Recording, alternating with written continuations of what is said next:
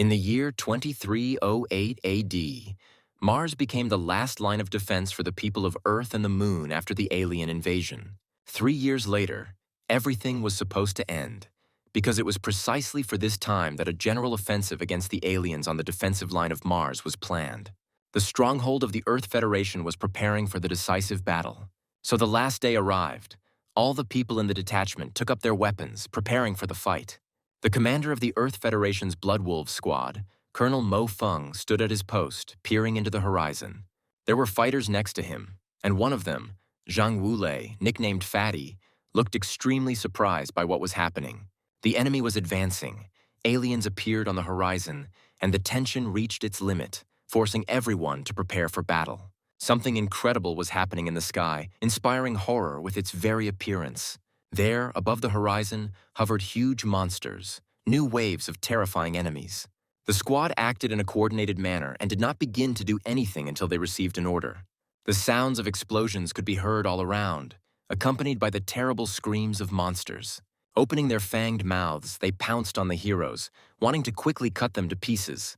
Mo Feng gave the order to open fire. The commander's voice sounded decisive and firm, echoing across the battlefield. The fighters took up positions. One of them looked tense, the other concentratedly aimed at the enemy, understanding the full importance of the moment. The shootout continued, each shot bringing them closer to the inevitable. But no one was thinking of retreating. The situation escalated with each passing second. The soldiers realized that this battle could be their last. Mo Feng coordinated the squad's actions, not losing his composure even in the thick of things, setting an example for the others. Even after 3 years of war with these aliens, it became clear that the creatures had developed resistance even to delay bombs. Half of Mars's defensive line was already on alien maps. They developed the ability to counterattack by brutally killing people. One of the soldiers turned to the commander in panic, reporting terrible news. The aliens even developed the ability to counterattack, brutally killing people. The fighter continued to report, and his voice trembled with horror. But what was even more frightening was that 3 new species of mutated creatures had appeared. 3 new species emerged on the battlefield to completely eradicate humanity. The enemy continued to evolve, leaving humans no chance. The mutated species consisted of 2 B-class aliens and 1 C-class alien. The orange alert level made everyone shudder. Aliens evolved into mutants with extraordinary speed and strength. The fighter could not believe what was happening, exclaiming in despair, asking when Luna's squadron would arrive. Mo Feng ordered not to panic. He would take on these 3 mutants himself, demonstrating unwavering determination. The commander ordered Fatty to reorganize the front. He was leaving the defense of this place to him, trusting his most reliable fighter. Time passed, and there was still no reinforcement. The seconds dragged on like hours, each one bringing the inevitable closer. The enemy taunted, shouting in his incomprehensible language, but the meaning was clear without words. The protagonist looked at his enemies, not even thinking of showing weakness. He held his weapon tightly, firing point blank at the massive monster as it took his attacks with ease. The laughter of the creatures did not subside. They were confident that they would soon gain victory over ordinary people. Having gathered enough energy, one of them released a powerful wave at the main character. However, the guy was not simple. He quickly grouped himself and managed to dodge the poisonous column of force. Then, taking up the special weapon again, he continued to attack the monsters, trying to somehow delay them. Feng sneered, shouting that no matter how much they evolved, their attacks would be completely useless against him. Mo Feng didn't even think about retreating. He had to hold off the strangers and buy Fatty enough time, no matter the cost. The commander understood that the time had already come. But where was this damn Moon Sister squad? He clenched his teeth in anger, realizing that for now he couldn't do anything else for the squad. A message came into the protagonist's earpiece. Everyone was panicking because time was running out. It was the fat man who spoke. He was almost crying as he told the commander that their people were already dying. The time for a general offensive had already arrived.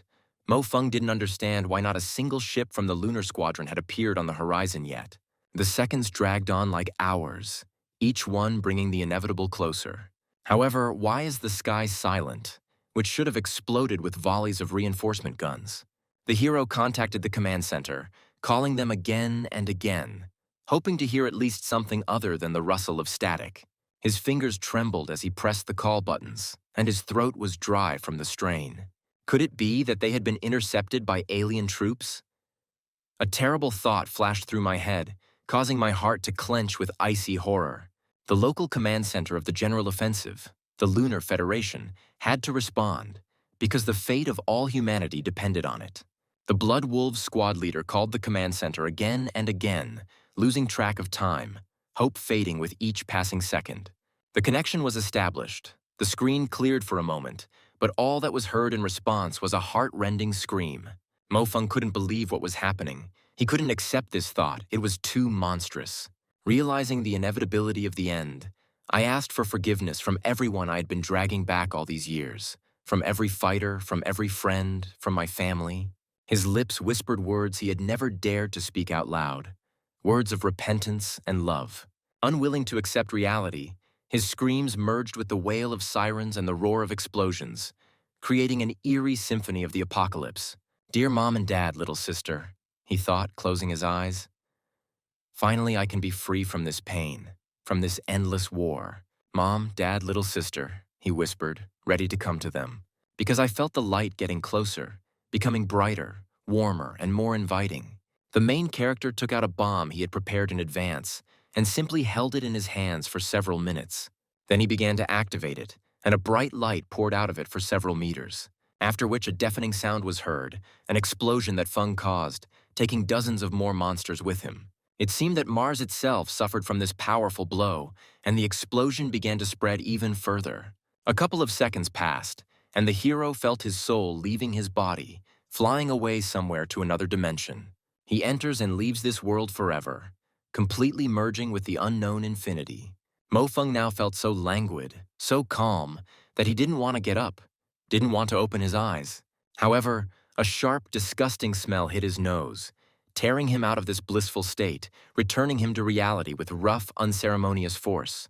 A loud laugh rang out nearby, so familiar and so out of place, tearing at the fabric of reality with its life-affirming sound.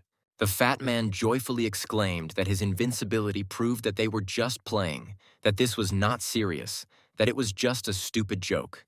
Mofeng stared at the speaker in bewilderment, not believing his eyes, trying to reconcile the image of his friend with the horror he had just experienced. "What's with that look?" he asked, grinning, clearly not understanding the depth of Mofeng's shock, why he was so mad from the toe throw. What kind of nonsense is this guy talking about? Mofeng was indignant, trying to collect his thoughts and separate reality from his crazy dream. He was alive. Of course he was alive. The realization had finally dawned on him, and the discovery was like a flash of light in pitch darkness. "What's wrong with Feng?" The interlocutor was surprised, looking at his confusion and empty eyes, which reflected an eternity of pain. Mofeng felt fine, despite the wild pain in his head, despite the shock and disorientation. Frightened by this state of affairs, the other guy ran out of the room and told his brother not to look for him. Mofeng couldn't believe what was happening. It seemed completely impossible to him, beyond any explanation. He returned 8 years ago to his 20-year-old body, to the walls of the school, to his friends, to the life that had already been lived. But why then was his head splitting with wild pain, he wondered, rubbing his temples in a futile attempt to calm this throbbing madness.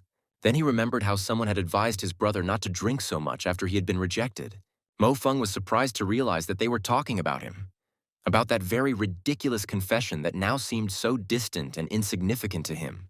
Why did fate bring him back at this very moment? He wondered with both bitterness and hope. Suddenly it dawned on him, his heart pounding wildly with a stunning realization that took his breath away. If he really was transported back 8 years, then his sister and parents should be alive. They didn't die. Mofeng tried his best to calm down, but his hands were trembling treacherously from incredible excitement, and his fingers refused to obey. He had to call them, hear their native voices, make sure that this was not a dream, that they were really alive and well. Having put too much effort into dialing the number, he suddenly realized that he was not yet used to this young body. "I'm not used to his excessive harshness and uncontrollable force, to the fact that every movement requires painful recalculation." He persuaded himself to calm down, even though something incredible and inexplicable had happened. A voice came through the receiver, so incredibly familiar, so long awaited, completely impossible in that nightmarish reality. "Sister," he realized, feeling the treacherous tears welling up in his eyes. and a huge lump rising in his throat, preventing him from breathing. It was indeed Xiaoxing's voice. Alive, real, not distorted by the terrible interference from the battlefield. But Xiaoxing, being a member of the Federation Genius Club along with her sister Zi Chen, always spoke directly, without any hints or omissions. His sister, with her characteristic frankness, said that his brother shouldn't be so upset about the refusal, and these words made Mo Feng smile involuntarily. His friend was looking nearby, noticing that his brother was so unhappy after his failure in love, and now his own sister was finishing him off. Mo Feng was incredibly happy to hear his sister's voice. Every word she said, even the most offensive and caustic, sounded like beautiful music to him. He replied that he would definitely return home this weekend, and Xiaoxing was finally glad that her brother understood how important it was to spend more time with his family. She explained that Fatso's appearance alone was ruining his entire reputation, scaring away all the decent girls with his behavior. In this remark, she remained true to her inimitable, straightforward character that Mo Feng loved so much in his sister. Mo Feng, deeply moved by this simple conversation, simply replied that her brother would always love her. The girl was clearly surprised that something needed to be explained, that this didn't sound too pretentious for their usual relationship. But then she froze, realizing that this was probably a real nervous breakdown, right in broad daylight. Little sister Xiaoxing couldn't believe her ears when she heard her brother say such words. She hadn't heard anything so stupid from him for a long time, and this seemed extremely suspicious to her. She was alarmed by his tone, which seemed strange and unusual to her. Unlike her brother's usual manner of communication, she mentally addressed Zhou Zichen, warning her that if anything happened to her brother, she would haunt her forever. Considering her brother's stupid nature, the worst that threatened him was to get completely drunk, she reassured herself. In her heart, she even thought that it would be nice if Sister Xichen became her daughter-in-law. Everything might turn out differently. The protagonist thanked Xiaoxing for the fact that she would now definitely be able to call her parents. Mo Feng dialed the number and heard his father's voice on the other end of the line, surprised by his son's sudden call.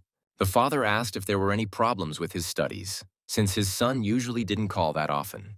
Mo Feng hastened to reassure him, saying that everything was perfectly fine. He just missed him and his mother, and this was the pure truth. Father warmly replied that since he was bored, he should come home for dinner this weekend and not forget to study, because education is the basis of everything. The mother, intervening in the conversation, said that there was no need to fill her head with just studying, and reminded that the school was full of girls. Father tried to put in his weighty word, declaring that real men should strive to accomplish great military deeds. But his mother cut him off abruptly, shouting at him to be quiet and for the retired commander of a small cooking detachment to go wash the floors. Mother kindly said that they would talk next time, told him to study hard and be sure to come home on weekends. After wishing him luck, she hung up, leaving Mo Feng alone with his thoughts. Mo Feng thought about how, when talking to his parents before, he always wanted to hang up as quickly as possible, considering their concern intrusive. But now he really wanted to continue talking to them endlessly, to hear their voices again and again, so familiar and alive. He looked at the fat man and found it hard to believe that this clumsy, perpetually chewing guy would one day become that same skilled shooter. Fate had brought them together for a reason, and now Mo Feng knew exactly how reliable and loyal this friend would be, ready to cover his back. There must be some way to prevent that devastating disaster, Mo Feng thought over and over again as he recalled the past. There must definitely be some way, since he was able to go back, which means it is possible to change the future. But first, he chuckled to himself. It would be a good idea to fill his stomach well, because a hungry soldier thinks much worse. As soon as it got dark, the fat man with a bag of food in his hands fell asleep on his bed. At this time, the main character still could not fall asleep. He kept thinking about what had happened. Mo Feng felt great and thought about how hearing the voices of his loved ones made him feel so energetic. The night outside the window was quiet and calm, the kind of which there would be very few left in the future. Mo Feng knew that in just 5 years, such a gentle and serene night would no longer exist. 5 years later, aliens disguised as comets attacked the Earth-Moon system, and this nightmare forever changed human history. Several important cities on Earth and the Moon suffered devastating blows, and millions of people died in the first hours of the invasion. People were too careless, Mo Feng recalled, going over the events of the past in his mind. Although they fantasized about the existence of aliens and made films about them, They did not expect that aliens would actually appear. Humanity began to resist fiercely, desperately clinging to every inch of its native land. In the first days of the war, both sides exchanged pleasantries, and people even gained the upper hand, instilling hope in exhausted hearts. The Battle of Surtees Plateau was a turning point, a key moment in the battle for Mars, and one where the tide turned against the defenders. Due to human carelessness, the northern part of Mars was occupied by aliens, after which battles did not stop for 3 years. Over these 3 years, the aliens grew stronger and stronger, adapting to human weapons and tactics with alarming speed. Ultimately, after the crushing defeat at Sun Lake, humans lost control of Mars and went on a full-scale defense. Although Mo Fung didn't know what the elite's plan was until the final battle, the situation was such that all of humanity was on the brink of destruction. Furthermore, the aliens seemed to have some miraculous ability to foresee how major battles would unfold. Scientists conducted research on the alien race and found that humans cannot communicate with them in any way. Mo Fung wondered if it was possible that the aliens also had supernatural abilities like his sudden return. He remembered that terrible phrase about the people of the moon, and painfully wondered if they could have been traitors who had sold out humanity. Everything must have a reason, he reasoned. And if the moon people were truly traitors, what was their motive? After the complete victory of the aliens, people would at best become their food, and any alliance with the monsters is impossible by definition. Moreover, it turned out that aliens cannot communicate with people. But then how did they learn military secrets and the location of bases? However, the fact is that there is most likely some hidden problem within human society, and he may meet his death again. He needed to fight for EM, Mo Fung firmly decided, realizing that this was the only path to the heights of power. What if he also becomes one of the top management members? During his military school training in the past, his grades were mediocre, so he missed a lot of opportunities that were now opening up before him again. However, this time things are different, and if everything works out, he will be able to join the top management and gain the right to influence decision-making. With his high position and access to memories from the future, perhaps he can find the key to solving the problem. Only the very best military schools attend the EM competitions, not to mention those who show excellent results there. One guy exclaimed to himself with annoyance, cursing the damn fat man, who was always getting into some kind of trouble. Next to Fatso, there was a girl, Lulu, who was excitedly addressing the guy, calling him Brother Lay. When it got dark outside, the two boys went into the room. Now there were only the two of them.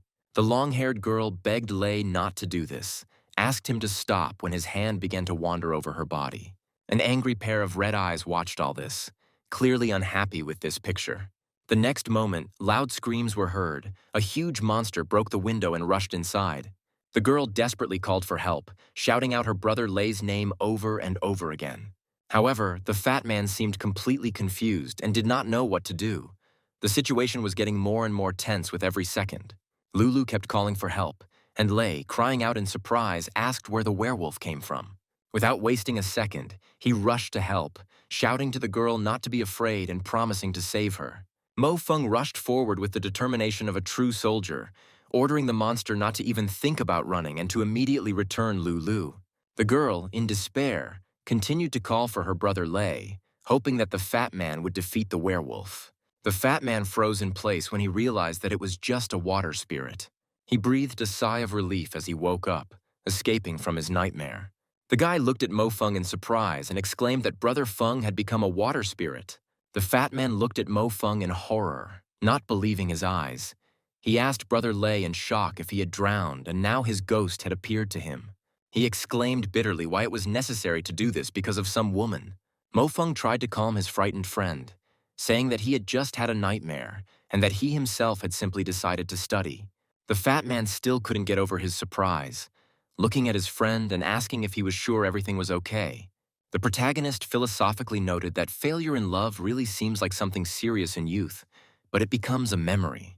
Mo Fung thought about his body, realizing that although it was his own body, all aspects of it had changed greatly.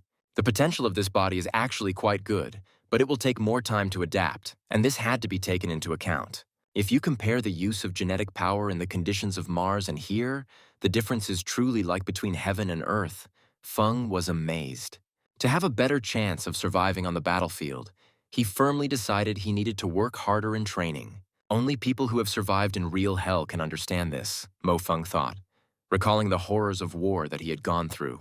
Even if you have just a little more strength and skills, it can save your life at a critical moment, I knew from my own experience. In fact, Jang Wule was also very talented. Otherwise, he wouldn't have been able to survive until the final battle, Mo Feng thought. But he didn't realize it yet. The fat man, noticing his friend's thoughtfulness, tried to cheer him up, saying that he shouldn't be too upset because everything was still ahead. He naively believed that Brother Feng had been rejected and was now trying to suppress his pain through grueling training. Well, it was time for a snack, he decided, and offered his friend a good meal, turning bitterness and indignation into a desire to fill his stomach. Mo Feng agreed, saying that he would take a shower, tidy himself up, and come back. He chuckled to himself. He could have guessed earlier that food must have sustained him in battle, giving him strength for new exploits. Matt Snow's 5 triathlons and the 10K cross-country race will be a piece of cake for him when he reaches peak form, Mo Feng thought. He was now about 40 to 50% recovered, and his body should be better and more resilient than before. It's just that genetic strength requires further training and willpower, and this mysterious feeling appeared in him during the war against the aliens. In this era, genetically modified soldiers and genetic engineering were not taboo, and no one was horrified by it. Initially, in order to colonize Mars and the Moon, scientists began conducting research into tweaking human genes, Feng recalled. Ultimately, these studies made such a huge breakthrough that they not only solved the problems of adaptation to an alien environment, but also significantly expanded the potential of humanity. He was amazed by science. Genetic technologies have truly moved human exploration of the Moon from plans to reality, laying the foundation for the rapid development of colonies.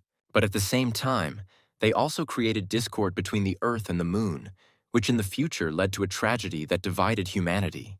The Earth Federation had a somewhat conservative attitude towards genetic engineering and was more inclined towards the natural evolution of people. They believed that more time was needed to achieve the goal of fully adapting humans to interstellar travel, without forcing things. Genetic modification has brought benefits such as increased intelligence and adaptability. However, it also caused some physical and mental disabilities, which caused huge controversy in society. But the Moon people, by creating pairs of new people and ordinary people, took advantage of the superior ability of people. Having thus formed the currently living people of the Moon, Mo Feng thought about lunar eugenics. In essence, the goals of the Moon and the Earth were the same. Only the processes of achieving them were warm for some and hot for others. The protagonist's physical condition would be much better by the time of the war, he planned. The main thing was to let his body get used to the genetic strength. The muscles also needed to be toned, because for maximum effect they needed to match genetic strength, and this took time. The method for this is quite simple. Train until your pulse is lost, you become exhausted and over-expenditure. This is the easiest way for your body to adapt. Unlike before, he now had a good understanding of his potential, feeling every cell in his body, every muscle fiber. Both the Earth and Lunar Federations placed great emphasis on military academies, so living conditions there often surprised newcomers. The fat man joyfully shouted that it was time to go eat, interrupting his thoughts, and they headed to the dining room. Although Mo Feng remembered that the food at the military academy was quite varied, it was surprising that the fat man never said a word about the menu. For some reason, it seemed to him that the fat man was somehow different today, not like always, and this made him wary. Could it be that Zhang's skills were awakening prematurely, he wondered with excitement, because his intuition in war was amazing. What exactly is different from usual? Mo Feng asked himself with interest, watching his friend closely. The fat man exclaimed in surprise, pointing at Mo Feng's face. He said that this smile of his, damn it, couldn't exactly explain what had changed. Then, a little embarrassed, he continued, saying that he had become more handsome or something. Mo Feng chuckled to himself, thinking that such compliments didn't make him feel happy at all, and what was the point of calling another guy handsome? The cadets passing by whispered to each other, recognizing Mo Feng as the same guy who confessed to the most beautiful girl in the school. They confirmed to each other with a grin that it was he and the fat idiot next to him, and laughed at how stupid it was to admit it. There was also a lot of discussion on social media about this event, with posts claiming that this was the same guy who publicly confessed and failed. Everyone agreed that this guy's enthusiasm had probably completely disappeared after such a fiasco, and he would now be licking his wounds for a long time. The hero's friend lamented that young people these days have no respect for their elders, and this only evoked sad sighs from them. There was laughter and whispering all around, But Mo Feng didn't care at all. He had long outgrown this stupid gossip. The headman approached and reproachfully remarked to Mo Feng that he had really brought glory to their class, and rumors about him had already spread throughout the entire school. Mo Feng only responded calmly, wishing the village chief a good morning while gobbling up a bun. The fat man did the same, barely holding his breakfast in his hands out of fear. The head woman understood that great deeds awaited her, and not pathetic talk about the past, and she firmly knew that she had an important mission ahead of her. Sun Xiaorui was a close friend of Mo Feng and the fat man in the military school, and was also the class monitor for 4 years. After graduation, she quickly rose through the ranks of the military in the war against the aliens and became one of the youngest captains. In the first few years after graduation, Mo Feng and Brother Lei were at the very bottom of the army hierarchy. But this did not stop Sun Xiaorui from continuing to communicate with them, and she never forgot her old friends. It's a pity, but it seems the heavens themselves were jealous of her talent, because in the battle at the Sunny Lake, the space fleet was almost completely destroyed. In the end, Sun Xiaorui also fell in that terrible battle, leaving behind a bright memory. The village chief looked at Mo Feng defiantly, asking if she was wrong and why he was staring at her like he had seen a ghost. She continued to reproach Mo Feng, wondering if he was really so eager to disgrace their class in front of the entire school with his ridiculous act. Mo Feng calmly admitted that the village chief was right and he had indeed distinguished himself, but there was not a trace of regret or shame in his voice. The headman asked ironically how well he had thought it all through and whether he was going to treat them to 3 full dinners. The fat man added that Mo Feng would have to wash his socks for a week, and that this was a fair punishment for his behavior. Mo Feng was indignant, asking if they were trying to console him or if they had come to finish him off completely, since he had already suffered enough. The head woman explained that she had initially really wanted to console him, but when she saw his smiling face, she decided that it was unnecessary. The fat man immediately asked for the password to his brother's bank card, promising to take care of it for him if necessary. Mo Feng thought that in the past, at this stage, he had indeed suffered a serious mental trauma, and it had caused a lot of trouble. Now, it seemed absurd to him that he had become depressed because of Zhou Zichen, and he felt fine. The food really did taste very good, Mo Feng noted to himself as he savored every bite. Only those who have been through a war know how pleasant it is to eat in peace and quiet, without expecting an alarm signal every second. Although there were no supply problems at the front, moments when they could eat were rare and a great joy for them. But later the quality of the food became worse and worse, and it was no comparison to the food in peacetime, reminding them of what they had lost. By the way, the head girl asked, shouldn't they focus on their studies instead of thinking about girls and all that nonsense? The fat man answered carelessly that it didn't matter. All graduates were the same, and a stamp on the certificate wouldn't change much. He also added that he actually admires Brother Feng very much, who doesn't care at all about the result and public opinion. The main character looked at his friend with disappointment and asked himself to simply forget his words. The headmistress noted that it would be better for them not to be so indifferent to their fate, since a lot would depend on the stamp on their certificate. Brother Lei thanked the village chief for his concern, saying that it was good that they had such a caring village chief who was concerned about their future. The fat man added that they were both probably hopeless, so they would depend on their big sister in the future, and it sounded more like a joke. The elder proudly declared that she was already aiming for the Iron Eagle fleet, an elite unit that many dream of. She explained that if they got there too, she would be able to take care of them for the rest of their lives. The headmistress asked how many points they had now and inquired whether it was more than 700, which would be a good start for further growth. If it's more, she said, then let them work hard these days. She has several tests passed with A rank. If they can qualify for the EM Elite competition, it doesn't matter whether they win or lose. It will still greatly improve their certificate. Mo Feng agreed with the headman, saying that although he was a little short of his goal, he would definitely try to get into the EM competition.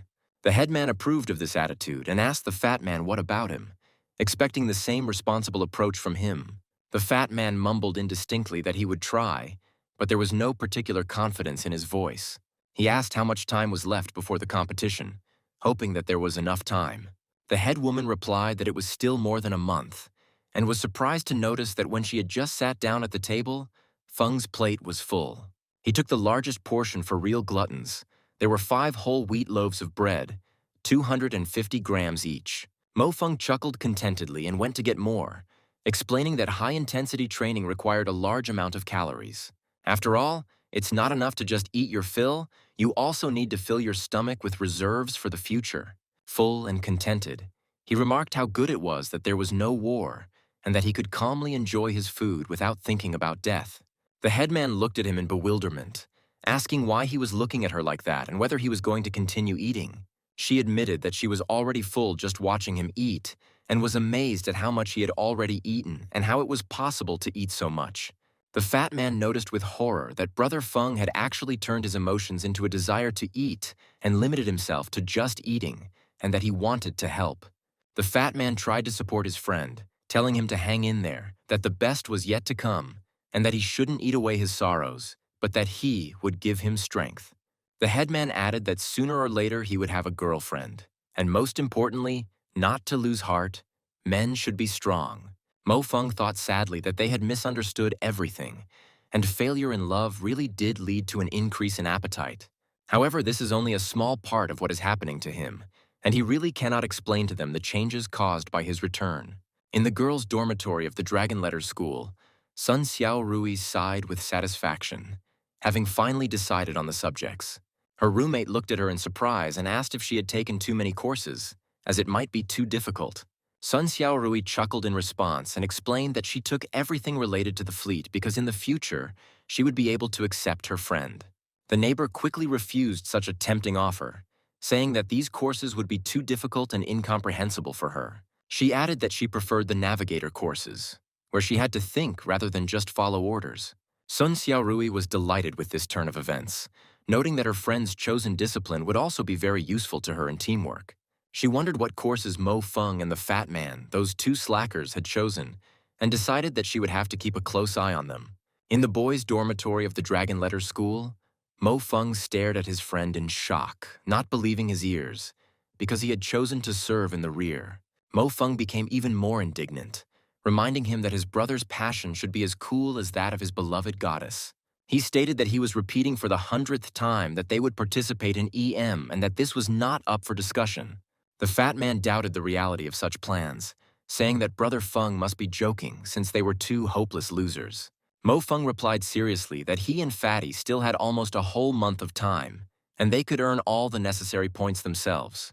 The fat man stubbornly insisted that he couldn't, and it was like a capricious child who was afraid to even try. Out loud, the hero said that he didn't care at all about the fat man's excuses and would put all of his precious figurines on Taobao. The fat man exclaimed in horror, asking how long his brother had been yearning to get his beloved Lulu.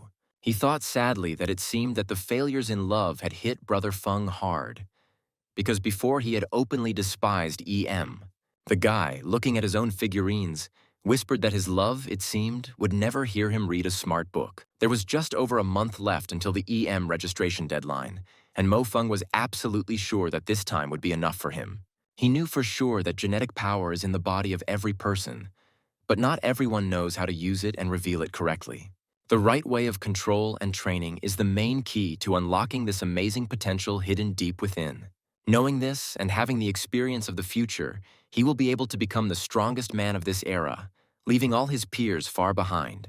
He must reach the peak state of his body before the aliens arrive, and he must surpass even the limits that were available to him. 5 days later, at the sports stadium of the Dragon Letter School, the fat man watched his friend with admiration and at the same time. He noticed that Mo Feng had become quite good at training and now seemed like a completely different person, as if he had been replaced. He felt so sorry for his brother, who he was convinced clearly had severe broken heart syndrome and was now trying to numb the pain. For several days now, all Mo Feng had done was train until he was exhausted, then eat and sleep again, devoting his time only to these activities. The fat man lamented that love had finally destroyed Brother Feng, because he had never been like this before and had never brought himself to such a state. The village chief, who was watching them from the side, noticed that Mo Feng had only become better and stronger, and this should have happened a long time ago.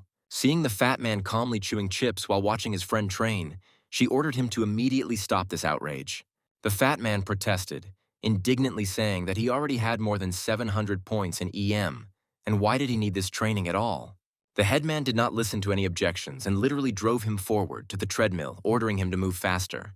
The fat man obediently ran after Mo Feng, begging him to wait and not run away so quickly because it was hard for him. The headman watched their energetic training with great satisfaction, noting that it was pleasant to see how hard they tried. That evening, in the training hall of the Dragon Letter School, Mo Feng reflected on the fat man's progress. Fatso himself, lying exhausted on the floor, muttered that he could no longer move and dreamed only of crawling to the dormitory. Mo Feng knew that they were both 20 years old now, and it was around that age that it was easiest to master genetic power and unlock one's potential. At this time, a person's vital forces are most prosperous and active, and cells have an amazing ability to regenerate. Only 5 days of intensive training had passed, and he already felt fully recovered and ready for new achievements. It's time to head to the special EM building for real practice, to finally test my strength in action. In the academic building of the Draconian Letter School, a loud announcement informed all students of the imminent start of training. The announcement also asked students to immediately proceed to their level-appropriate zones. Mo Feng confidently thought that tonight he would finally show everyone what he had truly achieved during these days of hard training. The system politely asked him to use heavenly information to register in the EM system, and Mo Feng completed all the steps. The registration was successful, and his data appeared on the screen, which was not at all encouraging. The result was much below average.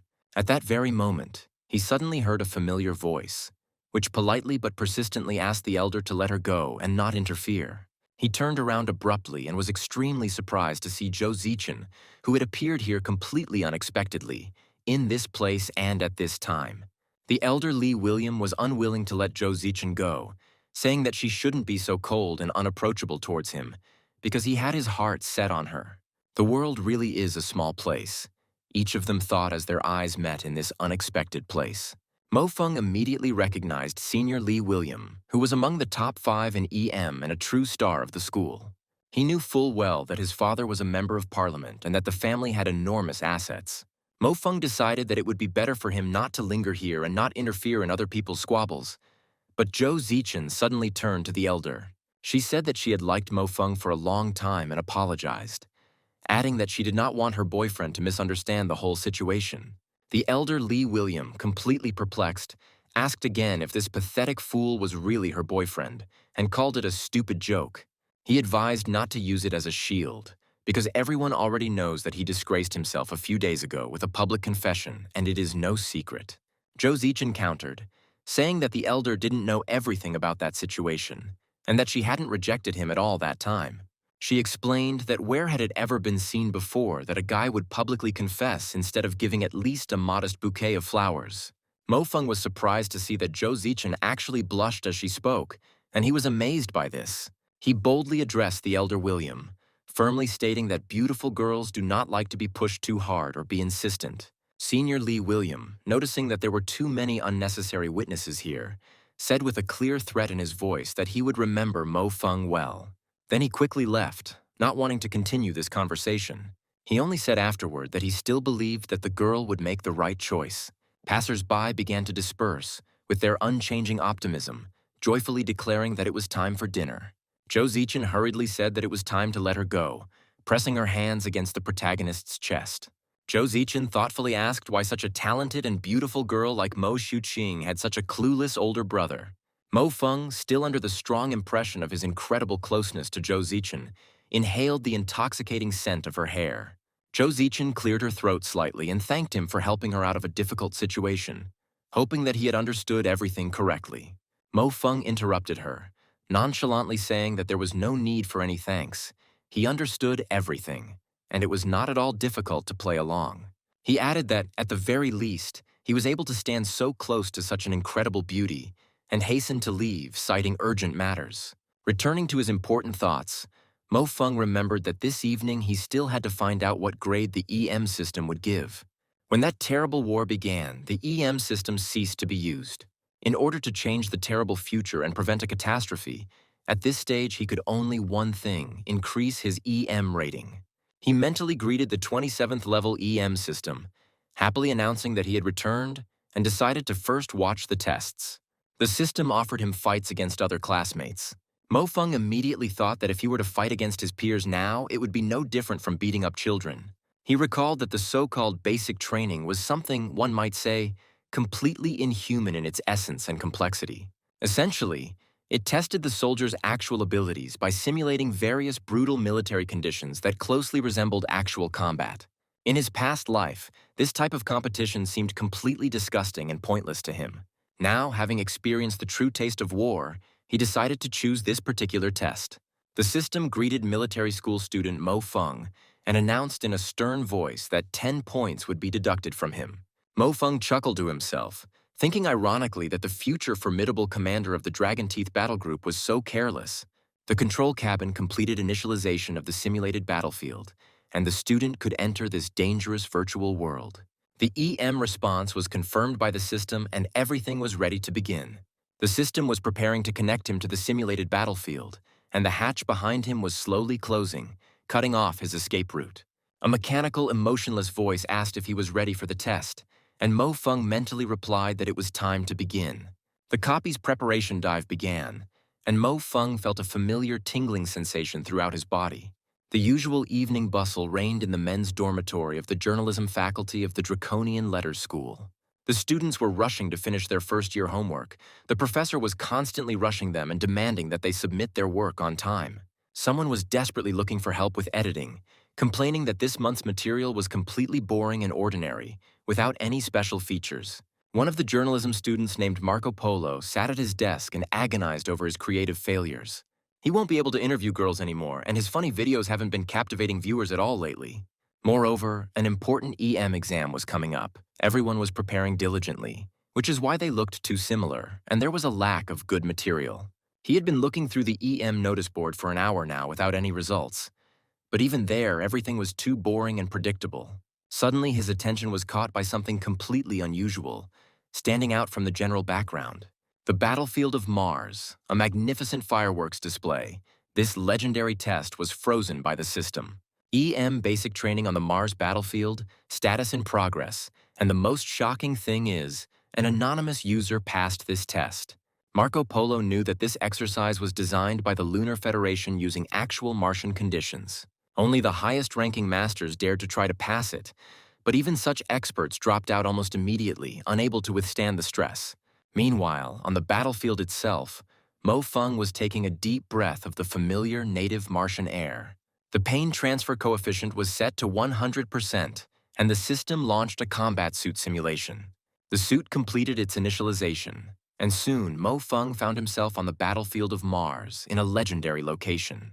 He missed a little the smell of blood that he had become accustomed to in the war. But these stones, this wind, and this unique smell were painfully familiar. This place, full of desolation and brutality, was exactly what he was looking for. The battlefield of Mars with which he was so familiar.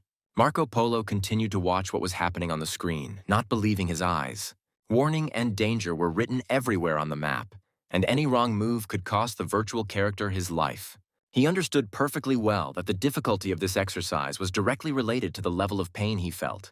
100% sensation of pain implied 100% difficulty, and Polo was sure that the exercise would end in failure. He thought that the part about this type of failure would also be funny, considering that at the beginning he had an aura of some kind of cool expert about him. It was time to start writing, Marco Polo decided, preparing to document the spectacular fiasco. Mo Fung began his rapid movement along the deadly ravine, and his every move was calculated down to the millimeter. His young body was a little short of what a guy should want in terms of physical parameters, but he still managed to jump into the blind spots of the photon cannons. He moved with the grace of a seasoned predator, using every fold in the terrain as cover. Time flowed inexorably, and Marco Polo watched what was happening with bated breath. He couldn't believe his eyes and could only mumble, realizing that something incredible was happening. The guy reflected on the actions of the main character, thinking to himself who this guy really was. Mo Fung cursed silently, but continued to move forward at incredible speed. 100 meters of this deadly passage could only be described as 100 meters of pure death, where every step could be the last. Covering such a distance at a difficulty level of 70% was already sufficient reason for pride for ordinary cadets. However, what was happening now exceeded all conceivable limits. But what amazed Marco Polo most of all was that, after all his movements, this man still had the strength to methodically destroy the guns. The photo is behind us, thought Marco Polo, watching as the unknown fighter overcomes yet another difficult section. Marco exhaled, not believing his eyes, saying that it was incredible. He had already gone more than half the way, and nothing foreshadowed the imminent failure. Marco Polo was overcome by the chilling feeling that there, in this virtual hell, it was not just one man fighting, but an entire mighty army. This fighter's movements were so coordinated and powerful. He couldn't shake the thought that there was only one person there. But the way he moved made it seem like a unit was working. Marco Polo spoke thoughtfully, realizing that he had witnessed something historical and incredible. Marco Polo looked at the screen in complete horror, not believing his eyes. "Damn it, what kind of perverted exercise is this?" he exclaimed to himself. What person in their right mind could possibly go through it? Even if elite fighters were eliminated in the first seconds, the system removed obstacles from the unknown fighter's path one by one. She marked them as successfully completed, and it was like some kind of incredible dream. He muttered in amazement that this guy was some kind of real monster, asking where he got such incredible jumping ability and agility, as if he was born and raised on this battlefield. Every movement of the unknown was measured down to the millimeter with surgical precision. It was as if he were reading the very structure of this deadly labyrinth, looking into the future. Another critical moment made Marco Polo shudder and clutch the edge of the table. Too bad. The shot weakened the force of the jump, and now the runner won't reach the saving shelter, he thought with horror. But Mo Feng, as if hearing his thoughts and reading his doubts, found some incredible solution. Impossible from the point of view of ordinary logic. There were still some 10 meters left before the finish line, and Mo Feng knew for sure that he would definitely break through this hellish section. He felt every cell of his young body, every muscle working with perfect synchronicity and efficiency, obeying an iron will. The minutes were inexorably approaching the end of this incredible race with death. At this most difficult stage, it was completely useless to rely only on speed. Mo Feng understood perfectly well as he dodged the explosion. Trying to get through here at human speed alone without proper training and experience would only be to one's own detriment. It took much more than just quick feet and reflexes. It took experience and instinct. Only by relying on instant, almost intuitive judgment and incredible flexibility could this stage be overcome. These were precisely the qualities that he had developed to perfection thanks to 3 long years of war. The long-awaited sign finally lit up on the board, and Marco Polo could not believe his eyes, rubbing them several times. This is definitely not a dream, he asked himself. Oh my God, he really completed the Mars battlefield at a difficulty level of 100%. This was previously considered absolutely impossible, but everything has changed. Who is this mysterious man? Who the hell is he? The student thought feverishly. He tried to make out any details on the screen, but the image was too blurry. That last look, that turn of the head, created a chilling sensation, as if death were staring intently at you.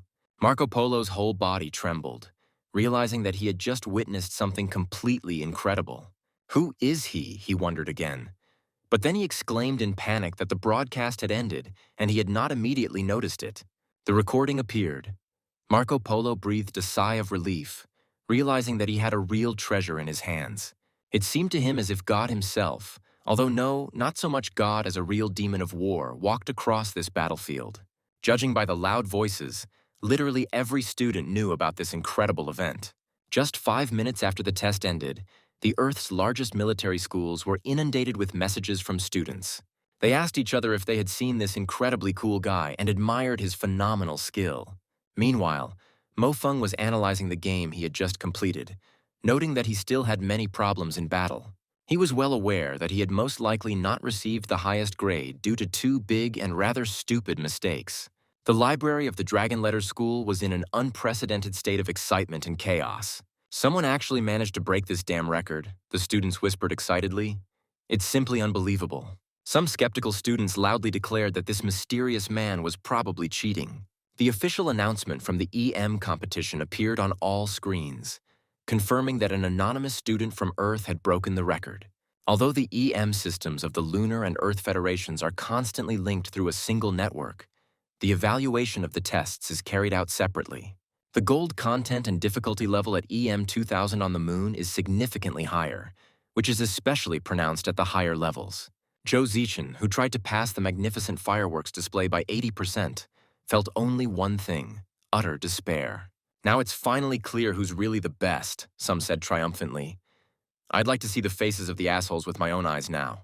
However, there was still no video, and everyone was wondering what kind of incredible person could have pulled this off on his own. Some continued to claim that this mysterious man was a common swindler and fraudster, since he decided to maintain his anonymity. The comrades quickly asked to stop this argument, noting that the video really didn't exist yet, and they needed to calmly think about how to get it. But the video could only be uploaded by the person taking the test or by the lucky viewer who recorded the process. Marco asked with surprise why they had decided to hold an emergency meeting in his room. He received a logical answer that it was he who was the first to shout loudly and joyfully, attracting everyone's attention. Another student asked if this news didn't seem too incomprehensible and fantastic to them all, and perhaps it did. The guy replied that he shuddered at these words. But if you think about it, this test really is impossible to pass. Then Marco Polo raised his hand guiltily and said he had a video. Everyone present froze in amazement and asked in unison what he had just said, whether they had misheard. Clearing his throat for effect, one of the students politely but insistently asked Marco to show the video he had just mentioned.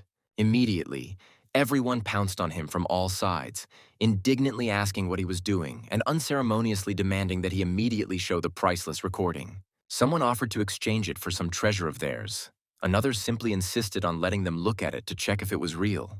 Marco Polo eventually gave in under the intense pressure and reluctantly agreed to show the video. But he took their word of honor that they would not interfere with him selling it profitably and making money from it. Everyone nodded in agreement, pushing each other aside to get a better look at the screen. Looking at the recording, the students were amazed. Could this really be a person demonstrating such incredible abilities? Such lightning-fast reactions? Marco Polo noted that even though he was watching the video for the second time, the feeling of power emanating from the fighter had not diminished in the least. It would be simply wonderful if he turned out to be an Earthling, the students dreamed, imagining the triumph of their planet. No, he is definitely an Earthling, someone firmly stated, at least a student at a military school on Earth, and this cannot be a coincidence. 20 minutes later, when emotions had calmed down a bit, the students were excitedly discussing their future plans. Whatever the case, with such a unique recording, they would definitely give these lunar upstarts a run for their money. They rejoiced in anticipation of their triumph.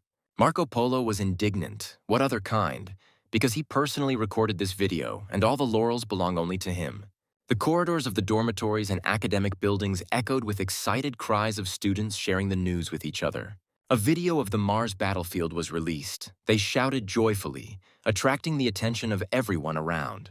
The spectators were amazed at how he could move so incredibly, watching every move of the mysterious fighter.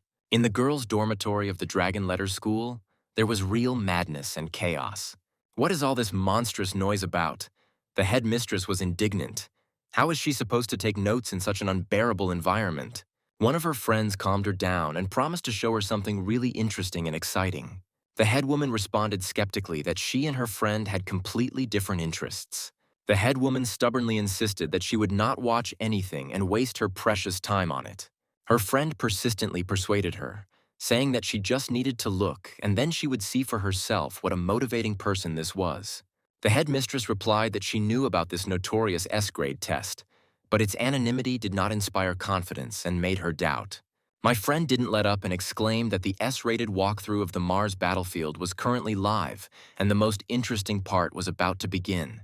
The incredible action continued on the screen, captivating the imagination of all viewers. They noted such incredible reactions, lightning speed and phenomenal ability to control the surrounding space.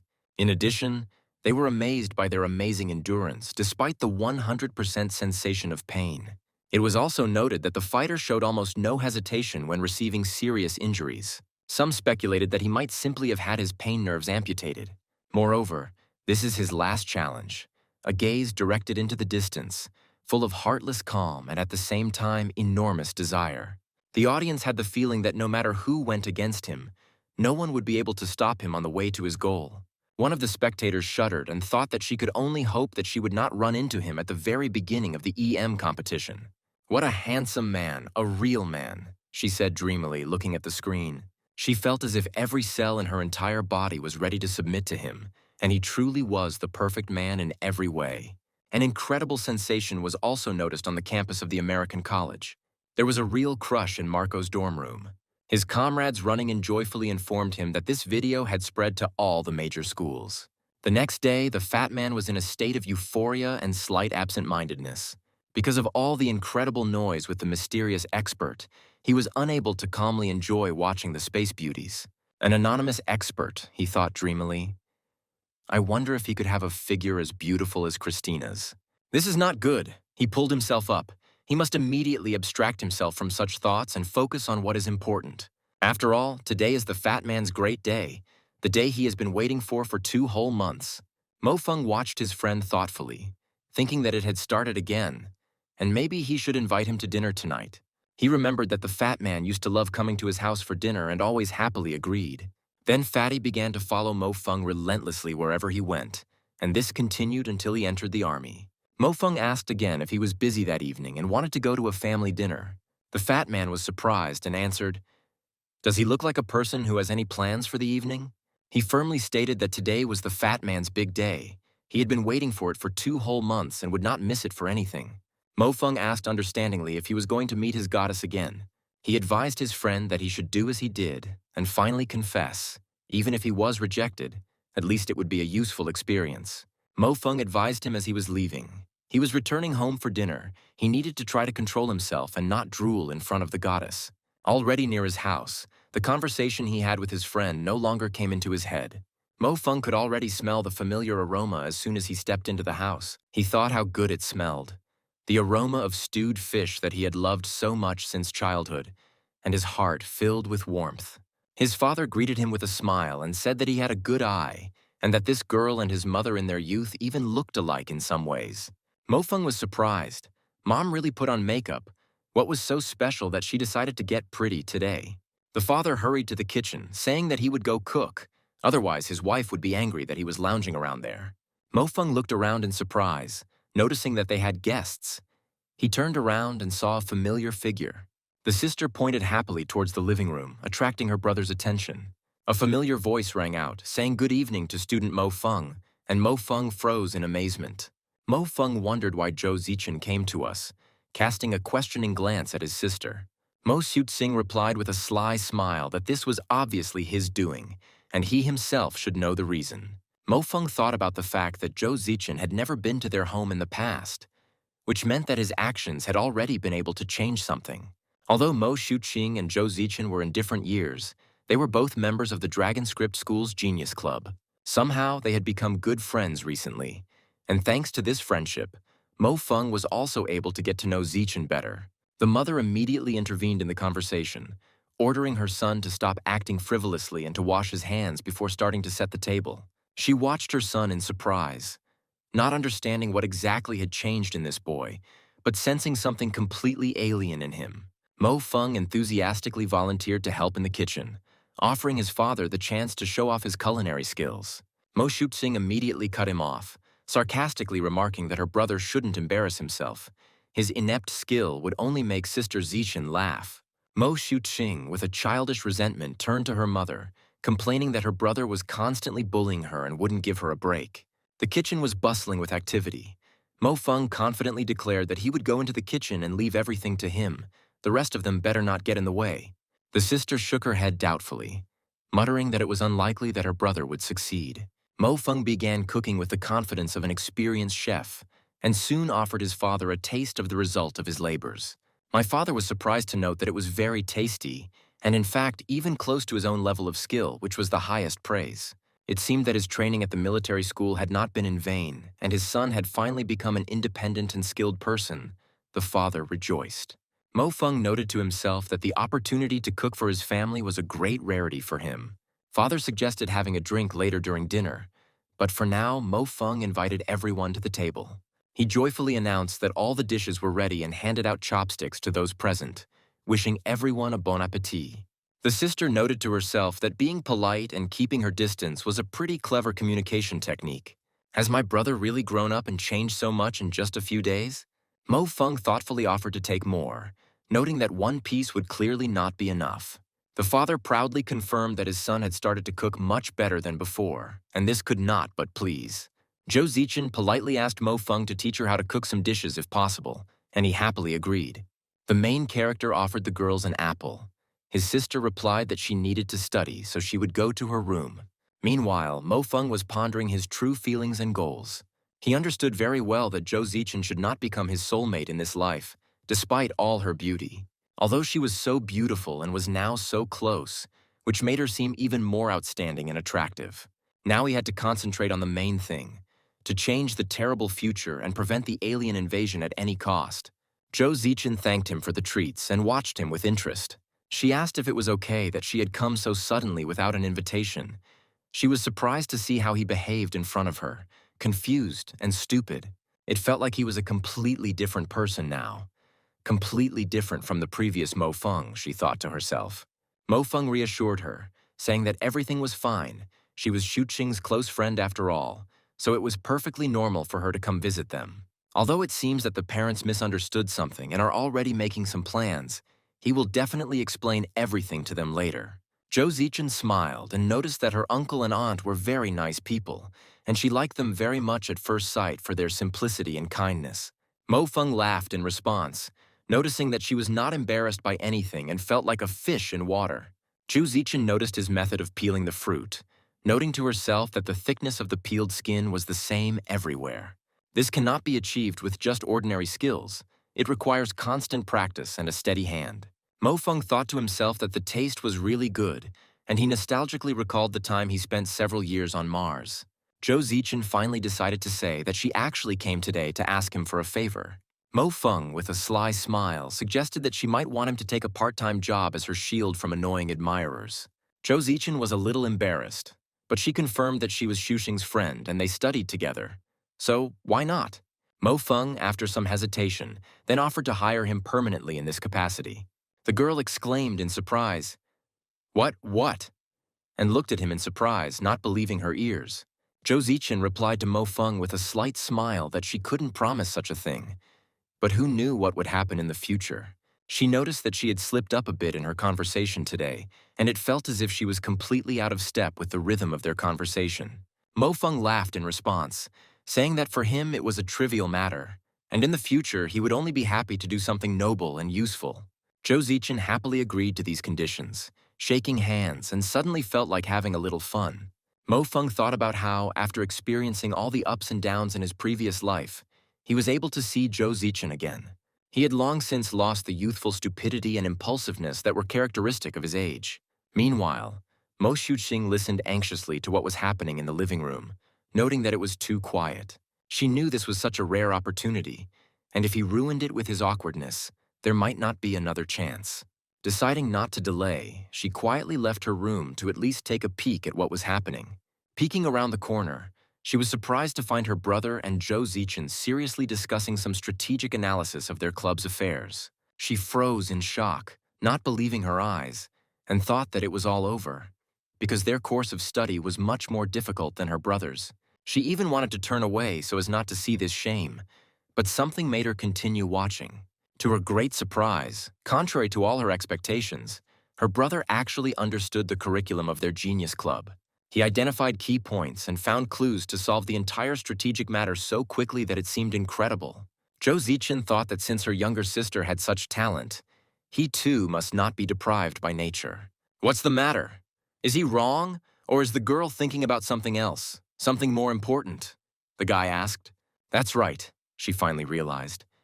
That is, no, she wasn't thinking about anything else, and everything he said was absolutely correct. She answered his questions with embarrassment. Zhou Zichen decided to change the subject and asked if Mo Feng had heard about the recording of the Mars battlefield. Zhou Zichen noted with admiration that his actions on the Mars battlefield alone could be used as a real textbook. Someone from the journalism department filmed this video and posted it on the forum so he can find it himself and watch it carefully. Zhou Zichen advised him to pay close attention to the reaction, habits, and way of thinking of this mysterious expert. She added that human genes have a dominant heredity, and he too should not be much inferior. Mo Feng asked in surprise, "Didn't she just praise him, and it was so unexpected?" Zhou Zichen responded with a question, and whether it offended or embarrassed him, and if not, then he should take it as a compliment. She said that it was already late and she had to go home, and Mo Feng offered to walk her to the exit. After seeing her guest off, her mother cordially invited her to come again when she had free time, and Zhou Zichen nodded gratefully. Mo Xuqing looked at her brother reproachfully and whispered that his greatest sister had worked so hard to create such an opportunity for him. After Zhou Zichen left, His sister asked him if he really didn't understand anything about such things and why he didn't at least walk her home. Mo Feng calmly replied that time on the weekend was very precious, and he still wanted to play a game or two of Senki with his dad, which was much more important. The sister was indignant. What did Senshi have to do with it at all? And reminded him that he didn't look so calm when he got drunk in Tianshun a few days ago. The sister attacked Feng, but she agreed to let him be her boyfriend. This is a huge success. Mo Feng chuckled and replied that what kind of boyfriend would he be? He would just act as a shield from time to time and would never be more than a friend. By the way, he noted, changing the subject, it looks like she's lost weight again. Her ribs will soon be visible, but she is still losing weight and not sparing herself, he said with concern. Mo Suxing angrily demanded that they not change the topic and stop smiling so mischievously because it was irritating her. Does her brother understand his situation? She asked. The coastal tower is the first to meet the moon.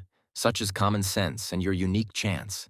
She arranged all this specifically to help him gain her favor and to make her his daughter-in-law in the future. Mo Feng hurried away, saying that he needed to go to class and said goodbye to his parents. His father looked after him thoughtfully, reflecting on the changes that had taken place. Usually he could deal him a crushing defeat blindly. This boy's chess maneuvers suddenly became so astonishing and dreamlike that she lost 3 games in a row. Usually he would freeze as soon as his mother started talking and couldn't utter a word. But now he listened to all her grumbling with a smile.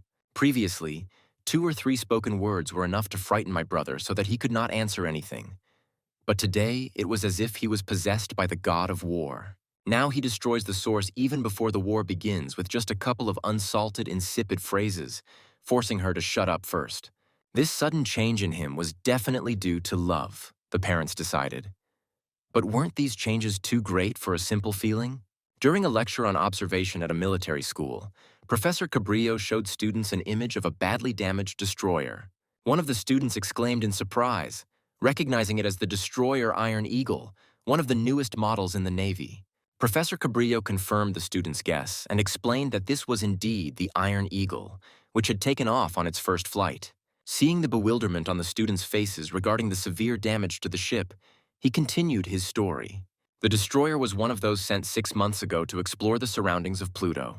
This event caused a real stir in the Federation, and all media outlets vied with each other to cover this story. And then this battleship appeared as a ghost ship and was clearly captured on camera in a random shoot. The professor announced that this is exactly what they would talk about today and showed new photographs. Mo Feng, who had been listening attentively to the lecture, was suddenly startled by a sudden realization. The traces of this decay seemed painfully familiar to him. They strongly reminded him of something from his terrible past. He frantically thought that they couldn't have appeared through wormholes, let alone a time tunnel. He remembered well that in war, any technology or equipment would also corrode and fail after some time. It looked like they were the ones causing the destruction in the photographs. But he couldn't be sure without seeing the ship with his own eyes. There were still 5 years left before the alien attack. But could it be considered that they had already discovered the existence of humans and were now trying to study them? Professor Cabrillo quipped that the student's expression indicated he had something to say and demanded he share his thoughts. The fat man whispered to his friend in horror that he knew he was a thorn in the professor's side, and even if he was distracted, he could at least pretend. The students around them began to whisper, recognizing Mo Feng as the same guy who had recently shamefully confessed to Zhou Zichen. Mo Feng stood up calmly and firmly told the professor that he considered all 3 proposed theories to be complete nonsense. An explosion of laughter and surprised exclamations erupted in the audience. The students couldn't believe their ears. Could he really be doubting the professor's own words, they whispered? Had he lost his mind after his failure? Professor Cabrillo was furious at such impudence and exclaimed that he really wanted to interfere with the lecture. The headmistress shook her head sadly, realizing that her friend was completely unable to stay out of trouble. Mo Feng began his speech by saying that although the primitive wormhole was destructive, the photograph showed signs of corrosion in the form. As for time tunnels, this is something from the realm of science fiction, and if this were the case, the degree of destruction of the hull would be greater. As you can see in picture number 6, the case even still has some performance and structural integrity, which contradicts the time-based theory. As for the mirage theory, it is more probable, but it is also incorrect, although it looks plausible at first glance. Professor Cabrillo noted with surprise that, based on various situations, the mirage theory actually appears to be the most plausible. He asked how Mo Feng himself explained this phenomenon. Mo Feng continued, pointing out important details that no one usually notices. Although it is impossible to say for sure, at least 99% of negative factors are present in this case. The professor listened to Mo Feng with admiration, noting to himself that his words seemed simple, but accurately pointed to the very essence of the problem. The student sarcastically remarked that Mo Feng shouldn't make people laugh. How could he know the complex theory of Regus's projection?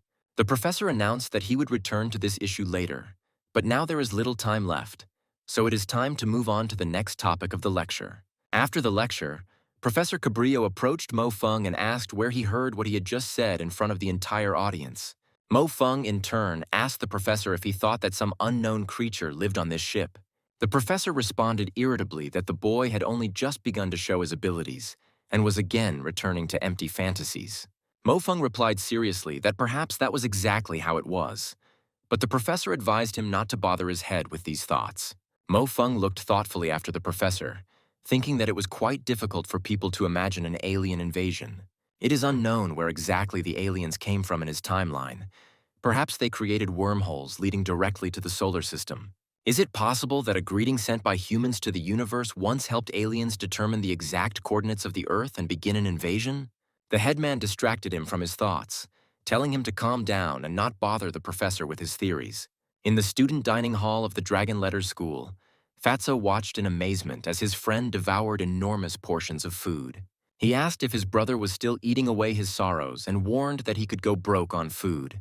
The village headman, who was sitting nearby, watched Mo Feng with interest and was surprised at how much he could fit in, since he ate 3 times as much. Mo Feng calmly explained that his training volume had simply tripled recently, and his body required a lot of calories. Mo Feng's gaze fell on Zhou Zichen, and he thoughtfully said her name to himself. Zichen, so it's her, he thought, watching the girl. Although she is only a third-year student, her authority at the School of Dragon Letters is very high among the students and teachers. She is said to be in the top 10 of the EM rankings in the entire Earth Federation and has over 2,000 points. Zhou Zichen politely asked if she could sit there, addressing Mo Feng and his friend. The students around them began to whisper, anticipating an interesting development, when Zhou Zichen headed straight for Mo Feng's table. Mo Feng calmly asked Fatty to give up his seat to the younger one, and he, albeit reluctantly. Everyone sat and ate their lunch in silence until Zhou Zichen decided to start a conversation first, simply asking how the boys were doing. Elder Sun Xiaorui asked Zhou Zichen what exactly they had discussed, and she explained that she would need the cooperation of the groups. The fat man, wanting to prove himself, intervened in the conversation, declaring that it would be better for him to tell since something similar had happened just recently. He started to tell his story, but Zhou Zichen abruptly cut him off, saying that all these theories were not worth discussing, and she objected. Sun Xiaorui called for silence, threatening that if they did not substantiate their words, they would be removed immediately. She scolded Jang Wule to stop making up stories and remarked that men could even forget a woman's last name when they saw her. Zhou Zichen suddenly stood up for the fat man, saying that she thought the elder's words made perfect sense. She explained that over the years, many Earth and Moon ships have crashed under mysterious circumstances. It's just that the benefits of traveling through the stars excite the minds too much, so there will always be someone who will rush into the attack, regardless of the risks. She expressed surprise that the elder was studying such specialized and complex teachings. This was worthy of respect. The fat man stared at her in shock, exclaiming, "Younger, what an actress, to change position so suddenly." Zhou Zichen and the headman asked each other if they had already seen the video of the walkthrough and made some guesses. The fat man approached Zhou Zichen, knowing of her many connections in high circles, and asked if she by any chance knew who this genius was. This guy is definitely some kind of pervert since he treats himself so cruelly, putting a 100% sense of pain. Zhou Zichen apologized politely, but firmly stated that she could not answer their questions. She explained that it was possible, but unlikely, since she had dealt with people in the top 20 and knew their style well. The style of this mysterious man is completely different from the style of any of them. It is unique and inimitable. However, trials and real pain are very different from each other and cannot be compared directly. The fat man looked reproachfully at his friend and kicked him under the table. He noticed that there was such a beautiful girl sitting next to them, and how appropriate was it for him to be eating food so carefree. Zhou Zichen made a proposal to Mo Feng, saying that if the elder was not busy during the day, they could train together. She added, suggesting that since this was mutual training, why don't the elder Mo Feng and the fat man go with them together? The hero hesitated and wanted to say that he had things to do during the day and that he needed to earn points in the afternoon. However, his friend did not let him do this, saying that no problem, then they would get together at 2 o'clock, as agreed. The fat man looked at his brother with hope and asked if he would go with him and could surely spare some of his precious time. He didn't understand why he was reluctant to go to training with such a beautiful girl. Mo Feng firmly replied that he had his own important plans after dinner, so let them go without him, and in any case, he did not agree. The fat man exclaimed that this would not do. His brother could not put off his affairs forever when such an important acquaintance was at stake. After all, the younger one knows him, and if he doesn't go with him, he won't be able to go either, and everything will fall through. Mo Feng remained adamant and replied that he couldn't help in any way. He had his own training, and it was more important. Then the guy resorted to extreme measures, threatening that if he didn't go, he would put his underwear on his head and go out into the corridor like that. The fat man added that he would post on the campus's local network that they were two homosexuals. He also noted to himself that he only needed to get to know Zhou Zichen better. Who knows? Maybe by the end of the semester, he'll already be dating some undergrad if everything goes well. The fat man, realizing that things were getting serious, began to plead with Brother Feng.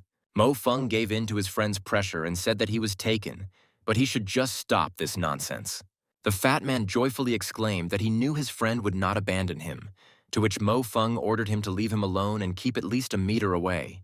Mo Feng noted that if this change allowed the muscles to run more muscularly and those who were born learned, that would also be worthy of attention. On the landing, Sun Xiaorui greeted the latecomers with reproach, exclaiming that Mo Feng and Fatty Lei were late. The fat man replied carelessly that the headman would never find a boyfriend if he was constantly grumbling and picking on little things. Zhou Zichen smiled and suggested that Senior Mo Feng and Senior Pan fire a few warm-up shots to get their muscles moving. The fat man was embarrassed and said that he couldn't, but Zhou Zichen encouraged him, telling him not to be shy and to show what he could do. The girls were surprised and asked who this Lulu was. The hero sheepishly explained that it was a mantra, something like self-hypnosis. The fat man was noticeably nervous, but he gathered his courage and fired several shots. Sun Xiaorui approvingly remarked that Senior Pan was indeed good at this. He was a good fellow. Zhou Zichen repeated, Fatty Lei, keep it up, and told him to keep it up. Zhou Zichen suggested that they should also show off their skills, and Mo Feng nodded in agreement, accepting the challenge. It was Mo Feng's turn, and Zhou Zichen watched him with interest, waiting for his actions. She thought about the fact that he was a close combat fighter, and even if he fought in close combat, he should have the technique of fighting at a distance. This isn't the age of bladed weapons, she thought, and wondered if he was going to chop with his sword instead of shooting. Elder Zhuang looked at Mo Feng with disdain and sarcastically remarked that not being able to even shoot a pistol was simply a disgrace. Mo Feng calmly replied that Senior Zhuang was right, and in the future he would definitely make more efforts to correct this shortcoming. Elder Zhuang exclaimed in irritation that he was boring and turned to Mo Feng to ask whether he was a man or not to endure insults like that. Sun Xiaorui intervened, asking if Elder Zhuang was asking for trouble with his behavior. The elder tried to justify himself by saying that she was his friend, but Sun Xiaorui abruptly cut him off, demanding that he address her by her first name. Elder Zhuang tried to soften the situation and turned to Sun Xiaorui, telling her not to be angry. That was not what he meant at all. Li William disdainfully remarked that Mo Feng was just a shield that Zhou Zichen was using as cover. He made a proposal to Zhou Zichen, saying that he was completely free this afternoon and could practice. Mo Feng thought with annoyance that he knew he shouldn't have come here. He didn't have time to bother with all this. Li William approached the fat man, advising him to lose weight, looking at him with a smile. Because if he ends up in the army with a body like that, he'll only be a cook there, not a fighter. Mo Feng turned to Senior Li, saying that he was trying for his own good, and even he was not competent enough to be a partner for Zichen.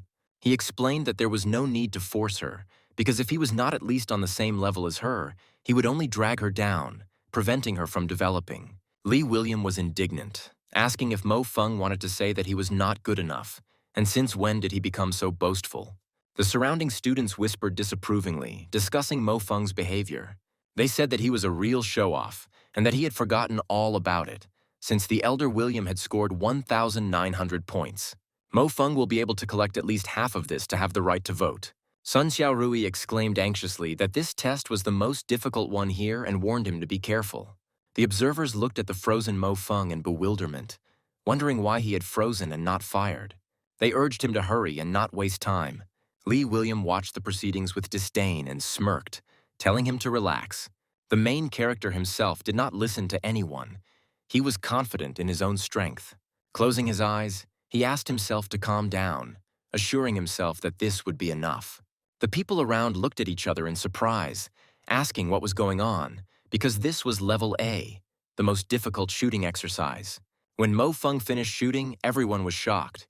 He hit all the targets, and every one of them was in the top 10, which seemed simply unbelievable.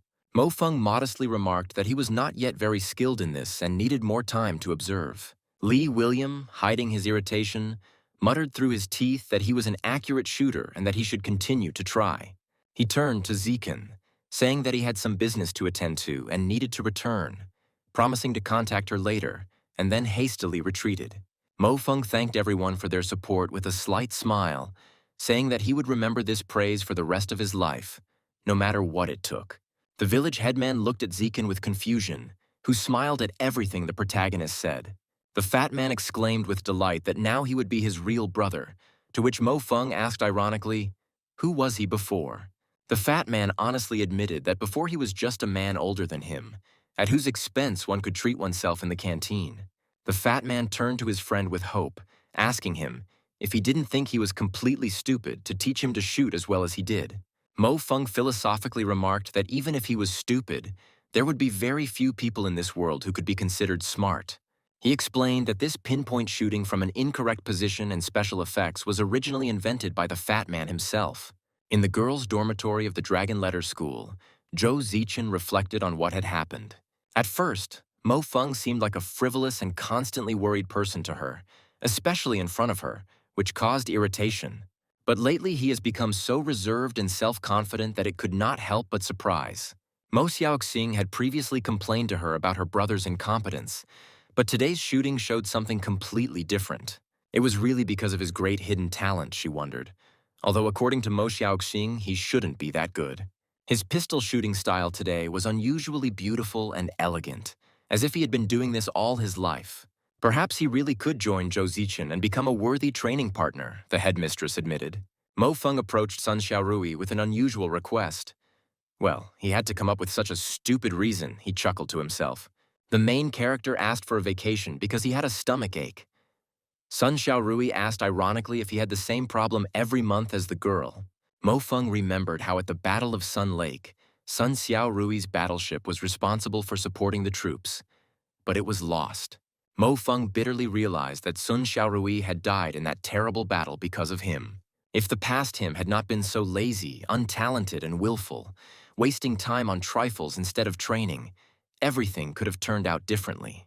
He felt that he did not deserve her sacrifice, and this feeling of guilt lay like a heavy burden on his heart, giving him no peace day or night. Suddenly, Mo Feng screamed as a sharp pain pierced his entire body and clutched his chest. Mo Feng looked at the strange mark that appeared on his body in surprise, not understanding what it was or where it came from. He tried to understand when this sign appeared and why he had not noticed it before, because he clearly remembered that nothing like this had happened. It looked like a tattoo, but felt like some kind of soft metal, shimmering strangely as it moved. This is not a hallucination, but something completely inexplicable from the point of view of common sense, Mo Feng thought. Aren't there too many unexplained phenomena happening lately, starting with his return and ending with this sign? The fat man called out to his friend with alarm, asking if he had fallen, and was about to call an ambulance at 120. Mo Feng quickly stopped him, saying that everything was fine and that he couldn't let the fat man know about this sign, lest he raise questions. He changed the subject and asked if the fat man was sure he wanted to learn shooting for real. The fat man enthusiastically confirmed that of course he wanted to, and Mo Feng nodded approvingly, agreeing to help. The next day, on the sports ground, the fat man was falling off his feet from fatigue and begged his brother to give him a rest. Mo Feng was adamant and ordered him to continue running, threatening that if he complained, he would add 10 more laps on top. The fat man pleaded in despair, saying that he was already beginning to regret his decision, and it would be better if he continued to watch Space Beauties. Mo Feng encouraged the fat man, shouting at him to push harder, because this was all to stimulate his genetic strength, which was necessary for survival. It would be safer in the future if he became stronger and more resilient now, Mo Feng reasoned. Now, after returning to the past, he must find a way to prevent the impending disaster. 3 hours later, the fat man lay on the ground, barely breathing, and complained that he really couldn't take it anymore. His whole body was in unbearable pain. Mo Feng told Fatty to rest while he ran another 30 laps and then returned to him. These two are pulling the tires again, and this has been going on for several days. Students passing by whispered. Not bad. He's gotten pretty good at it these past few days, Mo Feng encouraged the fat man. Mo Feng enthusiastically promised Wule that if he maintained this motivation, then 10 more laps and they would go eat meat. In the dining hall in the northern district of the Dragon Letter School, the cook asked what exactly the two of them would be eating. Meat, they answered in chorus. Mo Feng ordered chops and added that he would take everything they had, including pork, beef, lamb, and chicken, looking forward to a hearty dinner. Imagine the disappointment of the other students when they discovered that there was almost no meat left. The fat man watched his friend with satisfaction and thought to himself that Brother Feng seemed to have truly returned to the righteous path. However, he noted to himself that Mo Feng spent almost all of his time training and watching current news. Meanwhile, Mo Feng analyzed the available information and made important conclusions. If we were to generalize everything that is known about aliens and people, we could only make two assumptions, he thought to himself. Firstly, the aliens and the people of the moon are not connected in any way, and this can be proven by the fact that they also suffered huge losses during the war. The alien attacks were chaotic and random, so it is possible that the aliens have some kind of precognitive ability. That is, there is a possibility that there are more advanced aliens whose existence had not yet been discovered by humans at that time. In these circumstances, he must get as close to the leadership as possible so that his words carry weight. In that case, the moon must have had a way to make the service easier, but the Earth did not provide the lunar troops with the necessary information. The Earth will be left without the support of the Lunar Air Force. Its army will be quickly destroyed by superior enemy forces. As for how they would diminish the affairs of the service, it was beyond his imagination. In this case, the moon and its troops will have access to information, and not to information received by the Earth's leadership. The situation is quite complex, and both of these assumptions have their own shortcomings and limitations that need to be taken into account. Mo Feng took a deep breath and thought that he needed to somehow let off all the steam and relieve the tension that had accumulated over the past few days. The fat man, noticing his friend's condition, with a sly smile offered to lend him his hard drive with photos or to search for something on the internet. Mo Feng was indignant, exclaiming what he was thinking about, and ordered him to finish eating quickly, because after eating they would be lifting weights. Mo Feng said that he would go to the EM building, and the guy could lie down and rest for now.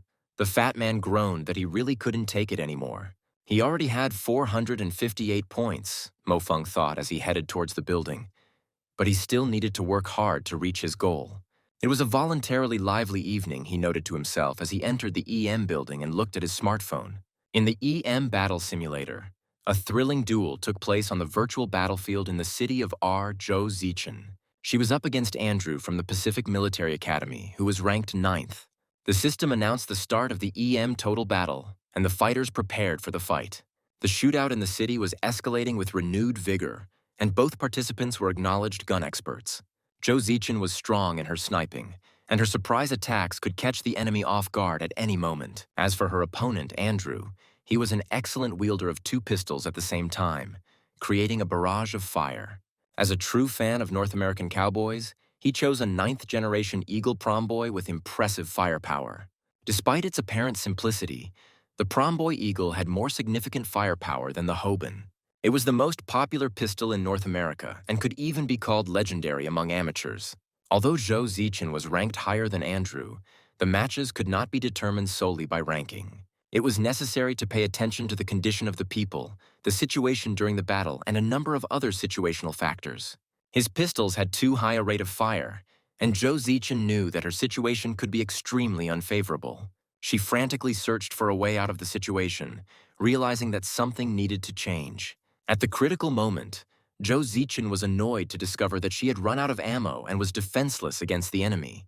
However, she saw this as her chance to turn the tide of the fight if she could get closer. Just a little more, and everything could have ended in her defeat, which was to be expected from an opponent ranked 5th. But the enemy managed to get close enough and prepare for a counterattack without losing hope of victory. The girl exclaimed in surprise, asking where he was rushing to in such a hurry, and tried to increase the pressure, not giving him time to come to his senses. The spectators watched the fighter's every move with tension. Everyone actively supported Zhou Zichen, shouting her name and urging her not to give up. They were outraged that this Andrew was too cruel and did not give her a minute of respite. Andrew was really very strong. He attacked again and again. The girl did not have time to come to her senses. One such attack did land on the girl. She didn't have time to dodge, but she wasn't in a hurry to give up either. The crowd continued to stand and cheer, supporting Zhou Zichen. However, the protagonist was forced to admit that no matter how annoying it was, Zhou Zichen was about to lose this fight.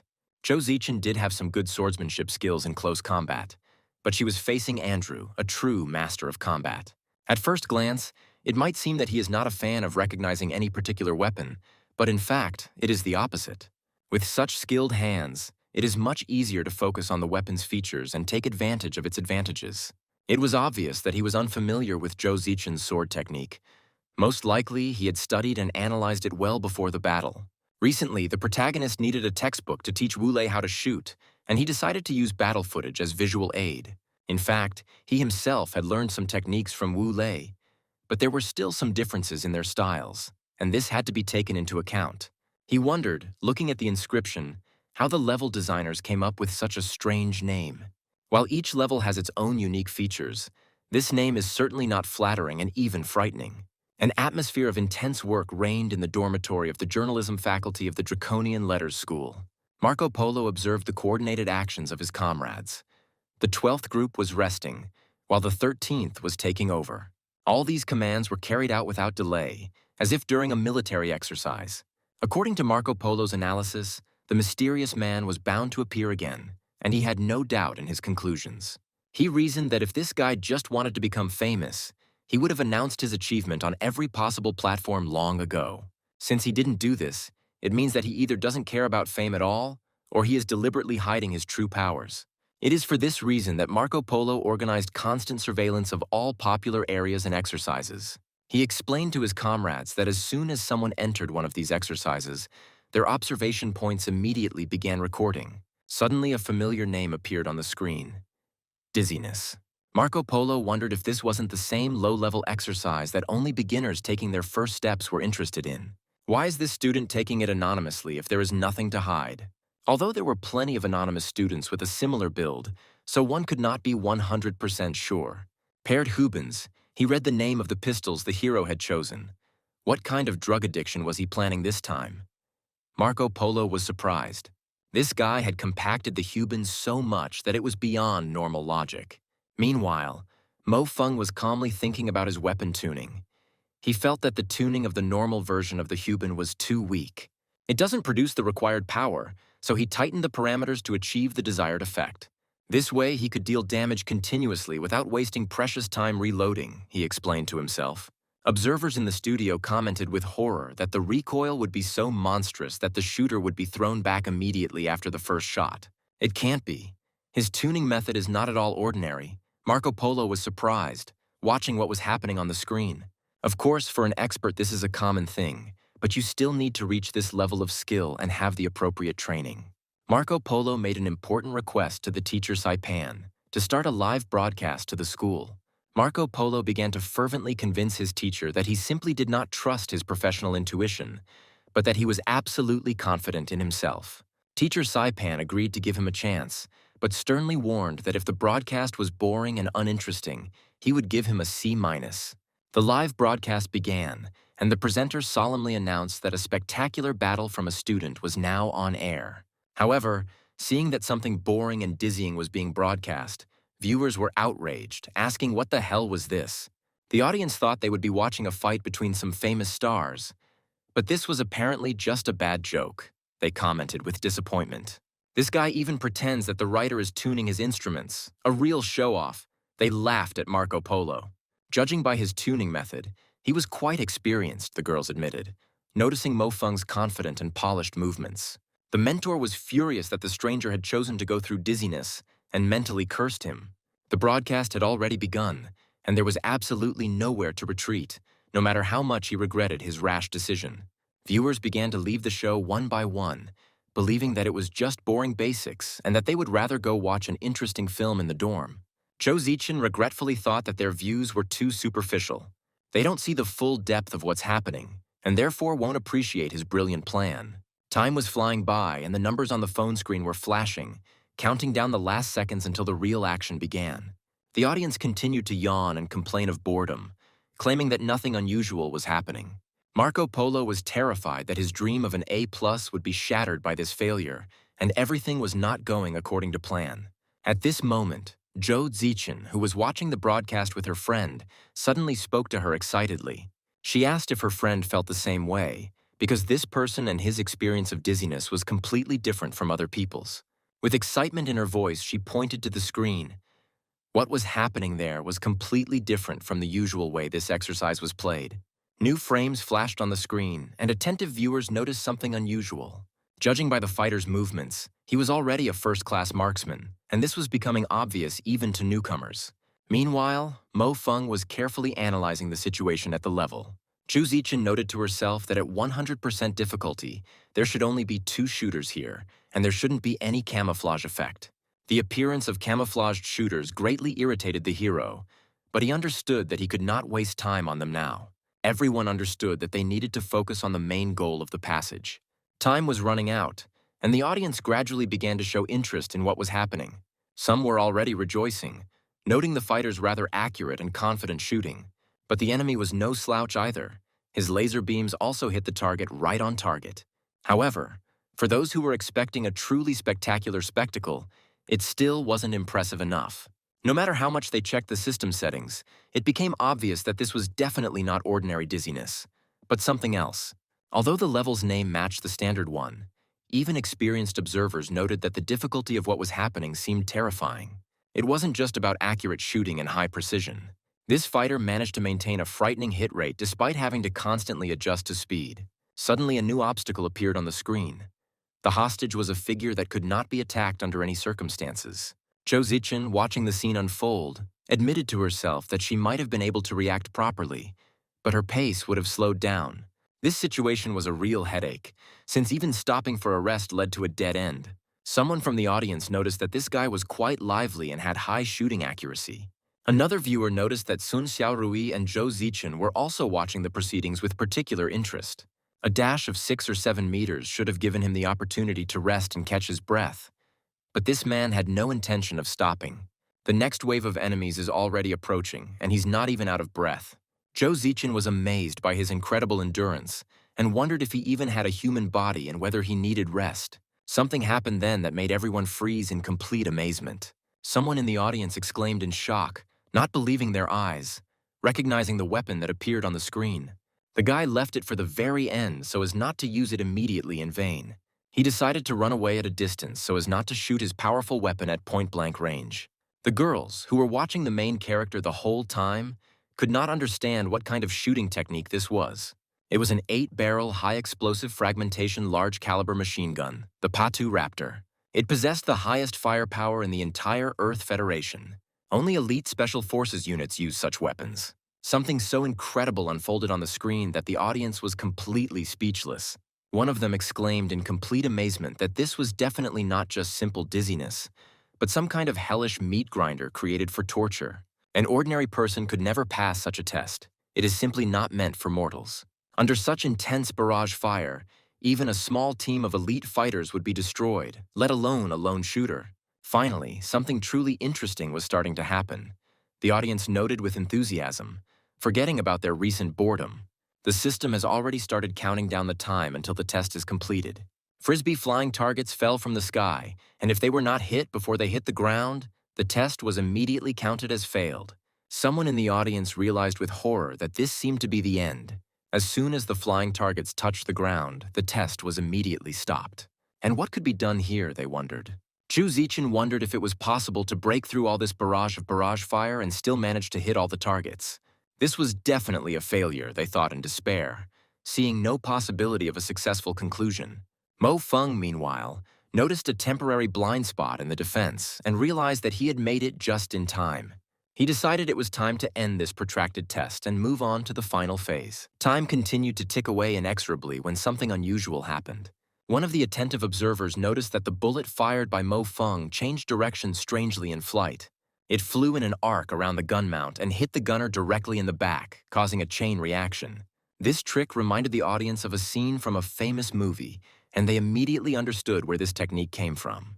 It was the same feeling as last time, Marco Polo realized as he watched the broadcast. The mysterious man appeared again and did incredible things. Marco Polo was beside himself with surprise. His mouth was open and his eyes were wide open. At the North American school, spectators commented on the proceedings, noting that the test required rapid fire. Of course, the expert was able to get through the madness that just happened on the screen. But with the appearance of so many flying targets immediately after, the human spirit will simply be broken by the ruthless machine. What can I say about a person? Something like this would bother even the most resilient robot, which was not designed for such overloads. Mo Feng continued his incredible shooting, methodically destroying one target after another. 8 more, 3 more, and the last one, he counted to himself without slowing down. When the last target was hit, he breathed a sigh of relief and thought that it was a miracle he hadn't gone blind from all those bright rays. He was again amazed that the level designer had no conscience at all to create such a test. But the task was completed. The system recorded the elapsed time as 1 minute 58 seconds. A message appeared on the screen congratulating you on activating the hidden success and achieving 100% difficulty. Mo Feng successfully completed the test at 120% difficulty, achieving the target grade of S++ rank. 120% difficulty. Does such a monstrous scale even exist in EM exercises, they wondered. Zhou Zichen watched what was happening and realized that this was something amazing. The head woman admitted to herself that the part that came at the end was clearly beyond her strength and capabilities. There was such a monster in this world now, and the thought made me feel both terrified and awe-inspired at the same time. Meanwhile, Mo Feng was thinking about his progress. In fact, he could have finished this test faster, but he didn't see the need. He remembered his past life and the war with the aliens. After their invasion, the so-called forgotten flies appeared. Terrible creatures. When they came into contact with a person or equipment, they would instantly drill a hole in them, causing irreversible damage. When they formed a group, they could only be dealt with using a flamethrower, burning out entire swarms. However, in the 3rd year of the war, they underwent further changes, and they became immune to fire, which forced them to look for methods of combat. Mo Feng shook his head, driving away the dark memories. He decided that it was enough to look back to the past, because he was going to stop the war. In his case, the best result is finding and cutting off the roots of the aliens, destroying their source. Even if the war starts again, people won't be able to cope if the enemy is as strong as last time. The system unexpectedly delighted him with a pleasant message. Mo Feng had been awarded a whopping 300 points for completing the hidden level. He was glad that he had tried a little harder and that the extra points had come naturally, which was a great motivation to continue in the same spirit. He had to run, dinner was urgent, and he deserved a good portion of food today. It's time to treat yourself to something tasty after a grueling ordeal. At the cavalry school, Principal Morris was holding a meeting at a large table. He began to say that he was quite satisfied with the school team selected this time when an excited subordinate burst into the office. He said that the rector needed to see this urgently, interrupting an important discussion. Someone present was indignant that this man was a complete idiot, and that it was very impolite to interrupt an important meeting like that without a reason. But when the recording of the S++ ranks appeared on the screen, everyone fell silent. Could it really be a fake? How could there be such a rating, they wondered. In a strategic laboratory in Central Europe, Dr. Calliston was conducting his research when he received a visitor. The doctor replied sharply that he didn't care who was in front of him and hoped that he really had something important. Otherwise, he would have to pay for wasting his time. The doctor clarified what exactly he was referring to. Autonomous shooting. At this time, the identity of this person has not yet been established, but they have already connected all their connections on the moon and Earth to search for him. Meanwhile, the fat man was in his room, engrossed in his Lulu figurine. He exclaimed that today he would pierce everyone with love, waving a toy gun. The protagonist was surprised that he really liked her that much and asked if he had even completed his training quotas for today. The fat man replied nonchalantly that he had done it and that it had not been that difficult. He added that his interlocutor simply had no taste and therefore did not understand the world of anime and figurines. Mo Feng watched his friend and thought that Jang Wule was quite talented, even too talented. The technical tasks he set for him were far from easy, but he always managed to complete them on time. The next morning, the training continued with renewed vigor, Mo Feng encouraging the fat man, urging him to get up faster. During training, the main character told his friend to run more actively, assuring him that he would succeed. The fat man tried his best while his friend helped him in every possible way, including holding the barbell. When the training was finally over, he announced that it was powerful. It was time to finish and go have breakfast. In the cafeteria, one of the students ironically remarked that they were literally the reincarnation of a hungry Lao. They had eaten so much.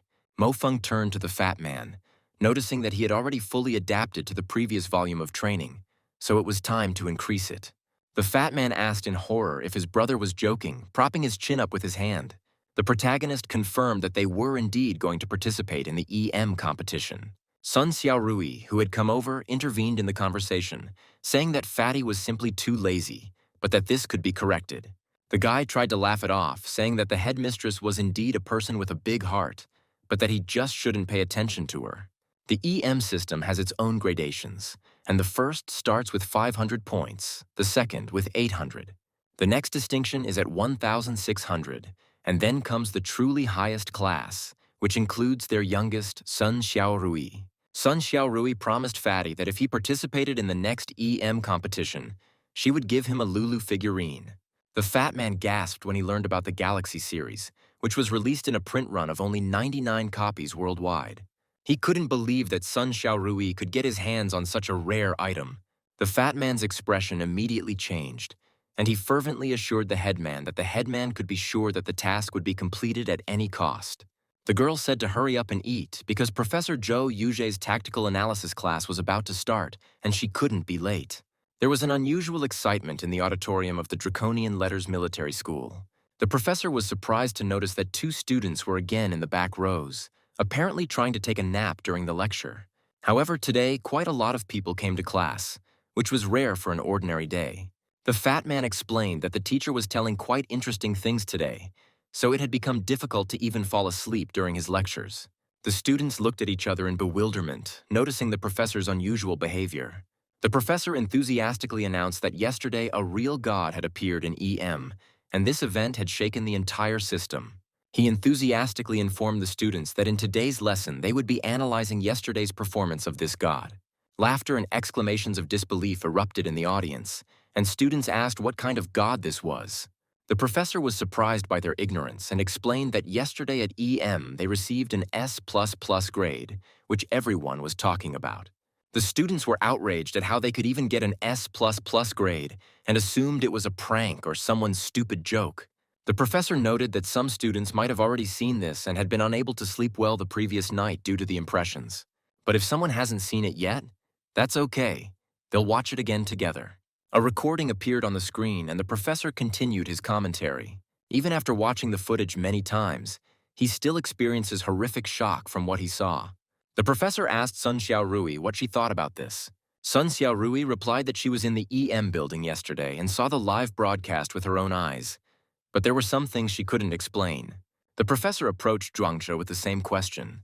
Zhuangzhi admitted that he had watched the recording 56 times and was about to lose confidence in himself.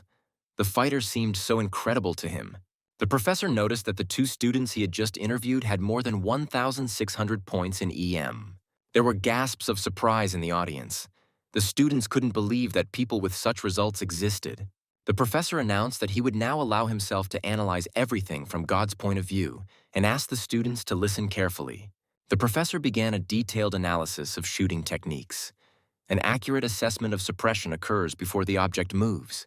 This is quite easy for an experienced fighter to do with one object, but when there are 10 of them at once, each with its own unique trajectory, it is more difficult. He asked who among those present could do this and suggested a show of hands. Then he made the task more difficult, and if you add interference in the form of sniper shots from behind, constantly changing position. The professor then suggested looking at hand position, shooting training, movements, and body adjustments. The students were amazed at how much detail there was in just one small moment, and now they realized how powerful it was. The professor continued his analysis, paying attention to how the fighter changed the flow lines, achieving maximum space savings. He assumed it was Viz's enhanced combination fire, and although he wasn't entirely sure, it looked like the fighter had borrowed that particular method. The time required for a bullet to fly for a certain period of time can be defined as within a fixed range. This is Viz's theory of shooting, and although it does not allow for such a large coverage of space, this man created an improved version of it. But the difficulty lies in the training itself, in how to force the body to adapt to these changes without bad consequences. However, the hit rate with these changes still remains at an exorbitant level. It became obvious that this greatly interested the fat man as a researcher. The protagonist thought that if he continued to be so engrossed in analysis, he would definitely wake up much earlier than usual. Next, the conversation turned to arc shooting, which countless people are crazy about. Under heavy machine gun fire and limited in both terrain and time, the soldier fired an incomprehensible shot. Of course, it has happened that some fighters have done this by accident, and that is why major schools study the chances of its feasibility. But this man did it easily, and what's more, he shot as if he had been used to it since childhood. The professor said he could not believe that such a shot straight to the head was an accident. And also, regarding his use of blind shooting, he dared to say that no more than 10 people were able to achieve such a level. But the coolest thing here is far from the arc and blind shooting, the professor said. His final move is 100 times more difficult than the arc shooting technique, which is why he was called a god. There was a noise in the audience. The fat man exclaimed with admiration that this anonymous person was simply amazing. One person was equal in strength to an entire team. The professor urged them not to lose heart and promised that there would be an explanation with shooting, and if they studied harder, they would definitely succeed. Mo Feng, meanwhile, was thinking about this man's destructive ability. As he was destroying those flying targets, he felt something familiar that was bothering him. If you think about it after the professor's analysis, it became scary for him. After all, during one of the battles on the battlefield of Mars, they encountered an attack by a group of flying alien species. Suddenly, Mo Feng felt a sharp pain, even more intense than last time. What the hell was happening to his body? He thought in confusion. Are these scars trying to tell him something? The first time this happened was when he thought that Sun Xiaorui had died because of him. The second time happened now, when he thought that the attack method of the flying alien species was similar to the one that was in the EM test. They are trying to remind him of something, to point out something, he wondered. Since it all comes down to EM, he needs to speed up and get into the closed circle as quickly as possible to get more accurate information. Professor Zhuang, meanwhile, apologized for dragging out the lesson again, but the students assured him that it had been very interesting. The fat man wondered who this warrior was, who almost personified a god, and whether he would appear at these EM competitions. The student said that she needed to take something and asked the class monitor to go without her. Sun Xiaorui suggested having lunch together, and the fat man noticed that she had been paying too much attention to the guys lately. Then the girl asked if there were any problems, to which he replied in the negative. She then asked Mo Feng if he thought that mysterious man's shooting technique was similar to his own. Mo Feng jokingly stated that he was actually the mysterious man from the rumors and would give them a chance if they tried to please him. Sun Xiaorui noted that Mo Feng had been doing quite well recently, clearly working hard, but she was afraid that he was becoming an easy target. Mo Feng assured that the commander's order would definitely be carried out, and admitted that, to be honest, he was usually not serious. The headman answered ironically that she would then wait until her friend became serious. Mo Feng remembered that in the future, Jang Wule was indeed at this level, although only if we take shooting techniques into account. Meanwhile, in the cafeteria, they were discussing the news. The Far North School had already begun conducting targeted simulation battles. It turns out that they silently acknowledged that one of the schools would have a lethal weapon and therefore decided to step up their preparations for the competition. The mysterious man was the talk of the town in the dining hall, and Mo Feng realized that they too should put more effort into the competition. He went into the library and immersed himself in studying literature on the topic of space and time. Mo Feng reflected on how much humanity had developed, how it had completely transformed the planet and begun to develop Mars. It is necessary to mention the key figure, Doctor of Sciences Saran da Vinci, who put forward the theory of curvature of flight.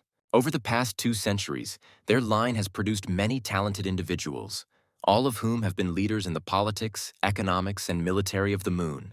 It is thanks to them that the moon, despite its meager resources, was able to overtake the Earth in development.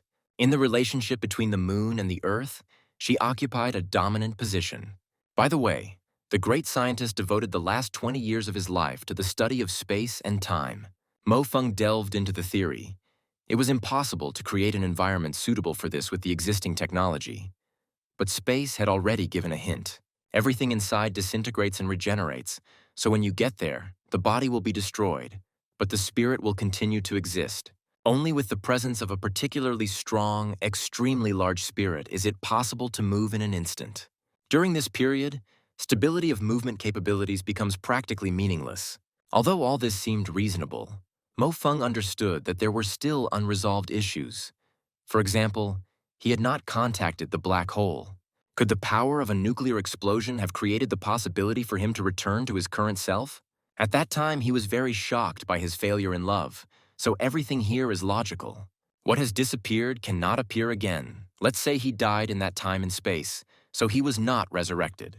Of course, this is just a scientist's hypothesis, his proposed judgment about time, and he himself has never encountered anything like it. In the library, Zhou Zichen approached him and asked if he was also interested in this topic. Mo Feng replied that he was just skimming through. Zhou Zichen noted that his excessive modesty could be mistaken for arrogance, since he had been reading this book for over an hour. Mo Feng asked if she believed in the possibility of returning to the past. Zhou Zichen replied that she preferred to look to the future instead of thinking about the past. By the way, she added, she heard from Sun Xiaorui's sister that he was also going to participate in the EM competition. She invited him to practice this weekend and asked if he would like to join. Mo Feng wondered if he should still be acting as a cover, and what was the purpose of this invitation all of a sudden. Zhou Zichen explained that this was a request to her own, and not long ago she had caused him trouble, so she wanted to make amends. He had really been itching to get going lately, and Zhou Zichen was considered #1 in the Dragon Script School. Mo Feng continued his exploration that night, but he found nothing else the entire night.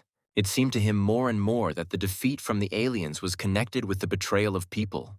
At the end of the week, the Fat Man was delighted to receive a limited edition figurine that the headman had bought. Mo Feng said that he was going to train with Zhou Zichen this Saturday and invited the Fat Man to join him. The Fat Man flatly refused, declaring that he didn't want to be a third wheel. Besides, there was a group event of Lulu's fan club this Saturday, and he wanted to show off this figure there as soon as possible. Participants gathered at a special EM club training ground. Zhou Zichen greeted Mo Feng as he arrived, noting that he had actually come. The atmosphere at the EM special training arena was tense and full of anticipation of the upcoming fight. Zhou Zichen asked Mo Feng to wait a moment, explaining that she wanted to try another combination of strikes. Mo Feng easily agreed, not seeing any problem with it.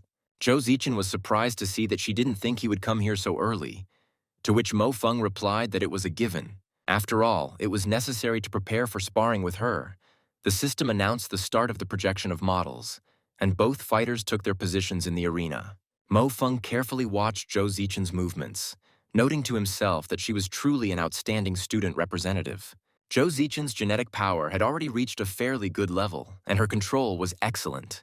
In her movements, she always left herself room for maneuver, and each of her movements was connected to the previous one, creating a chain of attacks and defenses. In this way, she ensured her own safety and at the same time increased her lethal force, which was already microcontrol at the highest level. Mo Feng understood that she was treating the training like a real battle, which was to be expected from the #1 of the Dragon Script School. Zhou Zichen, in turn, felt that Mo Feng could see right through her, as if he could read all her intentions.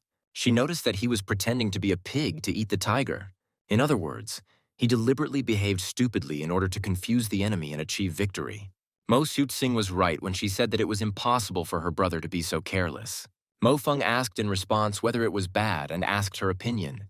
Zhou Zichen warned that if you pretend for too long, you might forget your true tiger nature and lose yourself. She announced that she would conduct targeted joint training with Mo Feng before the EM competition. She expressed confidence that if he tried hard with his shooting, he would have every chance of making it to the second round. She then proposed an official match of 3 rounds, best of 2 wins. Mo Feng agreed and asked if she was sure, warning her that he always fought seriously, so there was no need to blame him for the consequences later. Mo Feng added that the only blow he had to endure with difficulty was the failure of his first confession.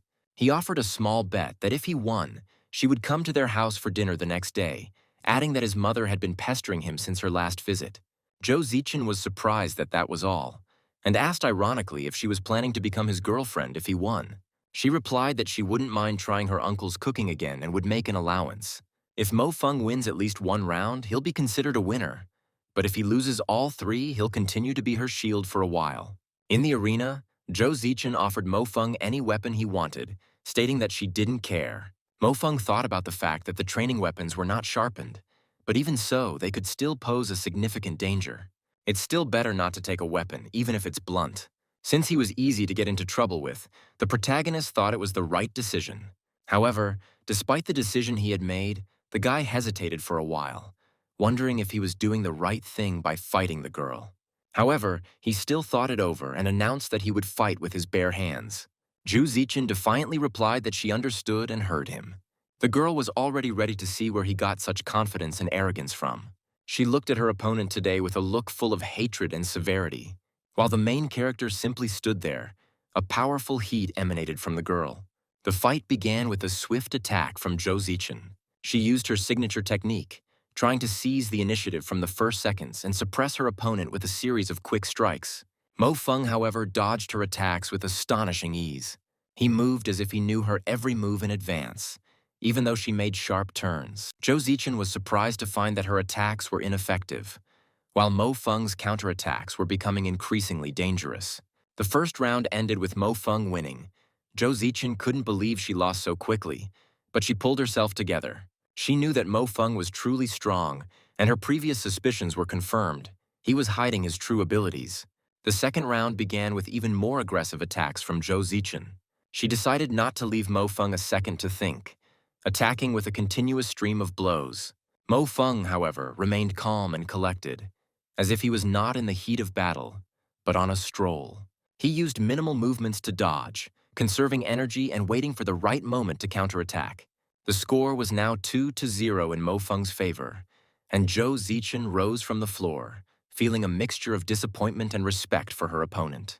Zhou Zichen had never felt anything like this before and couldn't even understand why she was losing to someone like Mo Feng. The moment he grabbed her leg, she had a strange sensation as if her opponent had disappeared, dissolved into space. Zhou Zichen admitted to herself that she had never been in such a humiliating situation before, and it caused her great inner turmoil.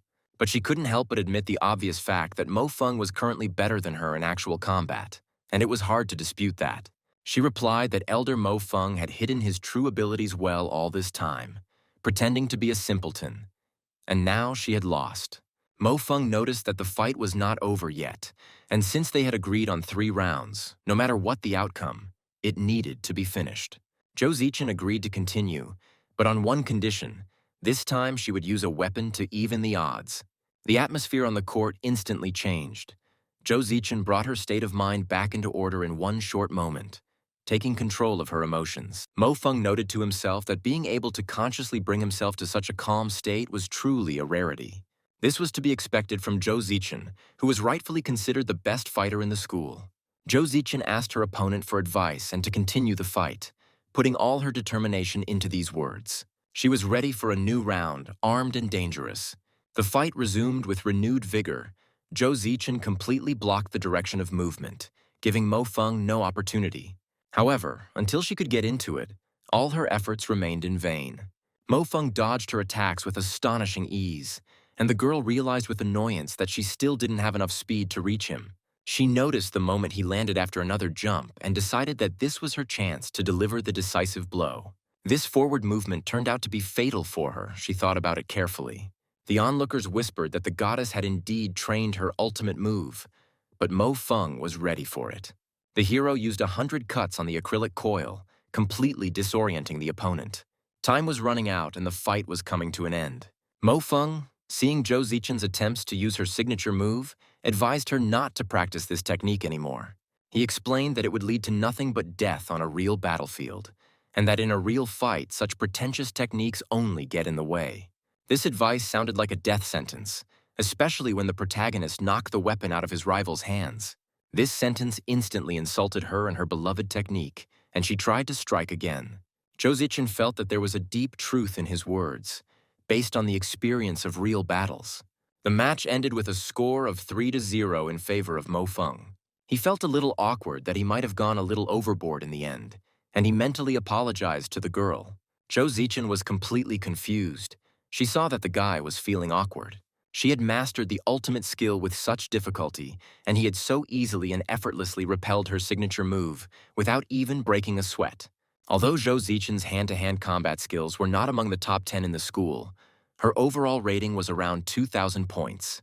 She couldn't understand how it all happened, why she lost with such a crushing score. Meanwhile, Mo Feng was scolding himself for having made a mistake again, and why he had fought the girl so harshly, even if there had been some sense in it. He admitted that this was an old bad habit of his, developed during the war years, and after all the years he had lived, he now lacked common sense. Zhou Zichen tried to find an excuse for her defeat, suggesting that Mo Feng was just lucky, or that she herself was out of shape. But she immediately rejected these thoughts, realizing that it sounded unconvincing. Mo Feng jokingly asked if she had gotten in his way on purpose, but Zhou Zichen firmly rejected this and demanded that they not change the topic. She insisted that she was in good shape today and gave it her all. Mo Feng calmly explained his position to her. He said that it was worth considering how grueling this technique actually was. As soon as she uses it, her attentiveness drops, and if she is being guarded by snipers at that moment, she will become mortally tired. Zhou Zichen thought about his words, but then suddenly changed the subject and asked what she should wear for dinner tomorrow. Mo Feng was slightly puzzled by this turn, but Zhou Zichen explained that this time everything would be more formal. Mo Feng thought about how she was so close now, pressing so tightly against him, and wondered if he was really just a shield for her. Sunday came, and Mo Feng's sister suggested that everyone have a snack, explaining that the main dishes would be ready later. Mo Xiuqing, returning home, was indignant that she was not being served properly, although she was also a member of the family. She stared at her brother and asked what kind of intoxicating potion he had given his sister to drink, so that she would agree to come visit them. She was also indignant at why he called this fat parasite who had already eaten all the rice that was in the house. Zhou Zichen quickly explained that everyone had misunderstood, and she had not come today to meet Mo Feng's parents. Mo Xiuqing was surprised that with her brother's abilities she could really lose, and she made a guess. Zhou Zichen assured everyone that it was not like that at all. She tried her best, but she didn't even feel like she could win. She asked Mo Feng if he had anything to say, as he had been in the school for 3 years already. She said that yesterday she looked through the best EM recordings from the last 10 years. But even after a thorough analysis, she did not find anyone. Mo Xiuqing jokingly remarked that her brother didn't look like an alien wearing a human skin mask, so she could keep asking questions. She demanded that Comrade Mo Feng answer seriously. Otherwise, he would be sent either to a military tribunal or to the lab for an autopsy. She then asked a tricky question about who saved her when she fell into the water at the age of 7. Mo Feng calmly replied that she was not 7 but 5 years old, and no one saved her because she already knew how to swim. Mo Xiuqing then asked when she first caught him secretly watching porn. She turned to the fat man with a question. She and her brother wear one pair of pants between them, and hadn't he noticed anything strange? The fat man simply replied that after his failure in love, his brother began to train hard, and that this was normal. Mo Feng interrupted this pointless conversation, noting that they had not gathered today to criticize him. Zhou Zichen intervened, saying that she had thought about what Mo Feng said yesterday and found some meaning in it. She acknowledged that hundreds of acrylic coil incisions are indeed full of problems and vulnerabilities. Mo Feng began to explain that in fact, as soon as this technique begins, it is already riddled with holes and vulnerabilities. Mo Xiuqing interrupted him, noticing that her brother was forgetting the main thing. 100 spiral cuts were happening too quickly. She threatened that if he continued to show off and brag, she would tell Mom that he was bullying Sister Zichen. Mo Feng explained that the speed of the knife was certainly quite important, but speed alone was not necessarily effective. It is much more important to find the right tempo, as tempo is what matters most in a fight.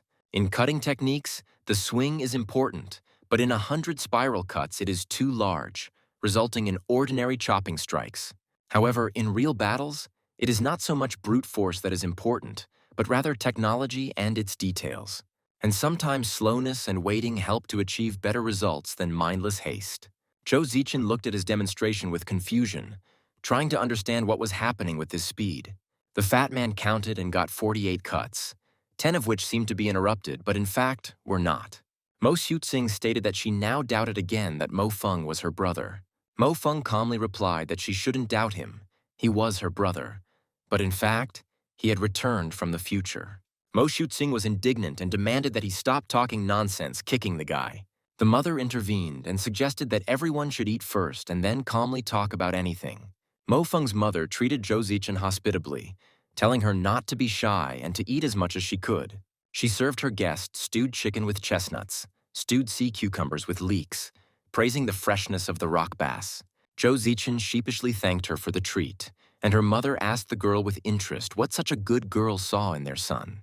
Mo Feng thought to himself with irony, was he really that bad in his parents' eyes that they doubted him even now? After dinner, while walking with Mo Feng, Zhou Zichen noticed that he seemed to love his family very much. Mo Feng was surprised and asked if this was not the case for all normal people. Zhou Zichen explained that she meant something completely different. Perhaps he himself had not paid attention to his gaze. She said he looked at his parents and sister with such tenderness and warmth that she felt as if he was ready to give his life. It was not the look of a bright young guy, but rather of a mature man who had experienced a lot in this life. Previously, on the contrary, he was characterized by youth, and he was a real prankster, sometimes even behaving very strangely in her presence. Zhou Zichen suggested that perhaps this was his way of expressing himself, and he behaved differently depending on the situation. Mo Feng was surprised and asked if this was serious. He wondered if girls liked this. Zhou Zichen thanked him for his warm welcome and said that she would see him next week. Mo Feng said goodbye and thought about his own business, awkwardly waving his hand after the departing car. Now that he thinks about it, he feels like Zhou Zichen's refusal in his previous life was the right thing to do. Left alone, Zhou Zichen thought about Mo Feng recently. His smile always had a trace of inexpressible sadness. Mo Feng, meanwhile, was thinking that although Zhou Zichen was inevitably attracted to him, he had to restrain himself now. He didn't want to cause more pain to those around him, and even if it couldn't be avoided, he would look at this world with a smile. Meanwhile, in the Central Intelligence Agency of the Earth Federation and in the meeting room of the EM Organizing Committee, passions were running high. Some of those present expressed outrage at the new selection rules, asking what they even meant. Another participant in the meeting called for an end to the shifting of blame and suggested getting down to business instead of empty accusations. General Marshall called everyone to order, reminding everyone that Luna had a very good reason for this, a plan to appoint the best fighters. This is an epical step for all of humanity, and the desire to block it is completely understandable. Although modifications were discovered on the Moon and Earth simultaneously, due to its radical nature, the Moon achieved greater results. General Guyu remarked that to face the truth, they had no escape route and they had to discuss the most important thing now. He proposed using a new selection method, since abilities are much more important than the EM score. General Rodlin countered that General Guyu's words were not supported by anything and that the progress in Asia was not entirely satisfactory. General Guyu called for a general consensus that the old method, which had no results, could not be used. After the meeting, the adjutant asked the general why he had not shown that recording. Then his words would have been a little more convincing. The general replied that today he needed protection, not exposure, and even if he showed it, the tension would not decrease. He leaves the decisive question for later, yet this young man gives the Earth hope, albeit small, but still. But will this top-class expert, capable of going up against Luna, be able to break out of the encirclement? It's hard to say where this boy will go, but a rising star is hard to hold back, and the plan seems perfect. However, the general still thought that among the 4 people there should be at least one talent from Earth.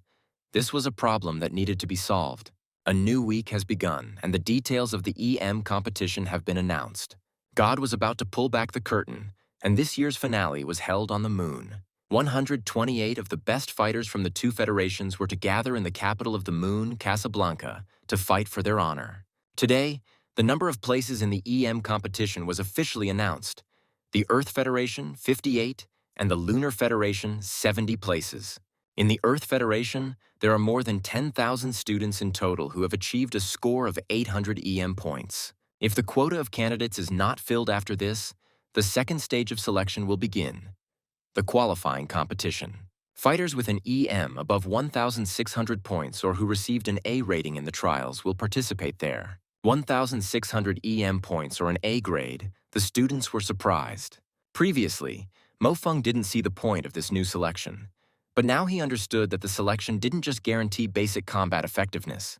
There are fighters who are extremely strong in one particular discipline, and the new selection allows us to identify them.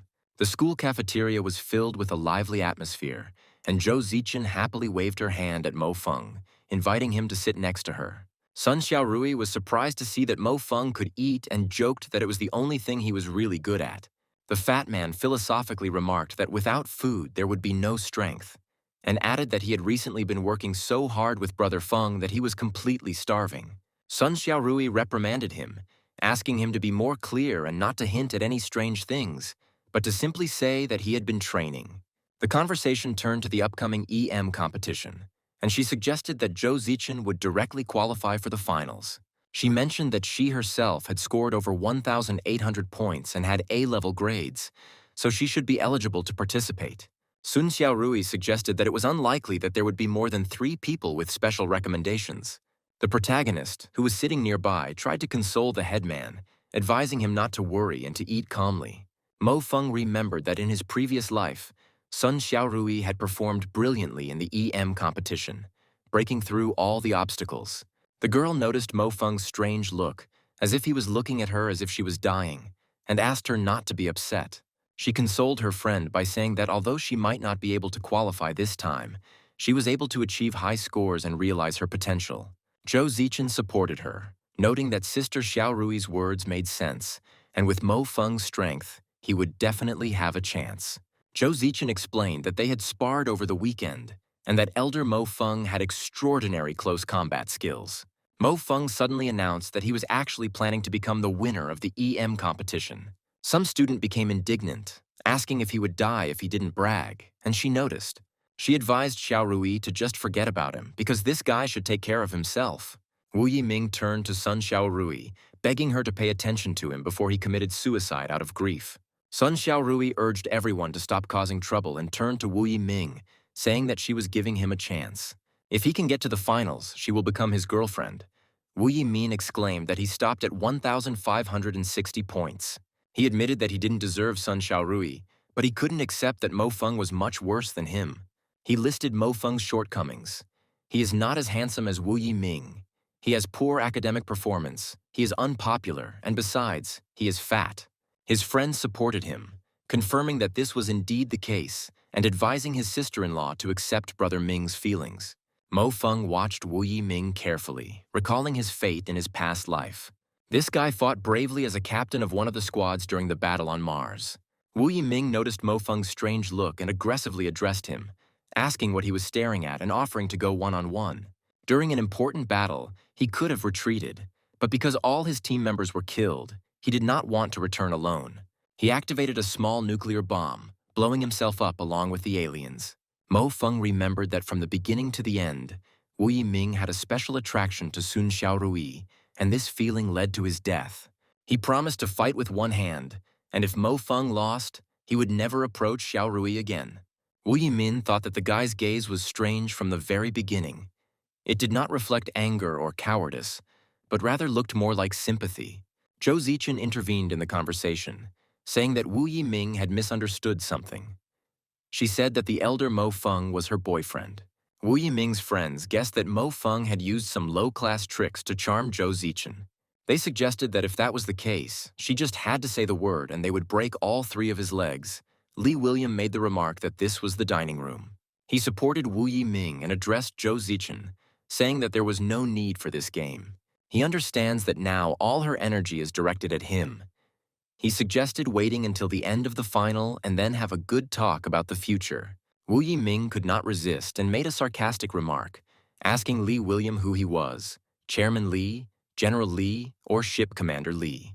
Zhou Zichen firmly told Elder Li that she had no obligation to explain the relationship between her and Mo Feng to him. Mo Feng added to his brother mentor Li that he hoped that in the future he would not hang around women. After all, he is a military man, and he should have at least a little fortitude. Mo Feng thought to himself that this Li William had fled alone during a major battle, leaving his people behind, but had never been court-martialed. Fortunately, he never succeeded with Zhou Zichen, otherwise Mo Feng would have simply lost his temper. Li William was indignant that he was the one circling around women, and reminded them that at least he had earned the right to participate in the qualifying competitions. He set a condition. If Mo Feng could achieve the same, then so be it. He would not bother Zhou Zichen anymore. Li William continued to mock him, saying that Mo Feng could only hide behind women's backs, and called him a cowardly woman. Mo Feng calmly stated that he would indeed not participate in the qualifying stage. Li William chuckled, saying that when he was strong enough to participate there, the pigs would learn to fly.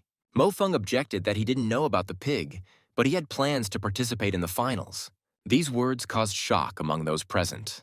Sun Xiaorui exclaimed that Mo Feng should think about what he was saying. This was no longer a joke. Li William asked dismissively if he had curled his lip. One of the students, in disbelief, exclaimed that this was impossible and stared in bewilderment at the notice of advancement to the finals. Did Mo Feng really qualify for the EM finals, but how? Li William wondered. Mo Feng calmly glanced around at the assembled group and asked with a touch of irony if they had seen enough. The fat man, supporting his friend, added that the guys, really, why are they standing there? There's nothing left to look at, and suggested that everyone disperse. Sun Xiaorui reproached Mo Feng, asking why he hid the fact that he had immediately qualified for the finals and did not tell them anything. Mo Feng justified himself by saying that he had just received the notification.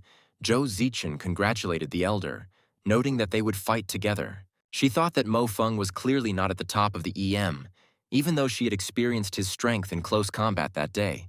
The fat man, having cleared his throat, admitted to the headman that he too had earned the right to participate in the qualifying competitions. Sun Xiaorui was surprised that a fat hikikomori who watches anime all day and always gets low grades made it to the preliminaries. A loud announcement was made in the dining hall for Zhou Zichen, Mo Feng, Li William, Zhuang Jie, Sun Xiaorui, and Jang Wule to report to the rector's office. There was also good news.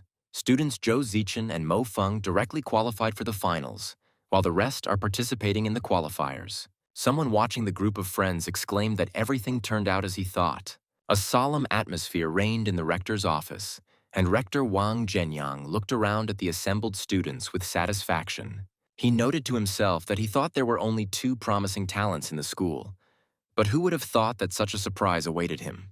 The most important thing is that 2 students from their school immediately advanced directly to the finals. One could only dream of such a thing. He addressed Zhou Zichen and Mo Feng, calling them the pride of the school, and expressed his hope that they would not act hastily. The rector urged them to strive to achieve the best results not only for themselves and the school, but for all Earthlings as a whole. During his training, Mo Feng regarded Wang Zhenyang as an incompetent bureaucrat who constantly smoothed over rough edges step by step. The rector, in turn, looked at Mo Feng with bewilderment, wondering what was wrong with this boy's aura.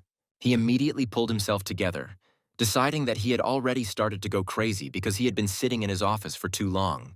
The rector then addressed the other students, saying that although they had made it to the qualifying competition, they should not take it lightly. This time, all the major schools will come out of their holes in droves, and we need to take the next competitions very seriously. After leaving the office, a lively discussion began among the students.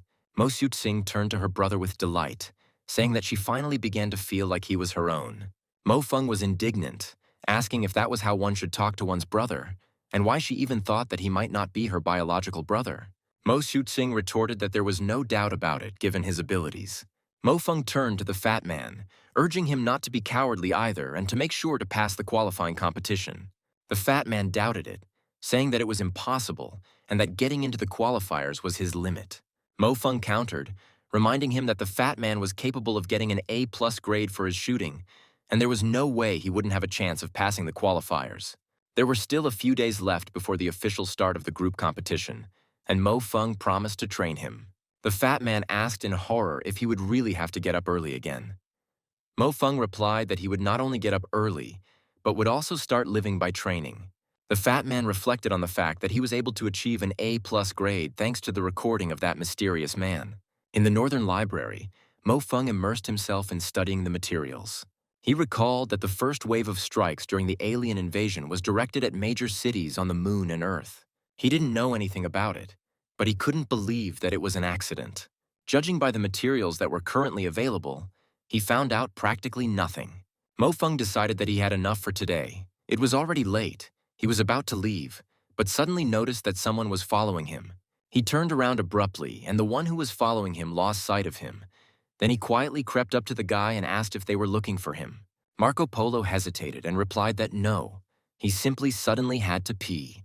Mo Feng chuckled and said that lately he had always felt like someone was watching him, and now he understood why. He asked if his pursuer was from the dragon letters. Marco Polo tried to negotiate, offering to do without a fight. Mo Feng warned him that he had a bad character and demanded that he speak frankly. Marco Polo asked excitedly if he was the same anonymous person. Mo Feng asked again who the anonymous person was and wondered if it was a joke. Marco Polo, clearing his throat, explained that he meant the super strong man who received the S++ rating, and that was him. He added that it was obvious that it was Mo Feng, since no one previously unknown suddenly went straight to the finals. However, it cannot be said that many have achieved result S over the past 6 months. Mo Feng countered, saying that he had nothing to do with it. He did have an S rank, but he got it by fighting in close combat. Marco Polo did not believe it and insisted that his guess could not be wrong. There have been many big changes in the school recently, and he made a big splash with his recognition of Zhou Zichen. Mo Feng noted with interest that Marco Polo's story was quite interesting. Marco Polo smiled contentedly and added that he really had a very strong premonition. But this is compensated by his high IQ. He betrayed several people, among whom was Mo Feng. Mo Feng thought about how he could pinpoint the essence of the matter with only a large amount of scattered information. There are so many people who can reach him, he asked Marco Polo what his name was. Marco Polo proudly introduced himself as a genius from the journalism department and a man destined to become famous throughout the Federation. He was already anticipating receiving a confession from an anonymous source, which could be more ethical for a journalist. During the research of the alien race, an organization appeared for a time, the major of which was named Marco. He was rumored to have possessed a supernatural premonition and at one point publicly declared that he knew the origin of the aliens. Mo Feng addressed Marco Polo by name, admitting that he was indeed intelligent and his intuitive perception was also very accurate. However, later he shuddered, put his hand to his chest and groaned that it hurt again. Marco Polo, frightened, began to stutter and beg not to do anything bad to him, swearing that he could keep everything a secret. Mo Feng noted with a grim smile that Marco was a journalism student and should know that only the dead kept secrets. He suggested taking a look around, noticing that the situation here was not bad, and offered to choose a place where to bury him. Mo Feng thought about the fact that he didn't know why or how, but the gods still gave him a little guidance and he wasn't fighting alone. He asked Marco if he had any unfinished business. The guy asked if he was ever exposed. Could he tell everyone that he was the one who found out about it first? The hero said he was glad to meet him, noting that Marco's skills were truly incredible. He admitted that he thought he was hiding well, but Marco had exposed him so easily. Marco asked in surprise if he would kill him after all. Mo Feng grinned and replied, "Did he really think he was that stupid?" Marco Polo breathed a sigh of relief and noted that he had said from the very beginning that they were classmates. So why had Mo Feng intimidated him? Marco said he was looking at a man who wanted to get things done, and that the EM competitions this time were important for both federations. He guessed that Mo Feng was probably hoping to achieve lightning success and asked for permission to follow him. Although it would be a bit difficult to take first place, he promised that he would be very helpful. Since childhood, he has always had a premonition of strange things and his ability to gather information and analyze the battle situation. Marco Polo, noticing his doubts, continued to fervently convince him that he could wash, cook, and dry socks. Mo Feng thought that he had been thinking about how to convince him to help, but it had just happened so wonderfully. He agreed and said that now they had a secret that only the two of them knew. Marco Polo happily assured that he need not worry. Now he was all his. If he said east, he would never go west. Marco said goodbye, saying that it was already late and he was looking forward to the first instructions. Mo Feng wished him to be careful on the road. After seeing Marco off, Mo Feng thought about how fate itself seemed to be sending him strangers, and he didn't know whether it was good or bad. Returning to the dorm, the protagonist discovered that his neighbor had put his pants on again, so he angrily cursed at him. Meanwhile, in the girls' dormitory, Zhou Zichen was surrounded by her friends. One of them demanded that Zhou Zichen confess, because everyone already knew that this guy was so strong. Zhou Zichen calmly replied that she really didn't know about his talent until today, and simply asked him to cover for her. Her friends said that whether it was true or not, since she said she didn't need such a senior, they would take him for themselves. One of the students remembered that Mo Feng and Jang Wule were also studying in their group. Another confirmed that before this, it was two idiots who only dragged the group down. Sun Xiaorui said thoughtfully that she never thought Mo Feng and Jang Wule were completely hopeless. They just didn't put in the effort. Meanwhile, Mo Feng examined the strange scars on his body. The texture of the skin in this place was completely different. It was unlike anything else. After Marco joined, he became even more confident that the genetically modified soldiers really did have special genes. He knew that his predecessors had done much better research in this area, but ultimately it was because of the instability of the predictions. Since Marco may be invited to events in the future, his assistance may well become one of the strongholds. Mo Feng decided to take him with him to the moon to see what would happen. He thought about the upcoming finale. Even after his revival, he couldn't say with certainty that he would be able to win the final. The situation in EM was so tense this year. In war, one individual is too insignificant. That is the reality. Mo Feng was afraid that in his previous life, even in the late stages of the war on Mars, he was unable to face these three. But now he finally has the opportunity to test how good these three really are. Suddenly, Mo Feng felt a strong coldness piercing his entire body. He did not understand what was happening, but suddenly he caught a familiar smell. It was the smell of Mars. Could it all have been a dream and he himself was still on Mars? He wondered in panic. His whole body was real, and this is the exact place where he detonated the nuclear bomb. There was even a crater from the explosion left. Why was he still alive, he wondered. Pain pierced his body, and he cried out in surprise. What the hell is going on? Is this really some kind of entertainment for a god who first gave him hope and then took it all away? No, 3 strange scars remained on his body, he noticed, examining himself. A hallucination, a crossing of space, or some kind of special state, he thought feverishly. What on earth is going on here? Mo Feng thought in despair as he looked at the approaching aliens clearing the battlefield. The figure of one of the opponents rose before the protagonist's eyes, causing the guy to shudder. He woke up abruptly in his dorm room, breathing heavily and drenched in cold sweat. The fat man, seeing his condition, asked if everything was okay and noticed that his clothes were still not dry after washing. Mo Feng replied that it was okay. He would wear something else. Mo Feng thought that what the aliens had just done looked too realistic. He turned to Fatso with a firm request. He needs him in the final, so he absolutely must pass the qualifying rounds. The fat man nodded in agreement and replied that he would do everything as soon as his friend said so. The fat man looked at Mo Feng pleadingly, promising to return the clothes and asking him to be gentler. He complained that Brother Feng was being too cruel today and was probably doing it on purpose to torment him. Mo Feng remained adamant and refused to forgive him, reminding him that the fat man had already worn his things. The fat man offered to wash his socks for a whole week as compensation, but Mo Feng refused again. Mo Feng reminded his friend that he himself had said that they were brothers, and because of this, he did not want to resort to extreme measures. Jang Wule cried out in despair that it was useless to tell him anything. He was already tired to death. Mo Feng smiled slyly and noted that he had recently heard someone muttering in his sleep that he liked Sun Xiaorui and threatening to tell on him. The fat man instantly transformed and begged his brother not to do this, assuring him that it was a piece of cake for him to endure any training. Mo Feng thought about how every time he talked to Wu Lei on Mars, Wu Lei always intentionally or unintentionally asked about Xiaorui's affairs. Feng firmly stated that before the start of the selection process, the fat man must undergo his comprehensive training and must reach the finals. He asked if he wanted to embarrass himself in front of the headman and warned that if he shied away, he would ask her to discipline him. The fat man laughed nervously and asked if he was really talking in his sleep. Mo Feng replied that it didn't matter anymore since the fat man had already confessed. A week later, the EM qualifying competition began. The organizers announced the start and asked participants to quickly take their places. The qualifying matches were not broadcast to outsiders, so those waiting could only wait in the lobby for the results.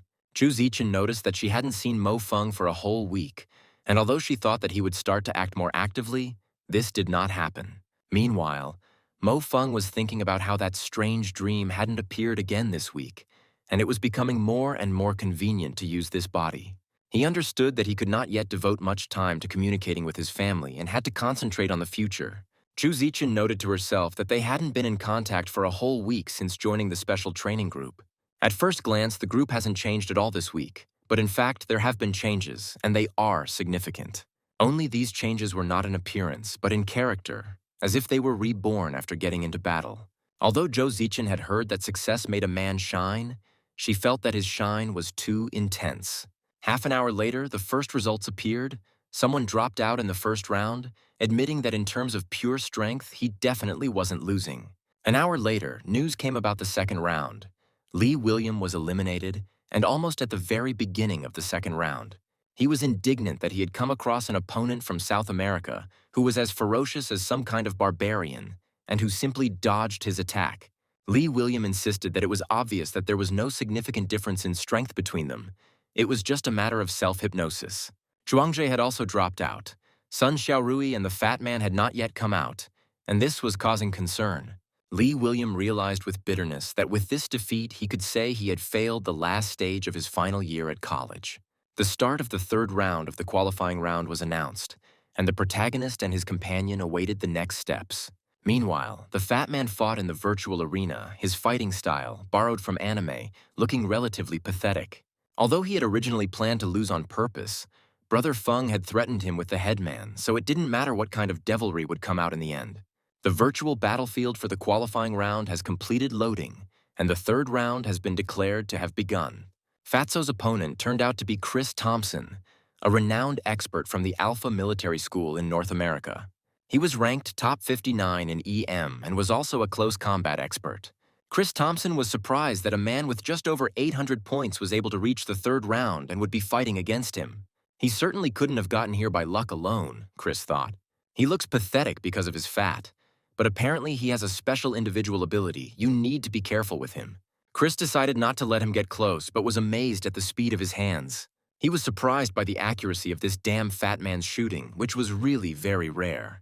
The Fat Man understood that if the situation had not been so convenient for him, the enemy really could have finished him off right away. He was lucky that Chris wasn't moving fast enough.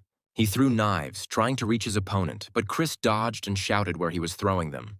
In such terrain, complex burst fire techniques cannot be used. Every move Chris made gave Wule a good opportunity to attack. He also understood perfectly well that if this continued, he would be crushed. Wule gradually approached the wall to try to catch his opponent off guard. Then, noticing that the way was clear, the guy decided to start attacking with renewed vigor. A distance of just over 10 meters was not the best situation for the shooter, but the Fat Man hoped he could finish him off. Chris felt that victory was near and understood that there was no turning back. He could not fight in close combat with such an opponent. He used a feint to make the Fat Man shoot and thought he was caught. The Fat Man suddenly appeared next to him. Chris screamed in horror, realizing that he had lost. Wule thought with annoyance how he wished he could be as light and agile as this jumping and leaping guy.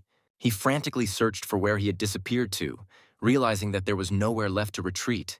He reached the very edge of the competition zone. At last, he discovered the enemy's hiding place and exclaimed triumphantly that he did not think he could hide from him behind the wall. The guy was sure that now he would get it from that bastard Chris, who was laughing at him so much. However, the next moment something unexpected happened, when the guy had already raised his hand over his opponent. The hero threw a powerful stream of force at his opponent. Chris did not expect this at all. Chris couldn't understand how this could have happened, how he could have hesitated at the crucial moment. He lost. His soul was torn apart. The guy still didn't believe what was happening. The system announced the winner of the third round of qualifiers, Jang Wule from the Dragon Script School. The Fat Man finally emerged from the arena and was greeted with cheers. Wule modestly remarked that he was simply lucky and that he passed, and scratched the back of his head in confusion. Mofeng congratulated his friend with delight, saying that he knew the Fat Man could handle it. He added ironically that the sun always rises in the east. But here, one might say, the impossible happened. The sun actually rose from the west. Pigs must definitely learn to fly if even Fatty Zhang made it to the finals. Zhou Zichen suggested taking a short break today and celebrating this event together. The Fat Man continued to be modest, saying that he really hadn't done anything special. He had just been lucky. The rector proudly announced that for the first time in the history of their school, they had 4 finalists. Marco Polo greeted everyone enthusiastically, calling himself their loyal fan. He separately congratulated Senior Sun and Senior Zhang, wishing them good results in the competition, and offered to drink the glass. The Fat Man was touched by the fact that he was being called that for the first time and felt incredibly happy. Mofeng turned to Marco, noting that although the greeting was good, let's pay attention to what they didn't know yet.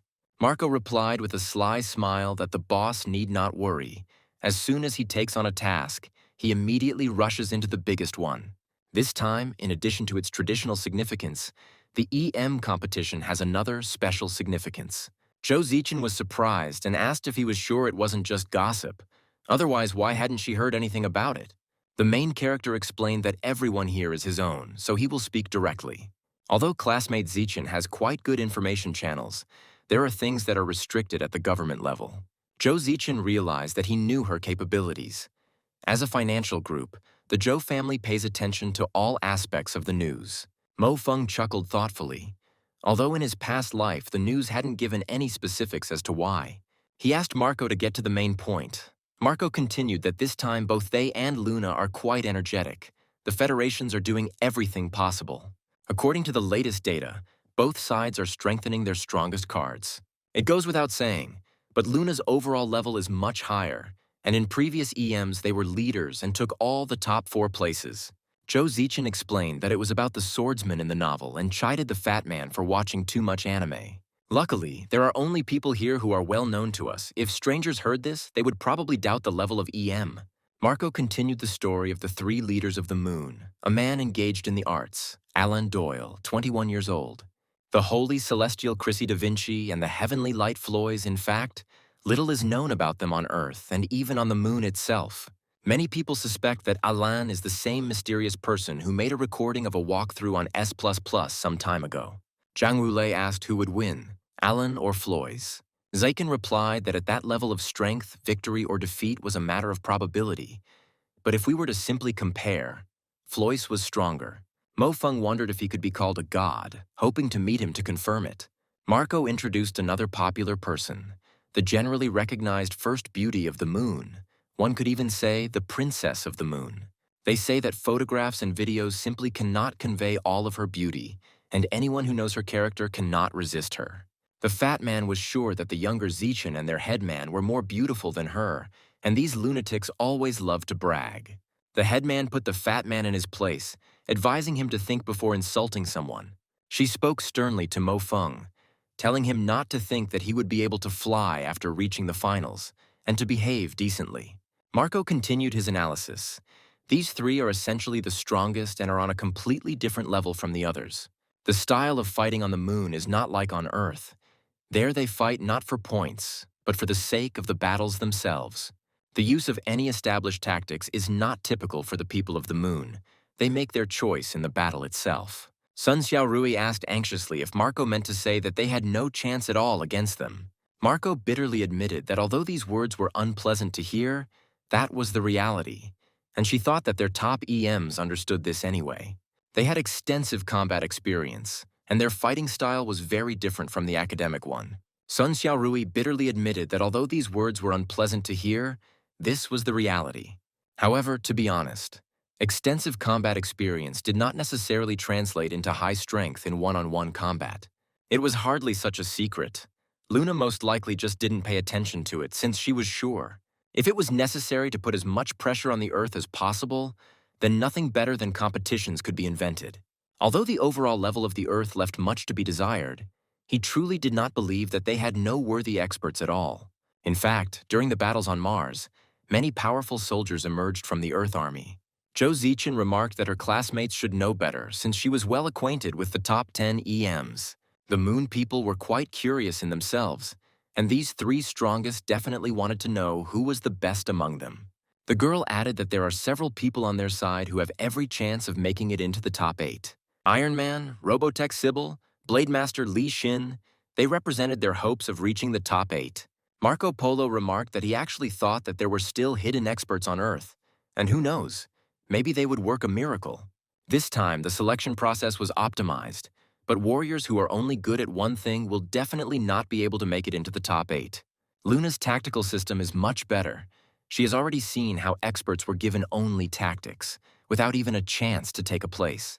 Mo Feng tried to cheer everyone up by saying, "Brothers and sisters, don't be so sad. This is not something we need to worry about."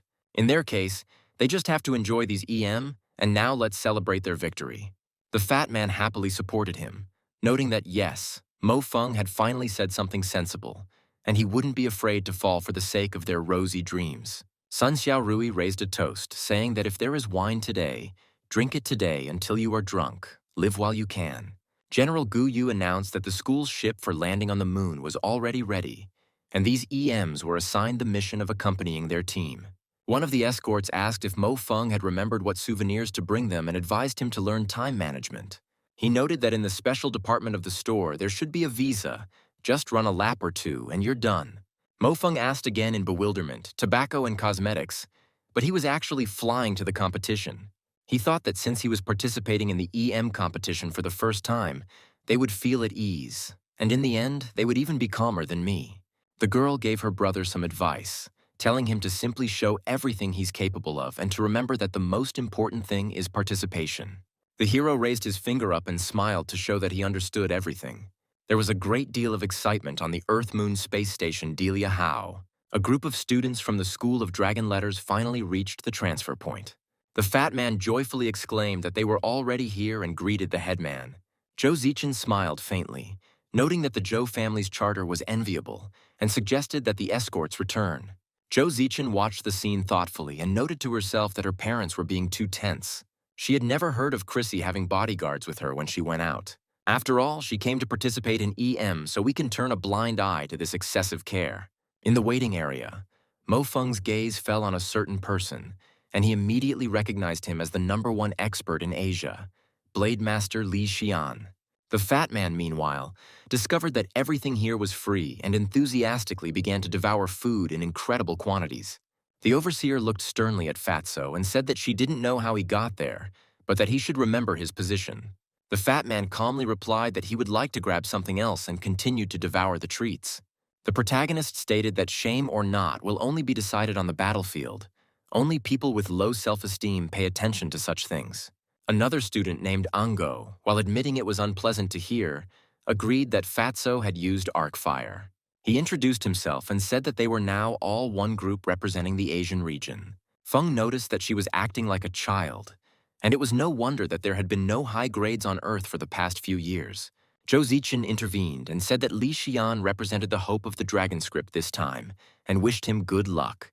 Li Xian replied that she should also try hard, because she is also the hope of the Asian region, and expressed hope to get into the top 8.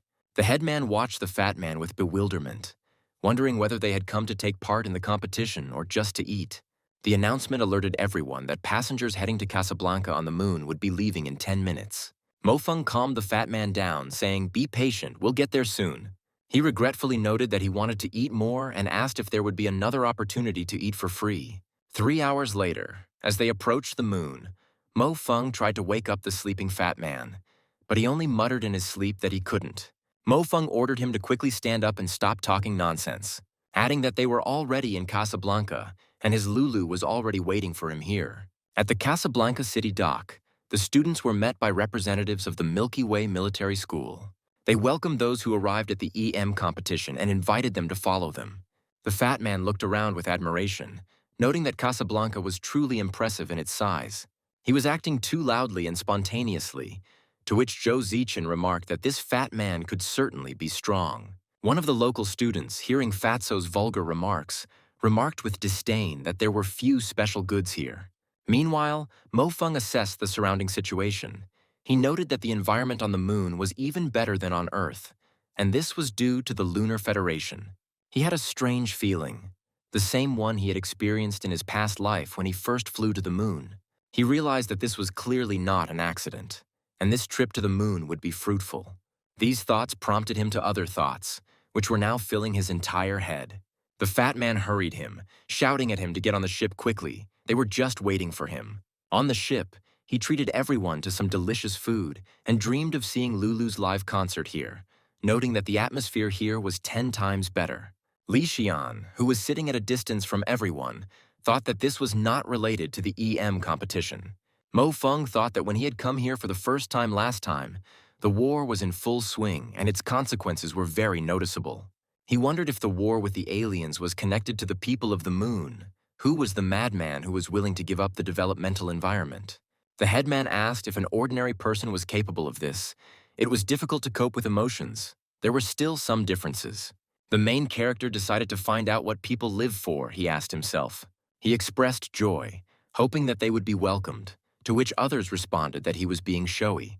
Among them was Li Xian, who still understood that he was not like everyone else. An announcement informed passengers that the ship would soon dock with the tracks of the Milky Way Military Academy. Everyone was asked to return to their seats and fasten their seatbelts. At the transport dock department of the Milky Way Military Academy, they were met by a guide and escorted inside. Mo Feng noticed the sculpture of Dr. Da Vinci, the great scientist who ushered in a new era and was known as the light messenger of the moon. They were shown the dormitory and told that they would find information about room assignments in their Tianconi. The guide wished them all the best and expressed hope that they would do well at the EM competition. The fat man said goodbye to his sister mentor and asked her to call when she had time. Zhu Zichen noted with envy that it would be difficult to give it her all in this way. The fat man was indignant that the headman was being used as a porter, but Mo Feng also left his things, saying that he needed to meet Marco. Mo Feng recalled that in his previous life, he spent 6 months in Casablanca, a month of which he spent in the school's training center. He should have said that this is the best place. Science is really very progressive in this regard. The Milky Way School is especially committed to making it accessible to everyone. They are not the type to preserve an old methodology just because it is their own. From what he could see, the Milky Way School was still the same. Everyone here was filled with pride. He admitted that if you graduated from this school, your future will definitely not be bad. Of course, there are always special cases, but looking back a few years after graduation, in other schools, only 5% of graduates are capable of becoming a major force in various industries, and among them there are 2 or 3 masters. Mo Feng wondered what the place where he had undergone training would look like now. Still a familiar sight, though. Even though the things were the same, the people were not. In other words, he arrived here earlier than he was supposed to. It turns out there's a gravity gym here now. He didn't know if the password was the same as in his past life, and he was very surprised by this.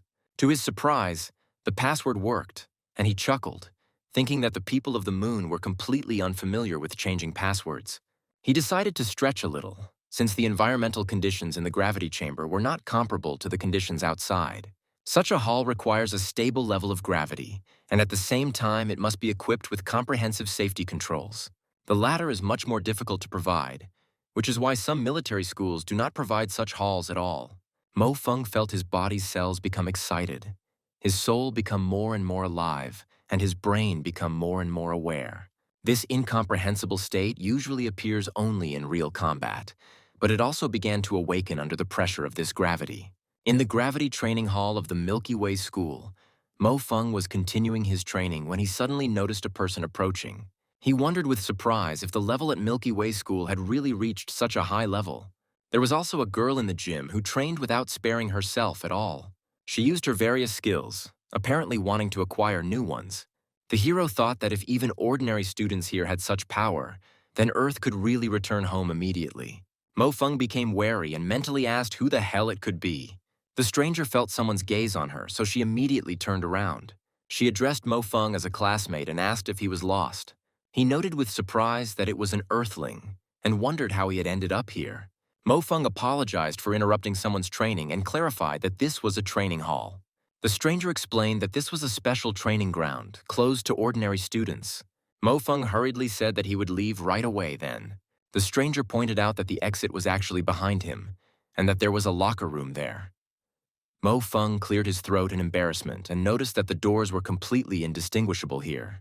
The girl reported that the open gym was located in the day area and that the campus local network had navigation.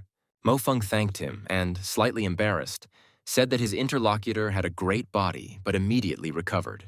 He explained that he was referring to the attack he had just carried out, which was simply superb. After the stranger left, Mo Feng thought about how he had indeed become a little arrogant after returning from the Mars battlefield. But in reality, apart from his combat experience, his horizons are very limited. 2 days later, the conference room was bustling with activity as students gathered together, waiting for the drawing of lots to begin. Someone noted that there was no point in looking for them here. They were probably standing in the last row. The headman was surprised that she didn't even know that so many people had arrived with them, and why, despite all this crowd, it was so quiet here. Sun Xiaorui noticed that Fatty had been using Tiancong constantly since arriving on the moon, and asked what was wrong with Marco. The fat man replied that he was simply keeping in touch with him, and that this time their provision of intelligence depended entirely on him. Marco is currently inquiring about the new changes in the distribution of matches. The hero explained that this time the distribution would be mixed, not just Earth versus the Moon. The fat man exclaimed hopefully that in that case, if he were to encounter his own people, he would have a better chance of advancement. Feng sternly noted what he was talking about. He had the same chances of advancement as the people of the Moon. He shouldn't underestimate either himself or his opponents. Mo Feng watched the scene thoughtfully, thinking that with this method of distribution, everyone would breathe a sigh of relief. It would seem that this was a joyful matter, but on the battlefield of Mars, many brave warriors of Earth were not afraid. The current so-called elite is afraid of the Moon people, which makes one a little sad. At this moment, General Gu Yu entered the hall. The general greeted those gathered and with a stern expression on his face remarked that he would not stand on ceremony with them. He recalled that they showed almost nothing at the previous and even the previous competitions. The general said he had heard some people complaining about the way the matches were being distributed, and as their leader, he was ashamed of them. The students fell silent, feeling uncomfortable under his stern gaze. He repeated again and again that the students were simply talentless because they lost last time. One of them quietly remarked that he simply wanted to take a higher place and asked if it was necessary to be so strict. Others called for silence, acknowledging that their power may not be as good and is inferior to the current Moon people. A tense silence fell over the hall, and the students listened silently to the general's instructions, realizing that serious trials lay ahead. The girls also listened attentively to the general's speech with fear. Although in essence he didn't say anything new, only that we need to train harder in order not to fail. He continued to shout at everyone, pointing out the students' shortcomings, but he still wouldn't calm down. After the conference, the students lined up on the training ground, and the boys noticed that General Gu Yu's words were very effective. Everyone who was able to fly here arrived with dreams and therefore did not intend to simply lose. Hundreds of media outlets from Earth and the Moon have now gathered at the Milky Way school. So the journalists, crawling into every crack, also provoked worries. The students were worried that they would not want to become material for their scribbles. Zhou Zichen urged Sun Xiaorui to make every effort, and Sun Xiaorui nodded in agreement. At this time, the main character asked Marco Polo in surprise what had happened to him. He replied that from the moment he arrived in Casablanca, he had started having nightmares. And not just nightmares, but real nightmares. It was quite strange, because before this she always slept well. Mo Feng offered to tell. Maybe he could help with something. He replied that he didn't know what kind of terrible dream it was. He was simply enveloped in a boundless blanket of darkness. He didn't see anything, but he was afraid that someone would grab him, usually waking up in fear. Mo Feng thought that these dreams seemed to be quite a problem. He didn't think they could be too optimistic, and he was getting reliable information. This time, the Moon's powers will be the highest in all the years. Before this, the people of the Moon simply kept in the shadows. Mo Feng explained that apparently this time EM is not just a competition. It seems there is some kind of peculiarity with quotas. Marco countered that the boss should be worrying about the upcoming knockout matches, and what difference did it make to them what other goals they had there. Mo Feng noticed that the current Marco seemed to be more concerned with the honor in front of him than gossip. His sudden statement could not please him at all. He thought that materials on combat aspects are usually very limited. Marco Polo agreed to help, saying that if there was some plan, he thought he could find out something. All these days, Mo Feng had been pondering whether there was any connection between the alien invasion and the internal affairs of humanity. He always viewed the Moon as a single entity, but in reality the Moon was controlled by a few powerful families. For example, one of them, the Da Vinci family. In other words, the Moon as a planet could not betray humanity. There should also have been no motive for reaching an agreement with them. But what if it's just one or a few of these families? Perhaps madness or some hidden agenda. But it was worth noting that the Earth soldiers had no problems with command, so if there was a traitor, he must be on the Moon. Mo Feng received this enlightenment after meeting that girl. Or rather, it was the holy celestial Chrissy Da Vinci. Although he didn't recognize her at that moment, he remembered her later, and the Da Vinci family members are still too attractive. You could say that no plans can be carried out under their noses unless the clans have some kind of problem. The most obvious thing is that the problem may lie precisely among these three clans. Anadolia from the Doli family, Chrissy Da Vinci from the Da Vinci family, and Anadersu Hotetras from the Walter family. Three main clans influenced the military and political affairs of the moon, creeping into every crack. Perhaps something went wrong in one of these three great families. If we consider the character and policies of these three families, the Donnell family advocated the unification of the Earth and the Moon. The Da Vinci family advocated the preservation of distinctive features and the development of a common heritage. The Walter family, however, was more extreme and believed that the Moon was better. Any increase in tariffs for Earth and reduction in aid has always been skillfully carried out by supporters of the Walter family. When it comes to hostility, the Walter family is the most suspicious. The ruling class of the Moon was quite young, with prominent members from the three great families beginning to interfere in the affairs of the state. During their heyday, they were already part of the ruling class. Perhaps Mo Feng would be able to find some clues from these families during the competition. 3 days later, the venue for the EM knockout matches was in an unprecedented state of excitement. The final part of the competition has officially begun, with a total of 28 participants from Earth and the Moon gathered here. To achieve this, the participants were divided into 7 games, with quotas for seeded and regular participants. There were 5 seeded players on the Earth side. These 10 participants will not meet each other in the first 3 rounds, as they will be separated. The remaining participants are gathered in matches randomly. The host announced the top 5 seasonal players of the Earth: Iron Man Bay, Robotech Sybil, Blademaster Li Qing, Shadow Sakarovsky, and Golden Lion Darao Silva. Some contestants were randomly assigned lucky numbers and asked to come on stage to draw a rival. The crowd erupted in applause when Chrissy took the stage first. The fans chanted her name and then Alain's. Zhou Zichen watched this spectacle with envy, amazed at how many fans they had. She walked onto the stage and was relieved to think that her opponent had an average moon rating. The village chief noticed that the moon member also seemed to have a level that was about the same as Zichen's. The fat man, meanwhile, was silently praying that he would get a weak opponent and looked at the stage with hope.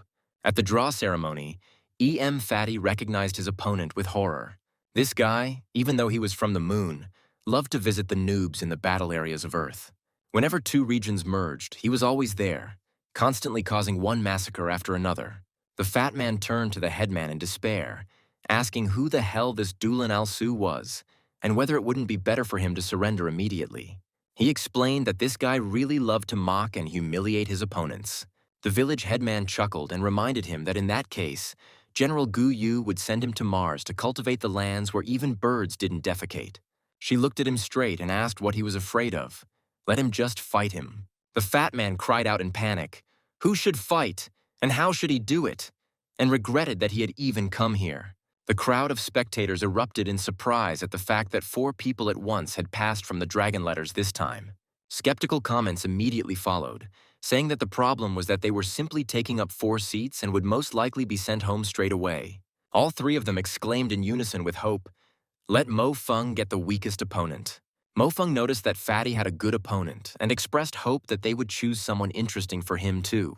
The fat man noted with irony that they really were 2 peas in a pod, and Zhou Zichen looked at Mo Feng with sympathy. Jotaras appeared on stage, causing a lively reaction among the audience.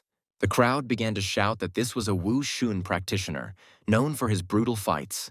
Jotares was a classical practitioner of Wu Shun, a style that spanned between 35 and 50 generations. The most important thing is that he was only a first-year student, and in his first year he managed to enter the top 20 of the EM, having 2 records in hand-to-hand combat in his pocket. Wushun was the largest fighting style on the moon, called the pinnacle of modern combat. This style was a highly complex martial art, formed by merging the targeted martial arts of the Earth. The main character himself remarked with disdain that today's youth completely lacks manners. The fat man whispered with hatred how he wanted to beat him up, but he was asked if he wanted to be disqualified. They explained to him that such are the customs in EM. All sorts of ridicule and ranting have long been part of the competition. The fat man asked ironically, "Does that mean you can get disqualified right away, and it's better to find a way than to embarrass yourself?" Sun Xiaorui sternly cut him off, telling him not to think about it. If he didn't fight somehow, he wouldn't even be considered a human being when he returned. The draw ended, and the host announced the beginning of Casablanca's carefully prepared performance. The performance was meant to inspire the cadets before the competition, and the host wished everyone a good performance tomorrow. Lulu appeared on stage, and Fatso was delighted. He noticed that the real version of her seemed completely different. Zhu Zichen noted with irony that they were not at all nervous, and she advised the elder Xiaorui not to be nervous at the competition. That evening, in the Earth participants' dormitory, Marco sent information about tomorrow's opponent. The fat man admired that Marco was truly amazing in getting information over the past few years. He suggested studying all these materials that very evening, but his neighbor asked him to speak more quietly. Because of him, the film was almost inaudible. The next day, the elimination matches began. Wule noticed that Sun Xiaorui did not look well, and the younger Zhou did too. Zhou Zichen admitted that even after reading and analyzing the data, she still felt it was not enough. She explained that the EM system will be used at these competitions until the quarterfinals. Live battles will begin in the quarterfinals. The system's sensitivity here is higher than on Earth, so it needs to increase its adjustments. At that moment, Fatso enthusiastically began to eat, and the headman asked in surprise how he could eat so happily at such a moment. Wule explained that this was golden foie gras from the moon farm at Milky Way School, a special breakfast offering. There are also beef and cheese sandwiches made with Space Ranch beef and special moon cheese. Mofeng supported him and also joined in the meal. The players watching them noticed that these guys were so relaxed. The players sitting at the other table noticed that they seemed very confident. The fat man felt intense gazes on him and became worried about why they were looking at him like that. The looks on his face were unnerving, but he consoled himself with the thought that, fortunately, he didn't have to perform today. He noted that the match between the younger Zhou would be in the morning, and his match with the headman would be in the afternoon. Brother Feng's match was left until the evening. He noted ironically that he would lose anyway, and they couldn't arrange his match earlier. The anticipation of death is worse than death itself. Another player said that these two are too frivolous. Another one asked in response why he was so serious, and noted that a constantly serious face does not look good. He added that a person who does not show his face even while eating has nothing to say at all. Their dialogue attracted the attention of the others, and someone noticed that Verzila had just started giggling. Li Qian was reminded that he is the youngest among them, and since he is a seated member of Earth, they believe that he is strong. But he had better moderate his arrogance, and it doesn't matter whether he faces his own people or the people of the moon. Host Mila, Dr. Patuya D, and Dr. Zhang Yang were preparing to begin the broadcast. Mila addressed the audience from the Earth and Moon Federations, as well as from the Martian region, greeting everyone gathered around the screens. She announced that the 27th final of the EM competition would begin in half an hour. She had the great honor of introducing the honorary guests, doctors of science from the Alliance, who were invited as commentators for the matches. Mila, who was the vice chairperson of the student council at Stonepath High School, was the most popular commentator on the moon. Dr. Zhang Yang noted that he didn't really want to create a stir. However, last time, the earthly participants were unable to even make it into the top 4. Then the quarterfinals and semifinals became Patui's personal show, and he himself sat as if on a bed of nails. This time, the earthly participants promised to make every effort to reach the semifinals and even the final. Dr. Patuya D expressed confidence that the participants this time are much stronger than last time. Dr. Zhang Yang added that they met again and he really missed this competition. Mila announced that the opening match would feature Kiko Inan from Memphis Earth School. Also, their favorite idol, nicknamed the Performer, is Alan Doyle from Milky Way School. The observers pointed out that this handsome man was on his own field and expressed the hope that their participant would not become shy because of this. Zichen thought that Alan Doyle, known as the Milky Way Student Council President, had endless charm and strength. The protagonist noticed that Alan Doyle was superior to his opponent by a whole 91%. And if you take into account that this rating was created by people from both Earth and the Moon, then the level of popularity of this guy was simply amazing. The fat man turned to the headman and said that they really did use 6,000 grapes to squeeze the juice, amazed at the extravagance of the guys from the moon. One of the spectators skeptically remarked that he didn't even know what was going on with the participants from Dragon Letters. The main character, lowering his head, said that there was nothing to see there. At that point, the opening match ended, with Alan Doyle winning in just over 2 minutes. Dr. Zhang Yang exclaimed with admiration that this was not just a victory, but a complete defeat. The participant noted that if this continues, then in just 30 minutes the competition day will be over. Zhang Yang was still very inspired and predicted victory this year. Patuya D tried to cool the ardor, reminding him that this was only the first fight and that he shouldn't get cocky ahead of time. Dr. Zhang Yang calmly replied that they would wait and see then. Mila announced the start of the sixth match, introducing the Earth Federation's seeded competitor Li Qiang. Everyone around was shouting and greeting the first seeded participant in the battle. He indignantly addressed those present, noting that they were only watching the match attentively, but were behaving inappropriately. Wule reminded them that they are already perceived ambiguously, and if they behave like this, they will begin to irritate others even more. This is not just a modern game. These people will become the foundation of the Earth in the future, the ruling class. Li Qian watched Lei and Mo Feng with disdain, noting that everyone was seriously preparing and worrying, but all they did was eat. He indignantly asked if they were even aware that they were at a competition and not at a resort. The boy remarked that if it weren't for Zekin's reputation, he was afraid that they would have been isolated even earlier. He also noticed that the fat man's heart was actually very big, but the stress manifested itself differently in each person.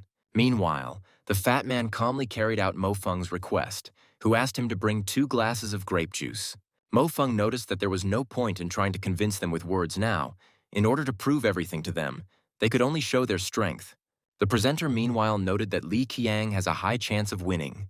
His preliminary rating is 89%. Meanwhile, a thrilling spectacle was unfolding in the arena. Host Mila exclaimed with delight that this is the powerful supporting force of the seeded participants. Mila noted with irony that it seemed that Dr. Zhang Yang was right and that a turning point had come. Dr. Patuya asked whose side Mila was on and added that even if they won this fight, the turning point would not come. However, he expressed bewilderment at the behavior of the representative of the Milky Way school, an expert in the top 18 EM. He wondered if this fighter was so brainless and arrogant that he would give up his advantage and decide to fight Li Qiang. The headmistress angrily asked if those two were really watching the matches attentively and noted that they were already perceived in a mixed way. She told them that this was not just a competition. These people would become the foundation of the Earth in the future, the ruling class. However, the main character calmly replied that the headman was taking this too seriously. The fat man said that he was watching the match while he was eating, and he also thought that something was wrong. At this time, the girl reproachfully turned to her brother mentor from Earth and noted that he was too cruel. The enemy only chuckled in response and told her not to talk nonsense, adding that if she still dared to smile, he would now make her cry. He looked at his rival expectantly, already anticipating an attack from her. The broadcast continued, recording everything that was happening in the arena and in the audience. The fight was fierce. Both opponents had almost equal strength, so each delivered blows of equal force. Li Qiang stopped in his tracks, taking a waiting stance and holding his weapon out in front of him for further attacks. Meanwhile, the cheers of the fans were heard in the arena, and the headman exclaimed with hope that it looked like this time they would have their first victory. However, Feng was more doubtful, noting that a fighter with a top 18 EM simply could not lose like that. The doctor shared a bad feeling that would not go away. He noticed that this Eno was putting himself at a disadvantage throughout the entire match, which is not at all like a top-level player. Suddenly, the girl, Qian's rival, said that he was caught, smirking to herself. However, the guy couldn't believe it. He was going to fight until the very end. But her opponent also believed in her own strength. She deftly dodged powerful attacks and struck back herself. Then, having accumulated enough strength for the decisive blow, she barely audibly whispered goodbye to her opponent. A deafening explosion was heard on the battlefield, which was of impressive size and inspired fear in the spectators. The doctor realized with horror that what they feared most had happened. The people of the moon had done everything possible. The observers noticed that Li Qiang had lost, and it was difficult to react correctly at that moment. It turned out that the enemy had deliberately feigned weakness, making Li Qiang believe that victory was imminent and thereby lowering his guard. This incident clearly demonstrated that the power of the moon people was never limited to brute force. After Li Qiang's match ended, there was a huge uproar in the arena and among the commentators. In the commentary booth, Dr. Patuya D noted with irony that he had won after all, and he was really embarrassed in front of old man Zhang. Dr. Zhang Yang admitted that this guy is not easy, and to achieve such a victory is an art, although this approach is unacceptable. He reminded them that Asia is their weakest region, but they took it upon themselves to give them space and urged his colleague not to rejoice prematurely. Dr. Patuya D continued to insist, proposing a bet, and turned to Dr. Zhang with irony, noting that it was not worth changing the subject. He offered a condition. If at least one of the Earth participants reached the quarterfinals, he would change his name to Girl D. Mila noted with concern that they had separated and expressed hope that no accidents would occur during the broadcast. Jang understood that Petulia was deliberately angering the Earth participants to create more bloodshed, and when there is a clear advantage, it is not at all pleasant. Other players said that since Chiang took the place of a seated participant, he should have done what seated participants do.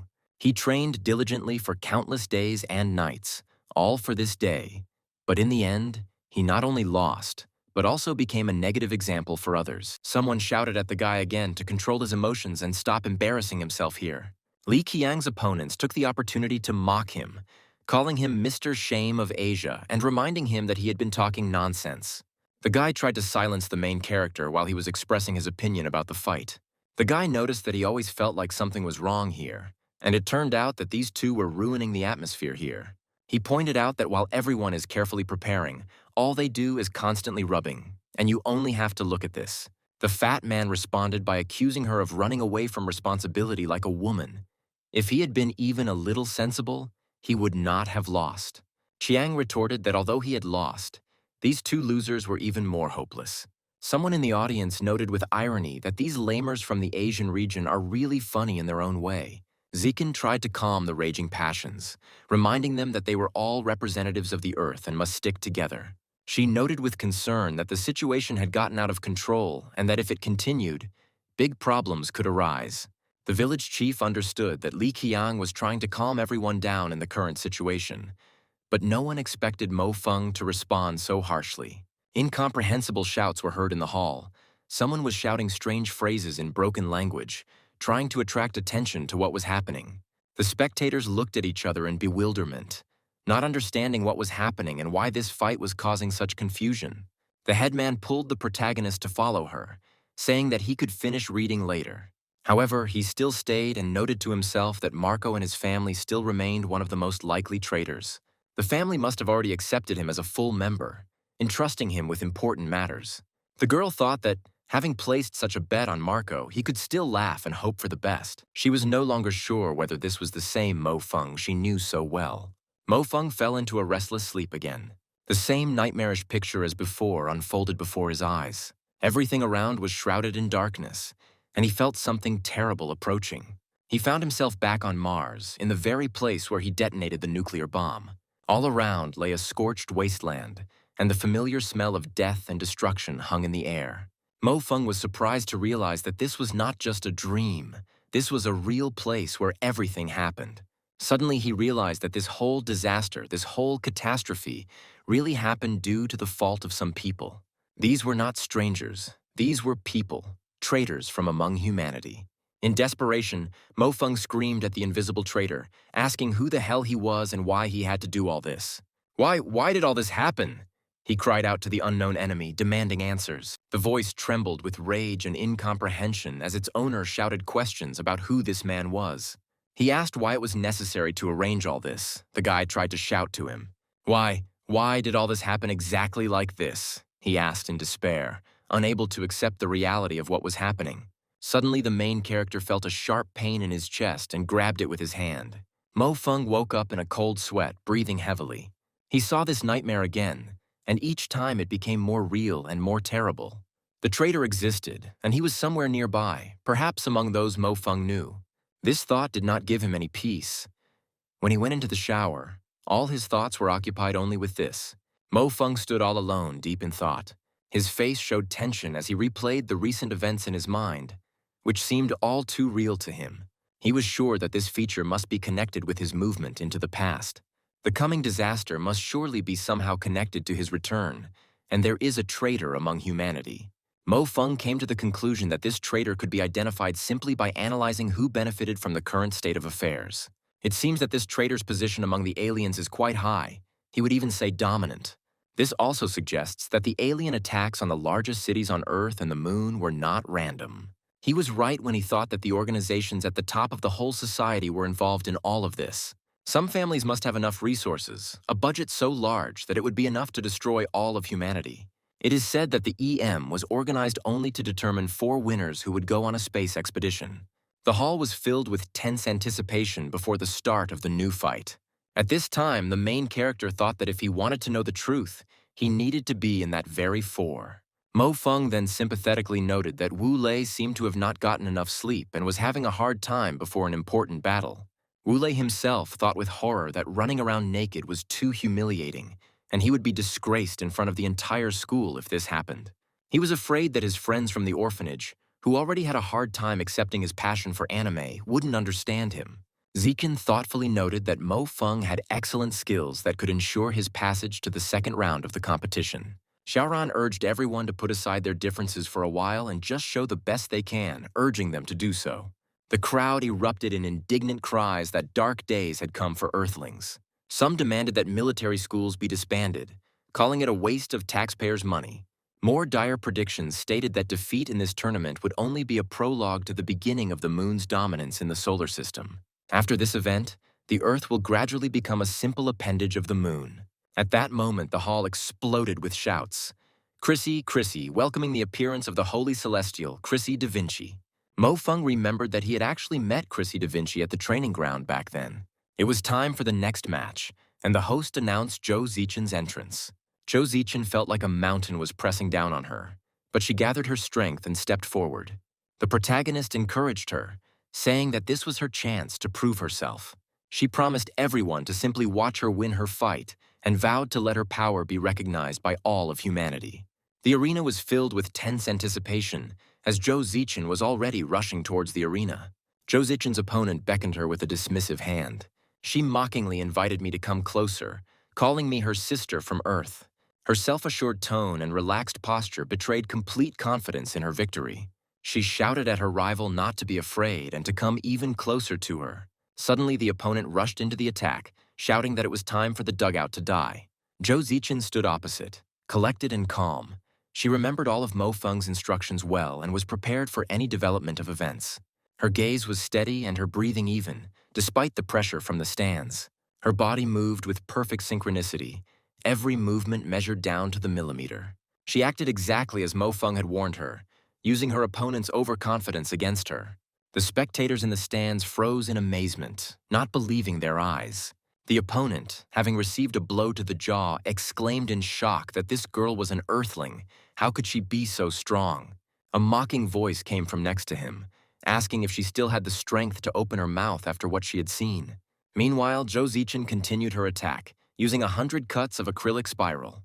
The host enthusiastically announced Zhou Zichen's victory. Thanks to her efforts, the Earthlings had finally tied the score. It was the first victory of the day for the earthly participants, and the stands erupted in shouts praising the new dragon goddess. The crowd chanted her name, calling her the goddess of war and the goddess of dragons. Someone in the audience remarked that Zhou Zichen had performed simply magnificently. Once this girl won for Earth, her name will forever be etched into the history of the competition. Zhou Zichen herself stood and accepted congratulations. She felt a wave of emotion wash over her and could barely hold back tears of joy. The start of the next fight was announced, and the next participants were invited to the arena. The commentator noted that on paper her chances leave much to be desired, and that it will be quite difficult to win. However, Zhang Yang calmly noted that one should not jump to conclusions based on the figures alone. Sun Xiaorui, who was preparing to enter the arena, heard his words and felt a surge of confidence. The protagonist encouraged the headwoman, urging her to try harder and not worry about the warnings of others, but simply find her own path to victory. Sun Xiaorui nodded confidently in response, and the fat man wished her luck, expressing confidence that she would win this duel. The enemy watched her attempts to evade attacks with disdain, mockingly suggesting that she continue running like a rat without stopping. Sun Xiaorui felt that he was pressing her too hard, leaving no time to respond or catch her breath. She knew her opponent was head and shoulders above her, and no matter how many times she rewatched the footage of his fights, it seemed pointless. His technique was overwhelming her, creating a feeling of complete helplessness. Suddenly, the enemy drove her into a trap, grinning contentedly that he had finally driven her where he had planned. He used a zigzag pattern of fire, causing the projectiles to ricochet off the walls of the arena.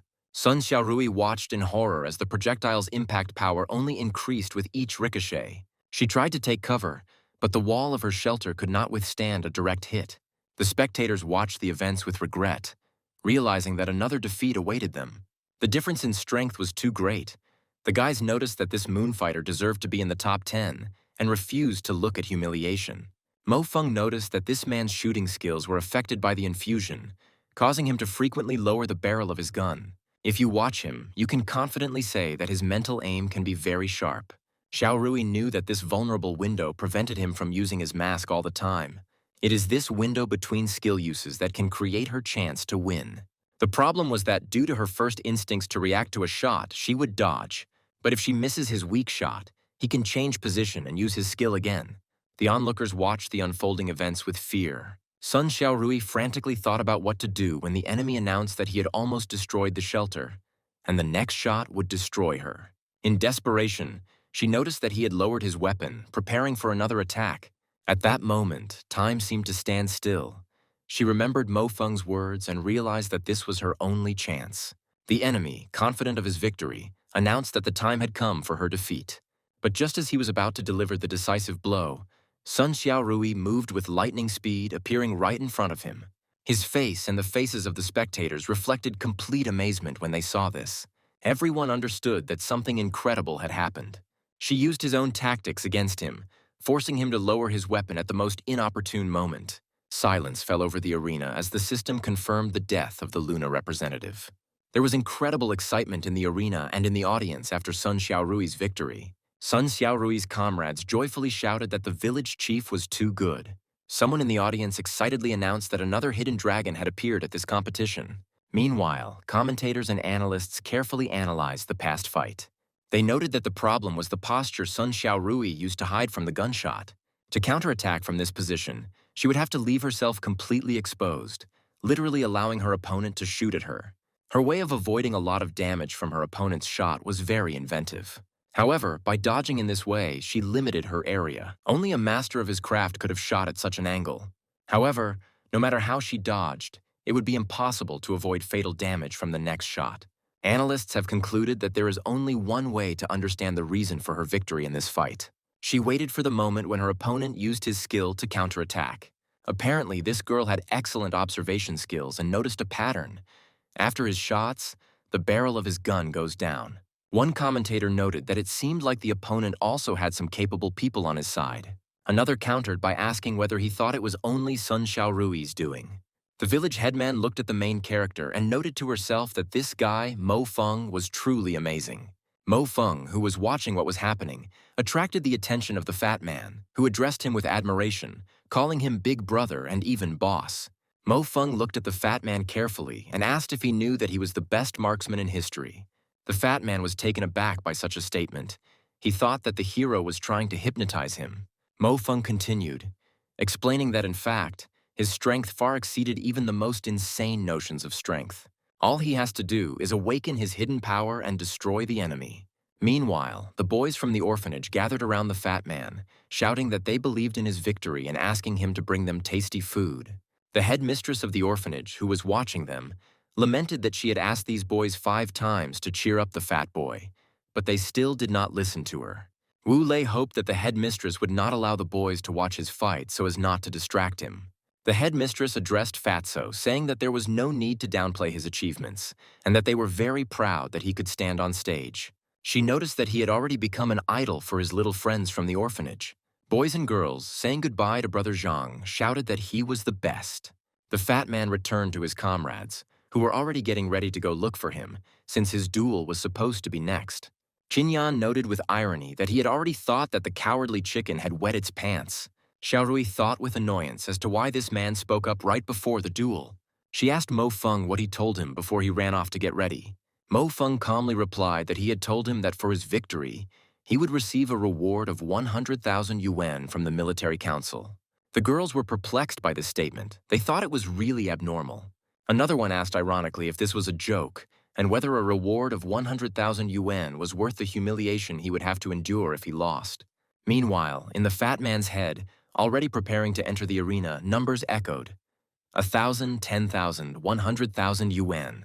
Dr. Jang and his colleagues continued their verbal sparring. Petulia added that there is no longer any point in conspiracies. The situation for the moon is developing much better than expected. Dr. Zhang thought with annoyance that it was useless to explain everything to them. They wouldn't understand anything anyway. He noted that although the first quarter of the place is not occupied by them, this is not the end, because it is not far to the full poster at the top. There was also some debate among the spectators, with someone suggesting they watch the match before lunch, hoping they would make it before lunch. Others discussed how their school had 2 war goddesses, and that was a real miracle. But looking at the fat man, they and his rival doubted how this guy got here. The fat man himself appeared in the arena, ready for his fight. The girls looked with surprise at the weapon that the fat man had chosen. It was a heavy sniper rifle from Razor.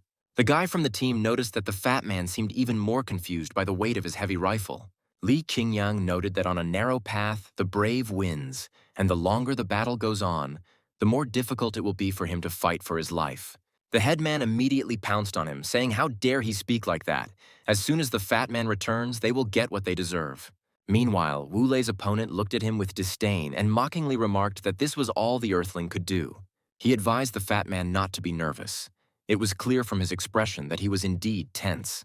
The opponent added that he couldn't hit him anyway and suggested that he simply freeze in place and await his death from above. He confidently declared that the fat man would suffer a defeat today in any case, and the only question was how crushing it would be.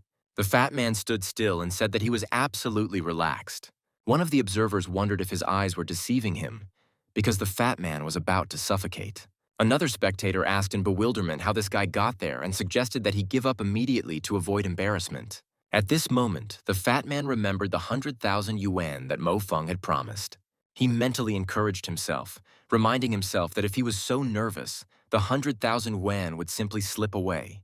This money will be enough to provide the shelter where the children live for a whole year. For the sake of all the boys in the orphanage, for the sake of 100,000 yuan, he has to win. With these thoughts in mind, he took aim and fired, shouting that this was the result of his special training. The shot was perfect, hitting the target with incredible accuracy. The spectators froze in amazement, not believing their eyes. The fat man's opponent now stood in complete shock. The tense fight continued in the arena, while the commentators introduced the audience to the most famous shooter of the moon.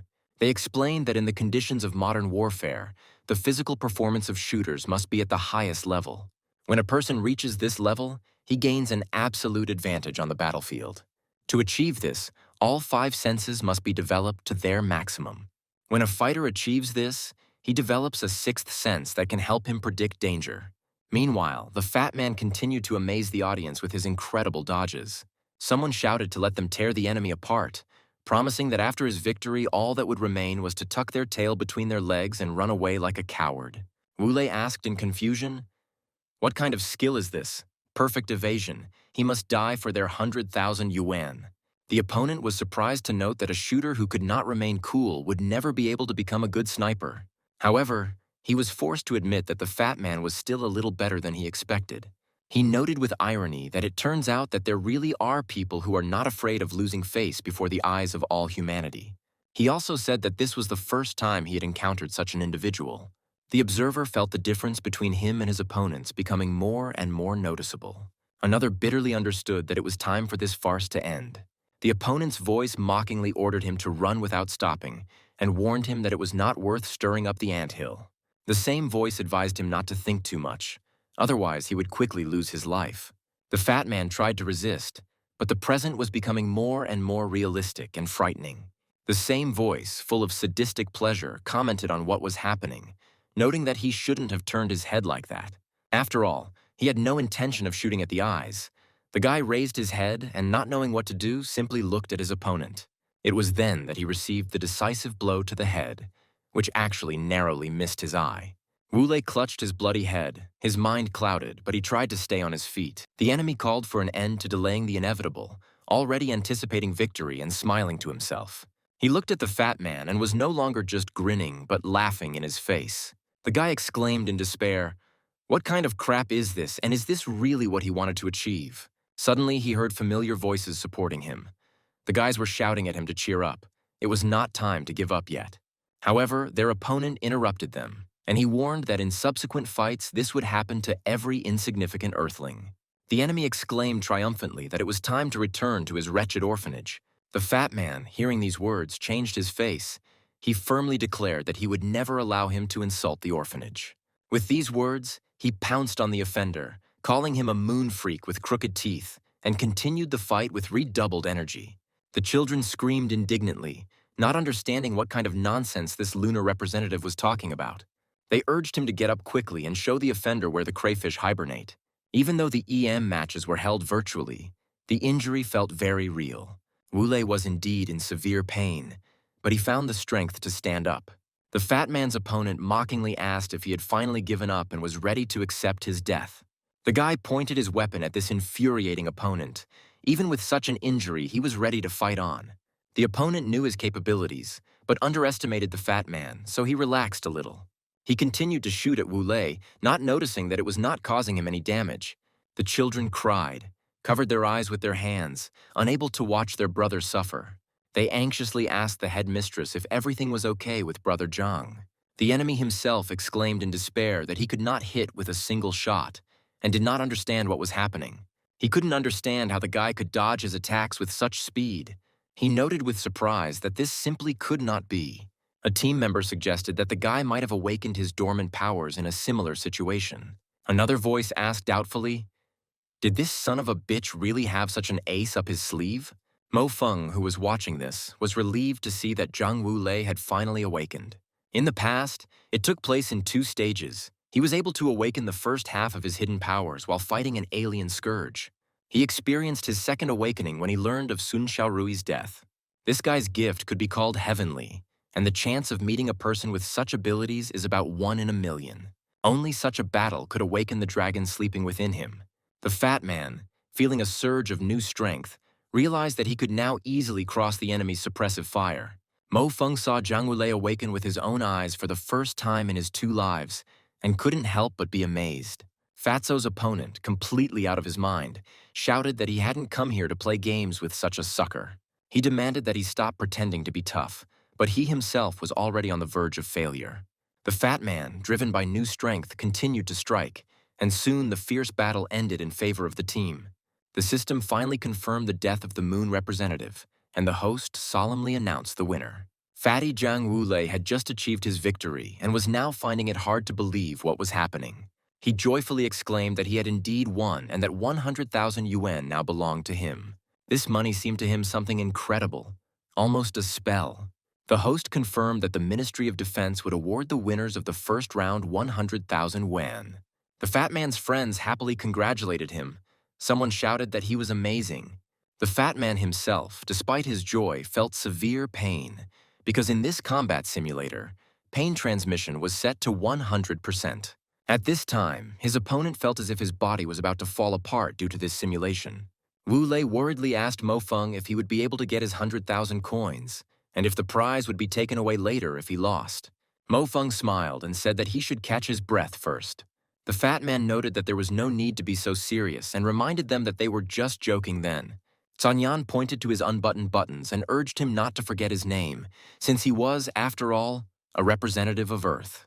Mo Feng calmly pointed out that his fight hadn't happened yet, and he wasn't a pretty girl, so no one would want to watch him run around naked.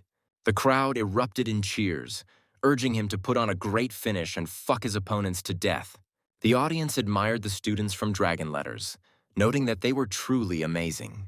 Someone philosophically remarked that whatever the final result, the spirit of Earthlings must be reborn again. Qinyan stood up in front of everyone and expressed his desire to go out into the arena now and show what he was capable of. The observer meanwhile looked at this guy and did not understand what the hell he was doing. Jotra's mentor admonished him, saying that everything was now in his hands, and he must return everything 100-fold. Jotares confidently replied that he would show his opponent how a real man should fight. The girl next to him advised him not to underestimate his opponent, and Jotares assured him that he had carefully studied the information about his opponent. The crowd chanted the name of the next competitor, Jotares. Commentators introduced him as one of the youngest masters of the moon, possessing an unparalleled amount of fighting skills. However, the main character did not seem to listen to all these words. He was smiling in the face of his opponent in the arena. Zekin knew that this man had been programming himself for victory ever since he entered the Milky Way Military Academy. It was noted that defeating this enemy would be extremely difficult, and even the combatants would need to have well-developed shooting techniques. The presenter announced that both participants were ready to fight on the virtual field. The system chose a random battlefield, a mountain peak, which caused confusion among viewers. Someone indignantly exclaimed why this particular arena was chosen, since Mo Feng had no place to hide at all. Jotares tried to say something to his opponent, started to deliver his speech, but stopped at that moment. Dr. Zhang remarked ironically that this was probably their team's secret weapon, and asked if Mo Feng thought he had already become a champion. Mila noted that there was no need to laugh like that. Perhaps he had simply forgotten or did not have any knowledge of long-range combat techniques.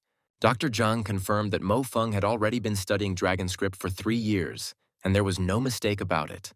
One of the organizers clarified that they were not mistaken, and this is indeed the stance for the fight between Mo Feng and Jotares. Mo Xiuqing was watching the scene with concern when someone she knew asked if her brother would really be okay.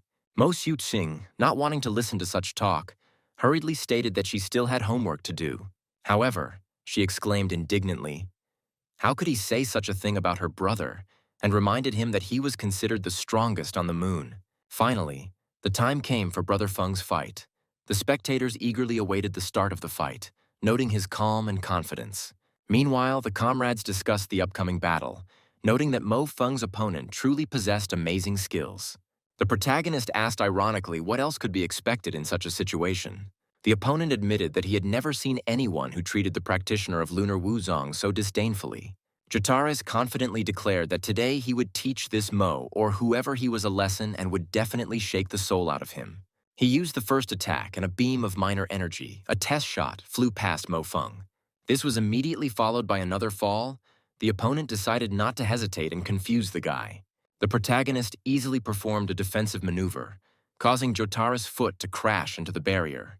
He had no choice but to land back on the ground. The force was impressive. Even the dry, rocky ground cracked. The protagonist closely watched the opponent's actions, anticipating another series of attacks. He turned out to be right. Jotares was not going to think for long. He wanted to wear out the hero. But Feng also used his power, and everything around instantly turned into a bright red light.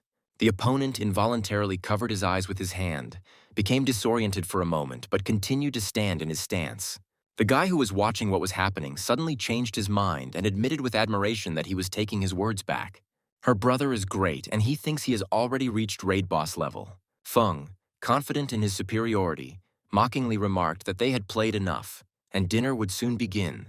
They needed to put an end to this. If Mo Feng wanted to anger him, then let him accept his congratulations because he achieved it.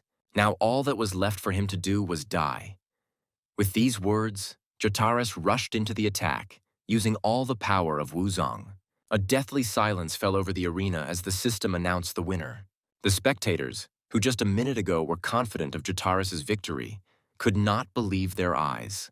Mila was already preparing to congratulate Jotares, but suddenly she hesitated, realizing that something incredible had happened. The host exclaimed in confusion that she seemed to have forgotten her head at home today. The winner, Mo Feng. She asked to greet the winner, but her words were drowned out by a wave of indignation and distrust. The doctor asked in bewilderment whether Mo Feng had actually managed to defeat Jotares. He exclaimed in rage that Jotares had dominated the entire fight, and how could he possibly lose? There were demands for a repeat of the final scene and accusations of a mistake by the judges.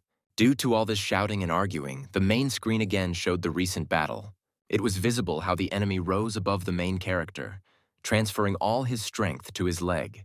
However, it was all in vain. The blow missed Mo Feng, leaving only a light scratch on him. Instead, the hero immediately struck back, and it hit the target right on target.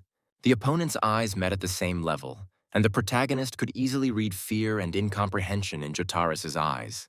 Without daring to hesitate any longer, the decisive blow to the opponent appeared on the screen, which made him lose. Despite the outrage of Lunar fans, the system confirmed the death of the Lunar representative. The victory of Mo Feng from the Dragon Script School was also confirmed.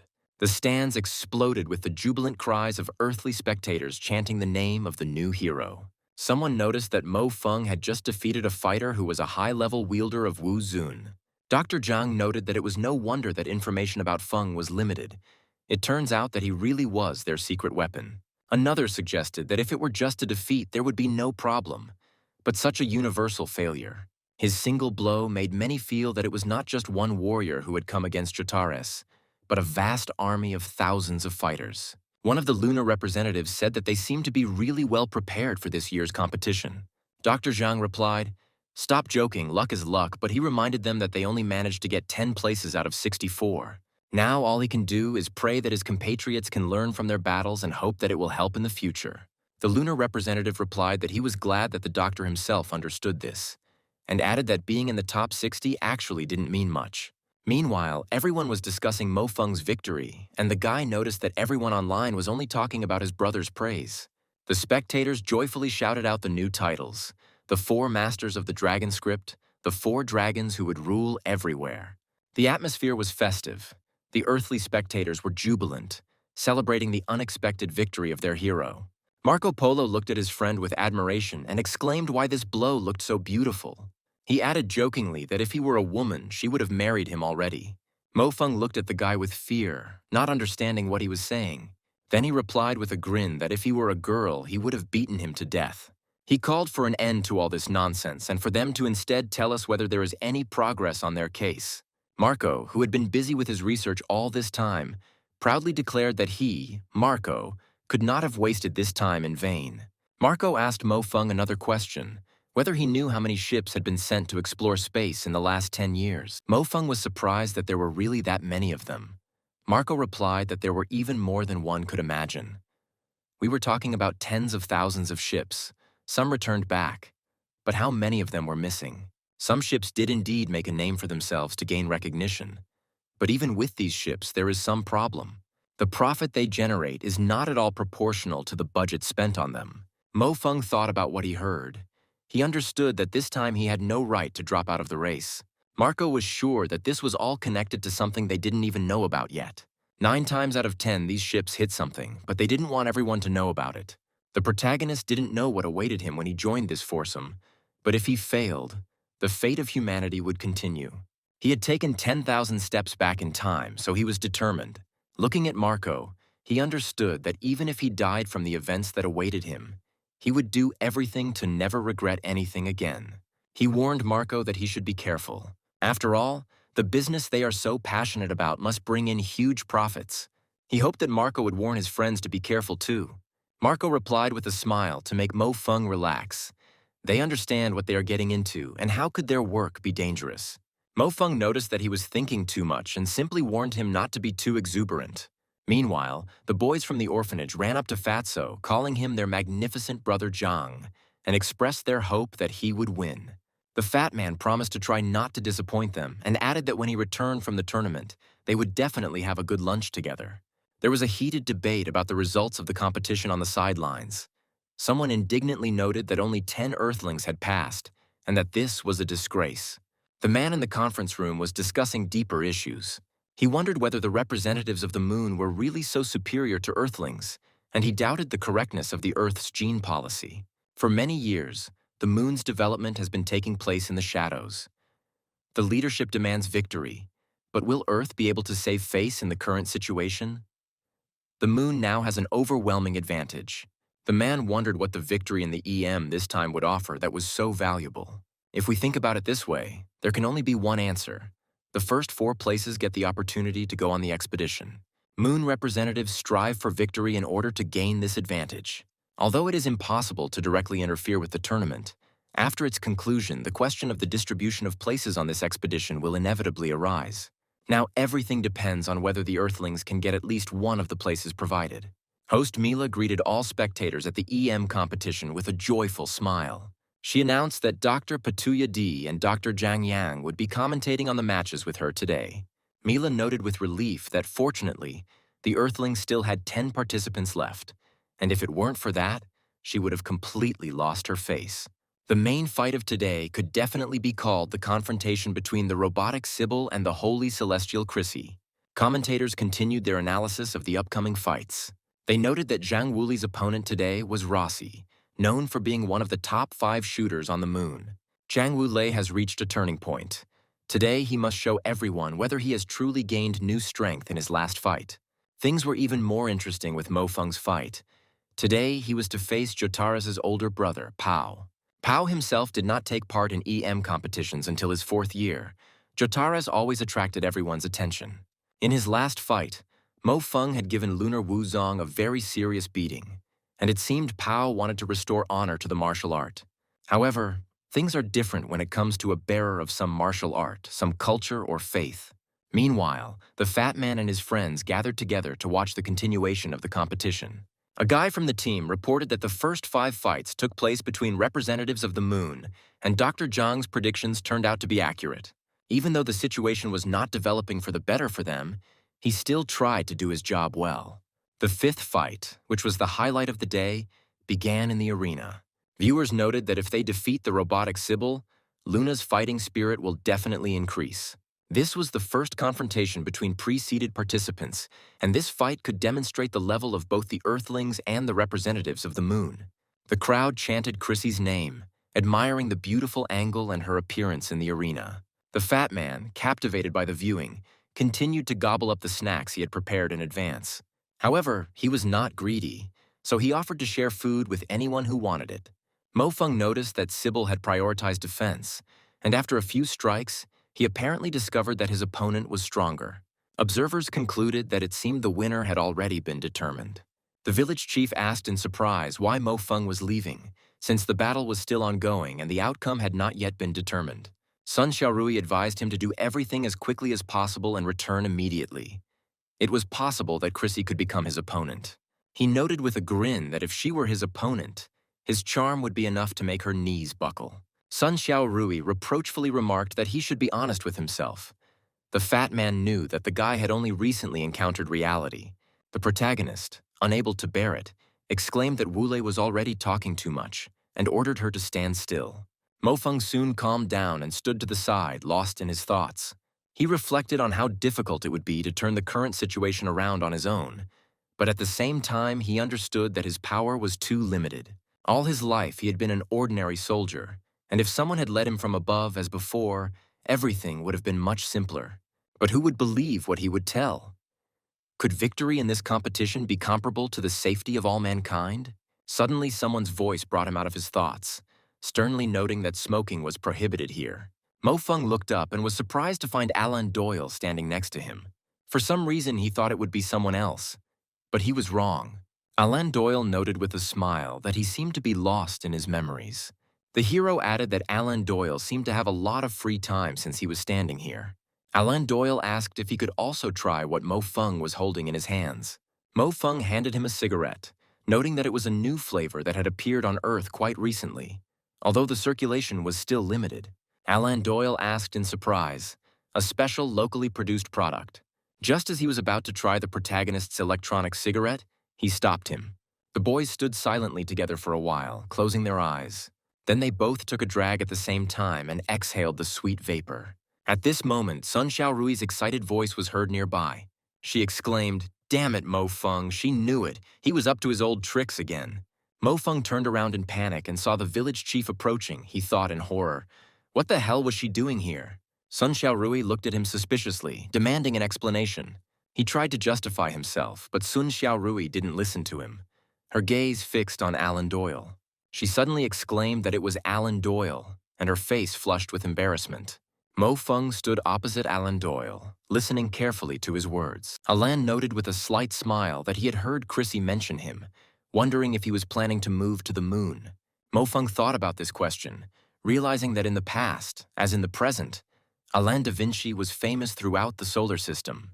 Mo Feng remembered that in the Battle of Sunny Lake, only the unit under Alain's command was able to achieve success. Even now, Alain da Vinci remained an excellent fighter, but at the same time, he had not lost his usual aura of superiority and strength.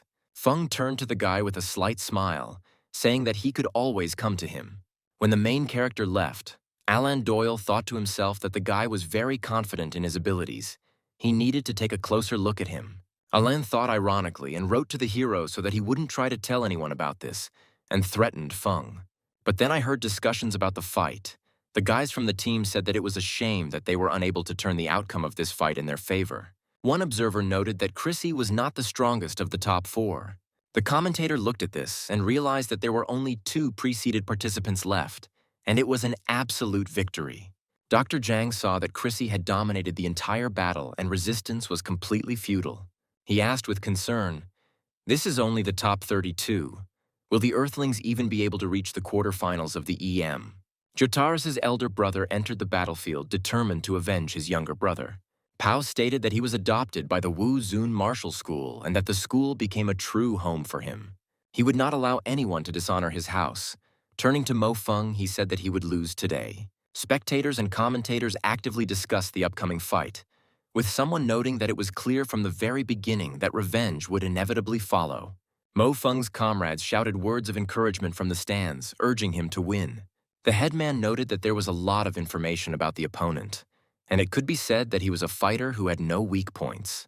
It was said that Pao was an excellent marksman, but it should not be forgotten that he studied Wu Zun, so he also performed excellently in combat.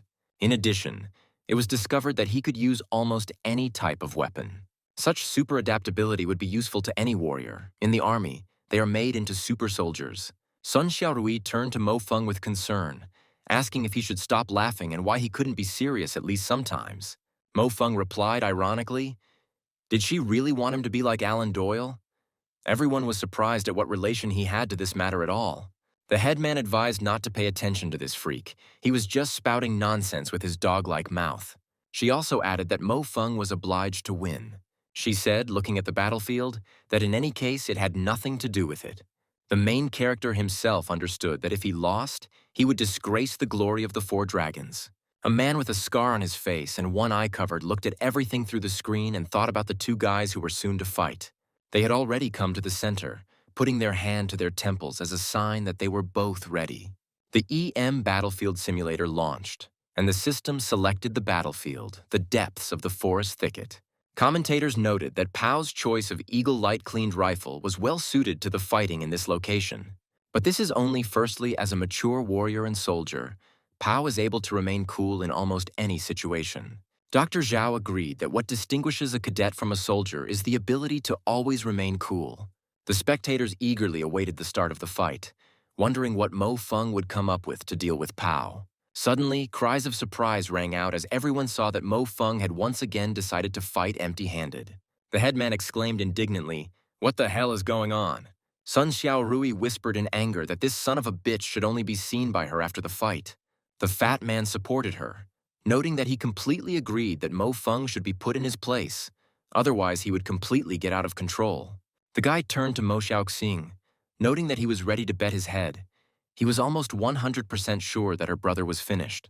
The protagonist's sister cut him off abruptly, telling him to shut up and adding that if her brother lost, he would be in trouble. Meanwhile, Mo Feng was analyzing the situation on the battlefield. He noted that the opponent's position is not that difficult to guess. This is a typical problem of symmetrical arenas. The general direction of his movement is not at all difficult to predict, but at the current stage of the competition, he has not yet been able to act too aggressively. If they do not engage in combat within 5 minutes, their locations will be displayed on the map. Suddenly, the audience was surprised to see Mo Feng begin to actively approach Pao.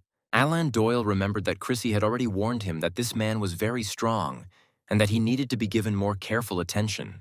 If he treats his opponent so carelessly, it already says a lot about him. However, he didn't expect that Mo Feng's self-confidence would be beyond human imagination. Pao, seeing that his opponent was simply strolling on the battlefield, decided to shoot him.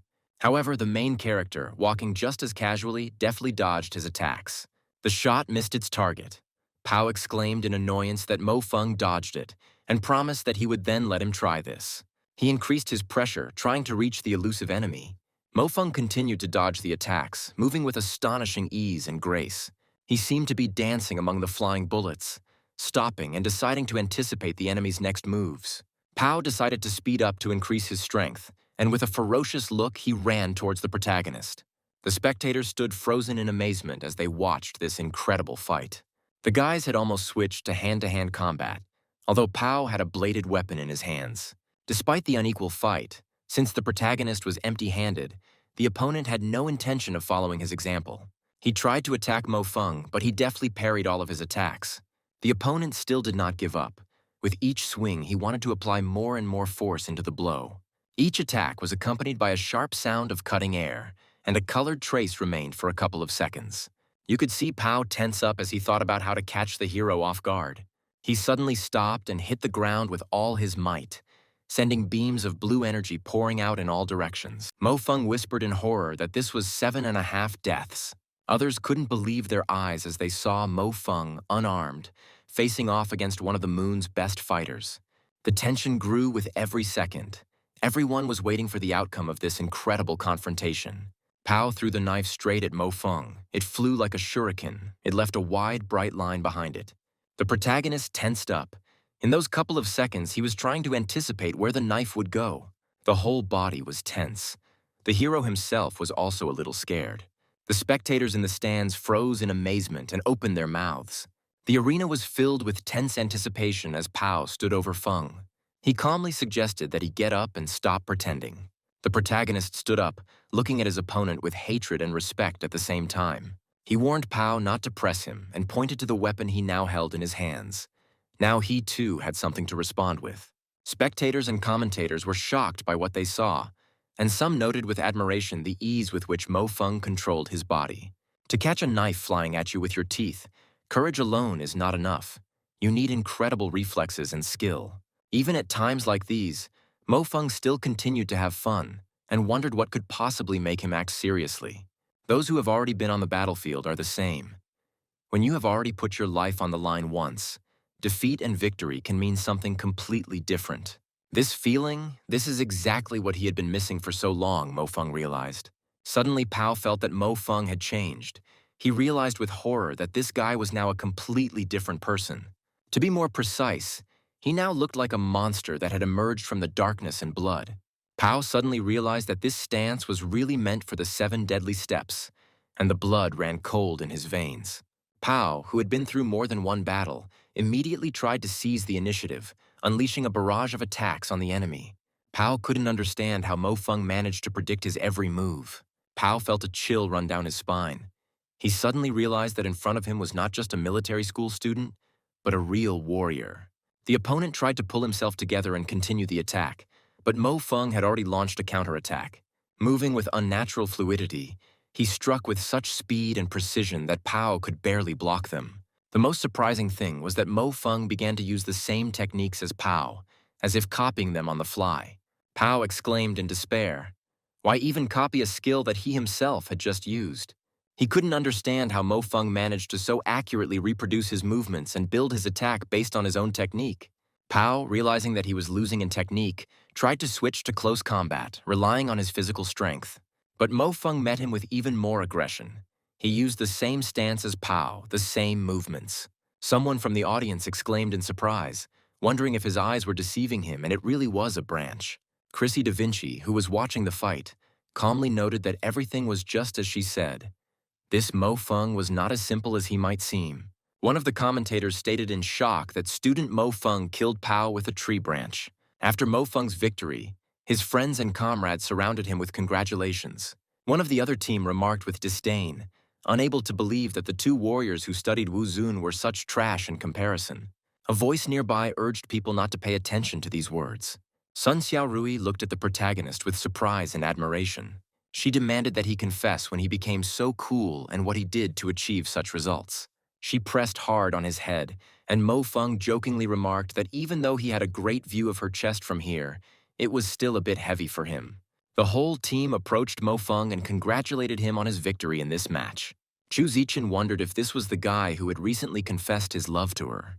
Then she extended her hand to him and personally congratulated him on his phenomenal victory.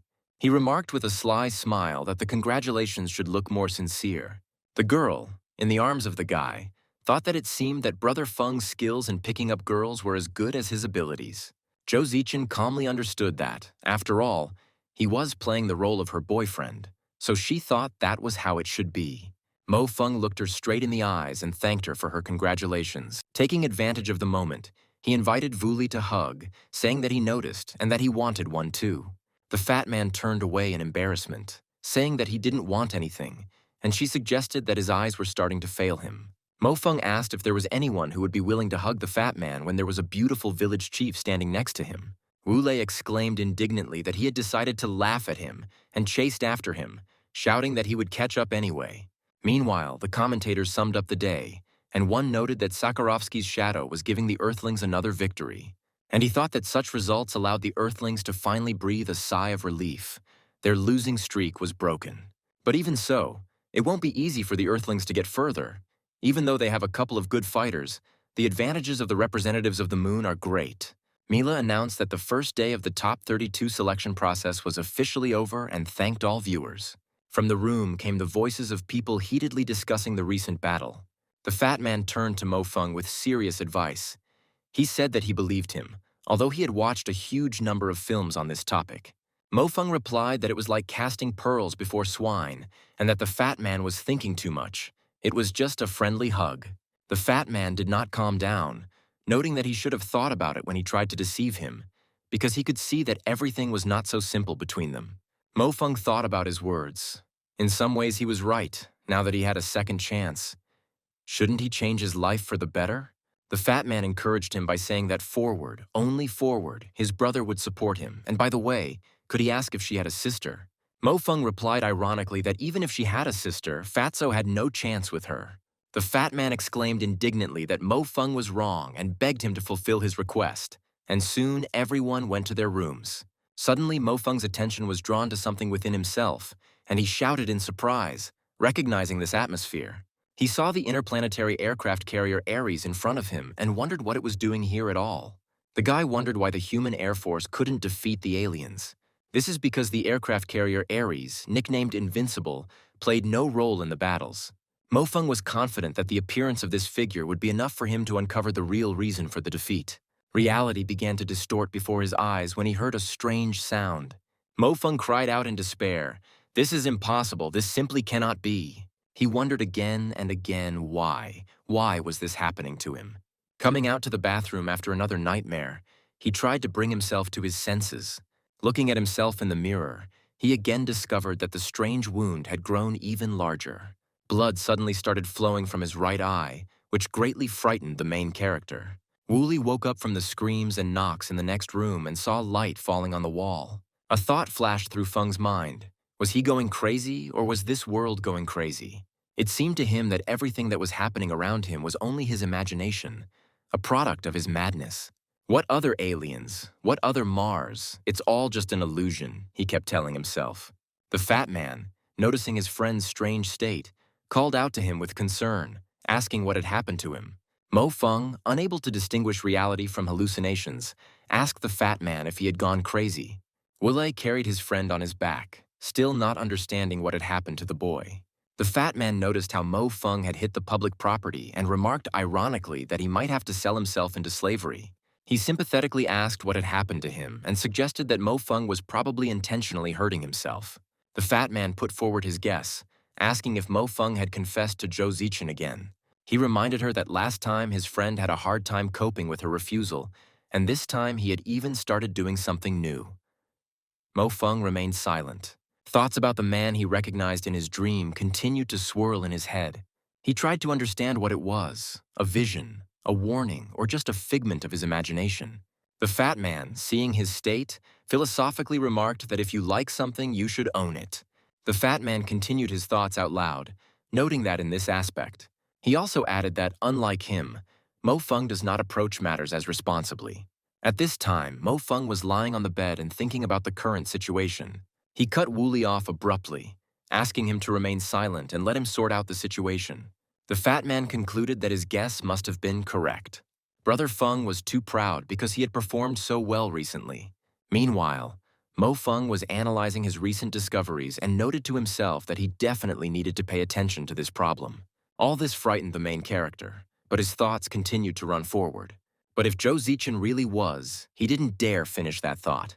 He recalled that in her previous life, Zhou Zichen was only a ship commander and did not have such outstanding abilities. Every time his guess was correct, a scar would appear on his body, as if some force were marking his insights. It might have been due to his time travel or something else, but it couldn't be ignored. But if Zhou Zichen was indeed involved in the conspiracy, then everything became much more complicated and dangerous. The fat man tried to distract his friend from his gloomy thoughts by noting that, in fact, besides love, there are many other wonderful things in this world. For example, fame, dreams, and so on. He said that Mo Feng might not even know it yet, but his popularity in Tiankong is currently growing. A lot of people write that they have become his fans. They say that he is the hope of the earth, a super dark horse. Remembering the upcoming match, He looked at his friend with hope and said that if it is impossible to avoid fate, one must face it. Mo Feng asked him about his readiness for today's match. Soon, the guy was again immersed in his thoughts and could not get distracted. The fat man answered doubtfully that he had won the first confrontation by pure chance, so there was no point in counting on him. Mo Feng, wanting to cheer up his friend, thought of something to say to the guy. With a sly smile, he threatened that if Fatso lost, he would immediately tell the headman that he liked her. The fat man panicked and exclaimed that Mo Feng couldn't continue to threaten him like that, and if he did it again, their friendship would be forgotten. Already at breakfast, Mo Feng added that the fat man had lost to him, so now he would think about how he could defeat his opponent. He asked if his friend was offended and offered to give him his steak. The fat man reminded that once he ate the steak, he was bound to win. Mo Feng replied with a grin that a steak alone wouldn't be enough to atone for his sins. He also noted that this was not up for discussion, and although he would not like to be in the spotlight, it was entirely possible to win this match. Besides, everyone will be happy, and the headman will be pleased too. At this moment, some people passed by, and one of them, recognizing Mo Feng and Jang Wule, exclaimed in surprise that it was them. Mo Feng and the fat man turned towards the voice. The fat man, turning to Mo Feng, remarked that it was possible to make acquaintances with fans. Meanwhile, the host announced the start of the first match of the day, which would feature Zhou Zichen against Seimu. Mo Feng looked at Zhou Zichen carefully and wondered if she could be a traitor. The girl turned to the guy, asking why he was looking at her like that, and if there was something on her face. The hero simply asked if she had studied her opponent today. Zhou Zichen replied that in ranged combat her opponent was about her equal. Mo Feng, who had been listening to her attentively, noticed that she was nevertheless quite simple. Whenever she made a real move, her right eyebrow would rise. He advised Zhou Zichen not to keep her distance, but to think of a way to engage in close combat. The host said with excitement that Zhou Zichen represented the impressive Dragon Script School. Dr. Petulia expressed doubts about whether she could perform a miracle, noting that this fight was a big test for Zhou Zichen. Dr. Zhang knew that her opponent had a higher ranking and the battle would definitely be tough. Zhou Zichen felt a surge of confidence after receiving Mo Feng's instructions. She understood that this fight would be decisive, and she was ready to use all her skills to prove that she was worthy of representing the Earth. Commentators were skeptical about the Earth participants' chances, noting that Seimu's rating was higher, and it would seem there was nothing to talk about. If it weren't for the amazing four-seeded participants from the Dragon Letter School, nothing good could have been expected. The approval rating in Tiankong also showed that Seimu was far superior to Zhou Zichen. However, commentators noted that this confrontation will still attract a sufficient audience, since two beauties will be fighting. Zhou Zichen stood in the arena, aware that she was fighting against a strong opponent and could not think of any tactics. Seimu, a seasoned warrior, immediately tried to seize the initiative by unleashing a barrage of attacks on Zhou Zichen. She was a rare and outstanding female warrior, of which there are very few on Earth. Her skill level was quite high, but even so, Zhou Zichen was not inferior to her. Already at this point, it was clear that Zhou Zichen not only had good shooting skills, but also possessed excellent mental acuity. She managed to train so much that these competitions became a routine matter for her. Zhou Zichen, following Mo Feng's advice, did not keep her distance, but looked for a way to engage in close combat. Seimu, noticing this, exclaimed with disdain, "What an arrogant earthling," and tried to increase the pressure, not allowing her to get closer. However, Zhou Zichen was persistent and continued to press her opponent, skillfully dodging her attacks. At one point, Zichen tried to escape, but her rival, noticing this, confidently declared that she would not escape. The girl continued walking, using all her skills and following the plan devised by Mo Feng. Seimu was a skilled fighter, proficient in both long-range and close-quarters combat. Dr. Zhang understood this perfectly well and ran through various scenarios in his head. He knew that the girl was a rare and outstanding female warrior, of which there are very few on Earth. The spectators watched as Zhou Zichen continued to press Seimu, forcing her to retreat. Watching the fight, Mo Feng recalled his past lives. He thought that battles between representatives of different races were much more interesting than just social demands. As for Zhou Zichen, information about her was constantly coming in, because she had always performed well. She achieved success immediately after joining the army and occasionally appeared in the mainstream news. She became one of the leading representatives of the younger generation of the army, while she and Wule were still stuck in a hole on Mars, collecting dust. Mo Feng didn't want to believe that Zhou Zichen had decided to go against humanity. He wondered if this meant that the alien race had the ability to control humans. In the arena, Zhou Zichen continued to skillfully dodge Seimu's attacks, following the plan devised by Mo Feng. Seimu, irritated by the fact that she could not reach her opponent, disdainfully noted that her fellow countrywoman even turned out to be a little interesting. But she immediately declared that this was the end, preparing to deliver the decisive blow. However, this was just what Zhou Zichen was waiting for. She realized that now was the opportunity to engage Sema in close combat, as Mo Feng had advised. Instead of retreating, she rushed forward, closing the distance. Seimu, who had not expected such a maneuver, was taken aback for a moment. This moment was enough for Zhou Zichen to enter into close combat. She wanted to use 100 cuts of the acrylic coil, but it was still too early. She wanted to do everything at a certain moment, so there was no point in rushing just yet, as Mo Feng had taught her. The tension reached its peak as the opponents froze in front of each other. Seimu rushed forward, trying to seize the initiative. She still tried to suppress her opponent with a powerful onslaught. Seimu unleashed a barrage of attacks on her using her rapid-fire weapon. Bullets whistled through the air, but Zhou Zichen skillfully dodged them, moving with the grace of a dancer. She did not give in to provocations and patiently waited for the right moment. Zhou Zichen remained icy calm as she replayed all of Mo Feng's instructions in her head.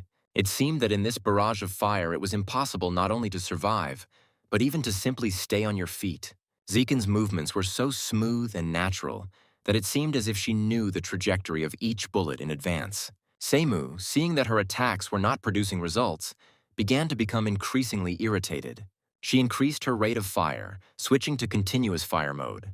Seimu tried to change tactics, using ricochets off the walls to hit her opponent from unexpected directions. The spectators continued to watch the fight with bated breath. The girl's friends shouted words of support to her. They believed that she could cope. Dr. Zhang understood that the fight had entered the close combat stage. Perhaps this was Zhou Zichen's best opportunity. Seimu tried to change tactics, using ricochets off the walls to hit her opponent from unexpected directions. Then she used her strength, hitting the ground with her fist, cutting it. Bullets bounced off metal surfaces with a screech, creating a real hell in the arena. Zhou Zichen herself used her weapon, small knives flying one after another straight at her opponent. Zhou Zichen seemed to have a sixth sense, dodging even the shots that should have been fatal. Seimu, frustrated at not being able to reach her opponent, increased her attack, but Zhou Zichen continued to dodge, saving her strength for the decisive throw. Seimu, realizing that she was losing, cried out in despair that this was some kind of disgrace and a chicken show. She tried to counterattack, but Zhou Zichen was relentless. She dealt blow after blow, leaving her opponent no chance. The spectators stood frozen in amazement as they watched this incredible attack. Zichen's rival still didn't lose hope. She smiled at the girl, but she didn't pay any attention to her attacks. At some point, Seimu, confident in her superiority, made the mistake of moving too far forward. Now Seimu didn't look so confident and cheerful. She didn't understand how she could have failed. Zhou Zichen took advantage of this immediately, quickly closing the distance and entering into close combat. There, her skills were most effective. Seimu tried to retreat, but it was too late. Zhou Zichen used her signature technique, 100 cuts on an acrylic coil, adding a 3-centimeter cut in the 12th strike. A deafening roar from the crowd cheering Zhou Zichen's victory echoed throughout the arena. Most of the earthly fans rejoiced, chanting the name of the new heroine and congratulating her on her well-deserved victory. Dr. Zhang jumped up with joy, saying that these guys and their team as a whole were absolutely amazing.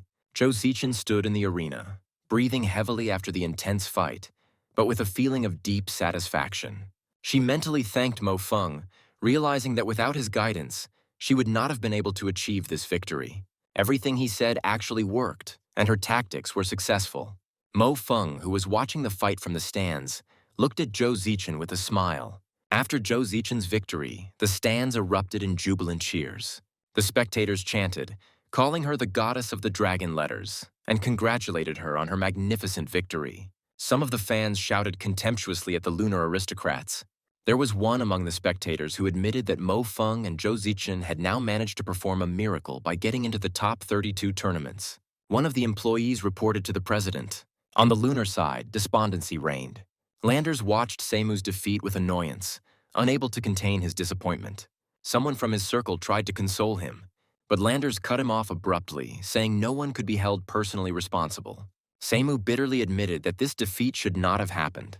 But she couldn't help but admit that Zhou Zichen had fought much better this time. The boys hugged each other, also comforting the girl, who could not forgive herself for the defeat. One of the guys from the other team philosophically noted that the representatives of the moon cannot win all the time. Fatso and the other DragonScript students happily congratulated Zhou Zichen. Meanwhile, Mo Feng was already heading towards the exit, lost in his thoughts. Zhou Zichen, noticing this, rushed after him, shouting his name and asking him to wait. Mo Feng stopped and turned around.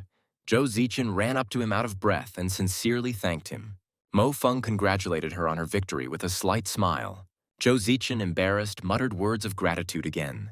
The hero said that he had some other things to do and that they would see each other soon, after which he turned around and left.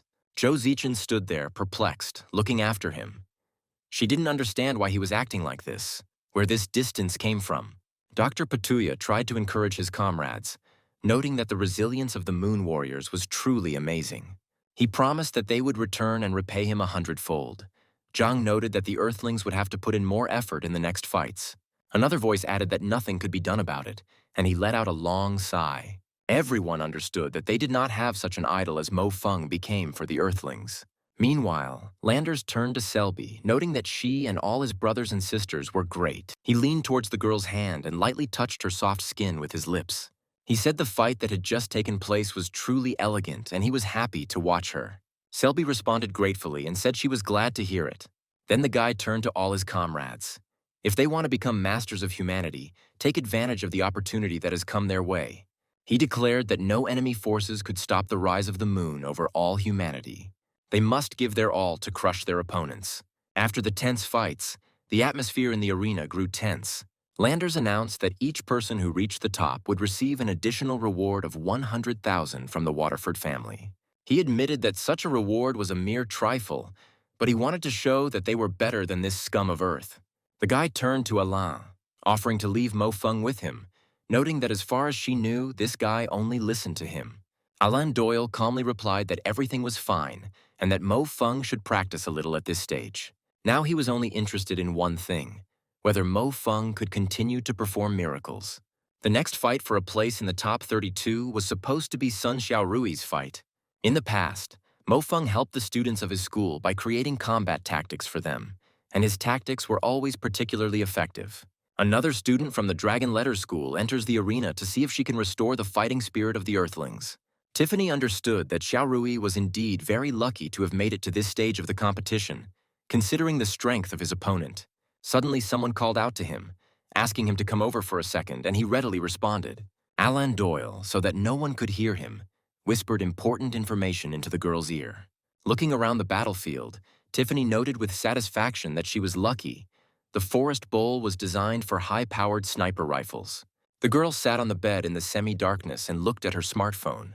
Tiffany announced the start of today's sniper lesson on her phone with a smile, introducing herself as her favorite presenter. She promised that the new knowledge they would gain from her would help them shoot faster and more accurately. Sun Xiaorui, preparing for the fight, thought to herself that she had to use the methods she had learned yesterday. The host excitedly announced that Sun Xiaorui had set a new sniper record. She did this by making an accurate shot from a distance of 700 meters. Tiffany, hearing this, noted that she heard from Alain. She is her idol. Sun Xiaorui enthusiastically confirmed that this was true and added that Tiffany's teaching videos had helped her a lot. Tiffany coldly replied that even if he was her idol, she shouldn't expect him to be merciful to her. Sun Xiaorui happily agreed, noting that their opinions were very similar on this matter. Tiffany warned Sun Xiaorui to use all her strength in their confrontation, and she, in turn, would also use everything. Tiffany thought to herself that there was no point in her using all her strength in this battle. The presenter said that the Forest Bowl chosen as the arena was created specifically for the confrontation of snipers. Zhu Zichen noted that Tiffany was very strong, and perhaps she had the best sniper skills among all people. The fat man asked Mo Feng what secret plan he had developed for this headman's duel. Mo Feng replied that this time he simply decided to reveal one secret to her if she won. He explained that if one were to evaluate only sniper shooting skills, Tiffany's sniper skills were 60 to 70% superior to Sun Xiaorui's. And if you add arena difficulty into this equation, the result is disappointing. This was the first fight where the chances of winning were negligible. Sun Xiaorui, moving around the arena, noticed that Mo Feng did not bring any disguise equipment. She wondered if he was so sure that she wouldn't be able to find him. The Forest Bowl was an arena for ultra-long-range combat, with the difficulty of duels in this area being equivalent to rank 5. Realizing the full potential of such a forested area was incredibly difficult.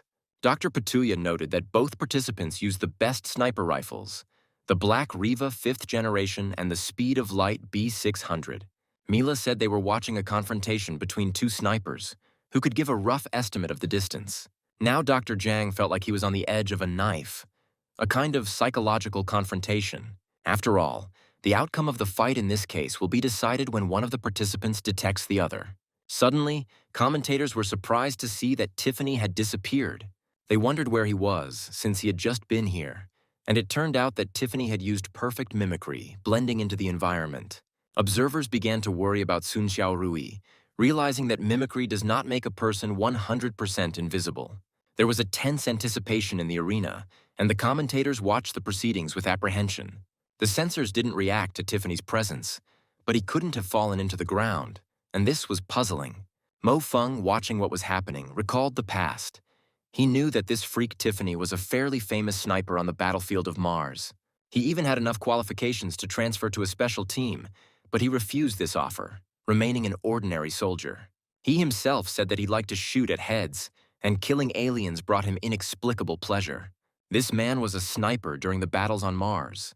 His abilities of mimicry would be almost useless for an ordinary soldier. It wasn't hard to conclude that aliens who relied on sight met their end when confronted with him. Suddenly, Fatso screamed in panic at the headmistress, ordering her to turn around and warning her that Tiffany was right behind her. He demanded that she hurry up, but Tiffany calmly noted that the fat man was only straining his throat in vain, and it was useless. Sun Xiaorui felt something strange, some inexplicable presence behind her. She froze, unable to move, realizing that something terrible had happened. Her instincts screamed about danger, but her body did not obey. Tiffany stood right behind her, and Sun Xiaorui could feel her breath on her neck. The arena was filled with tense anticipation, and the commentators noticed that Sun Xiaorui was in a state of great confusion. Her psychological state left much to be desired. One of the lunar commentators addressed Dr. Zhang with irony, noting that the training of Earth's fighters is at a very low level. Dr. Petulia mentally urged Sun Xiaorui to calm down. There was no point in continuing the fight if he couldn't pull himself together. The situation on the battlefield was not in her favor, and victory was almost in Tiffany's pocket. Meanwhile, the Moon Fighters discussed the genetic aspects of soldier training. They noted that after people learned to influence genes for their own development, this method became widespread among soldiers. A good soldier could think about methods of influencing his genes, making adjustments to their structure that were necessary at a given moment in time. Sun Xiaorui, however, never showed any signs that her genes were close to awakening. The question arose whether anything would change under such high pressure. The protagonist noticed that Sun Xiaorui's body temperature was rising, and the equipment in the EM cabin was recording unusual readings. The girl exclaimed in surprise that she was feeling stuffy and did not understand what was happening. Dr. Zhang jumped up and began to closely monitor the girl's indicators. Mila and Dr. Petulia wondered ominously if she was really that nervous. The main character, Veste, and his friend were looking at the arena. Wule called the headman. He wanted to help her somehow. The girl seemed to hear her comrades, but did not understand what she could do now.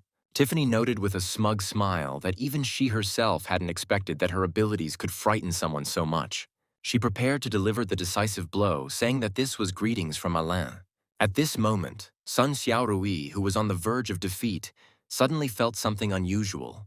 Her body began to respond to stress in a completely different way than before. She remembered all of Mo Feng's instructions, all of her training, and decided that she would not give up without a fight. Just as Tiffany was about to shoot, Sun Xiaorui performed an incredible maneuver. She, having left the line of fire at the last split second, suddenly noticed the outline of her opponent.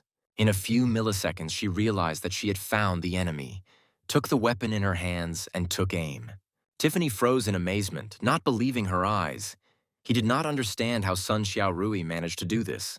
The audience froze in shock and then burst into applause. A tense silence reigned in the arena, broken only by the breathing of the spectators. The presenter asked everyone to calm down and take a moment to pay attention, as the situation required clarification.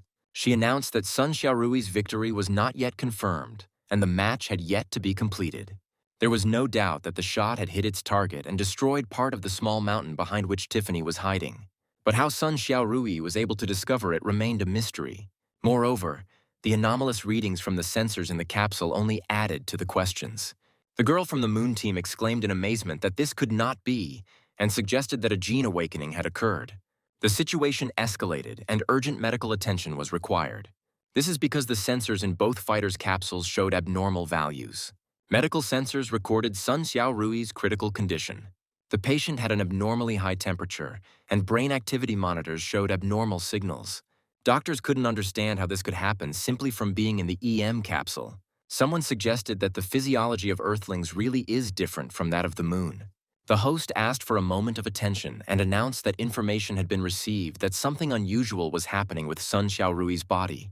Tiffany, with anger on her face, couldn't understand how the girl had managed to find him.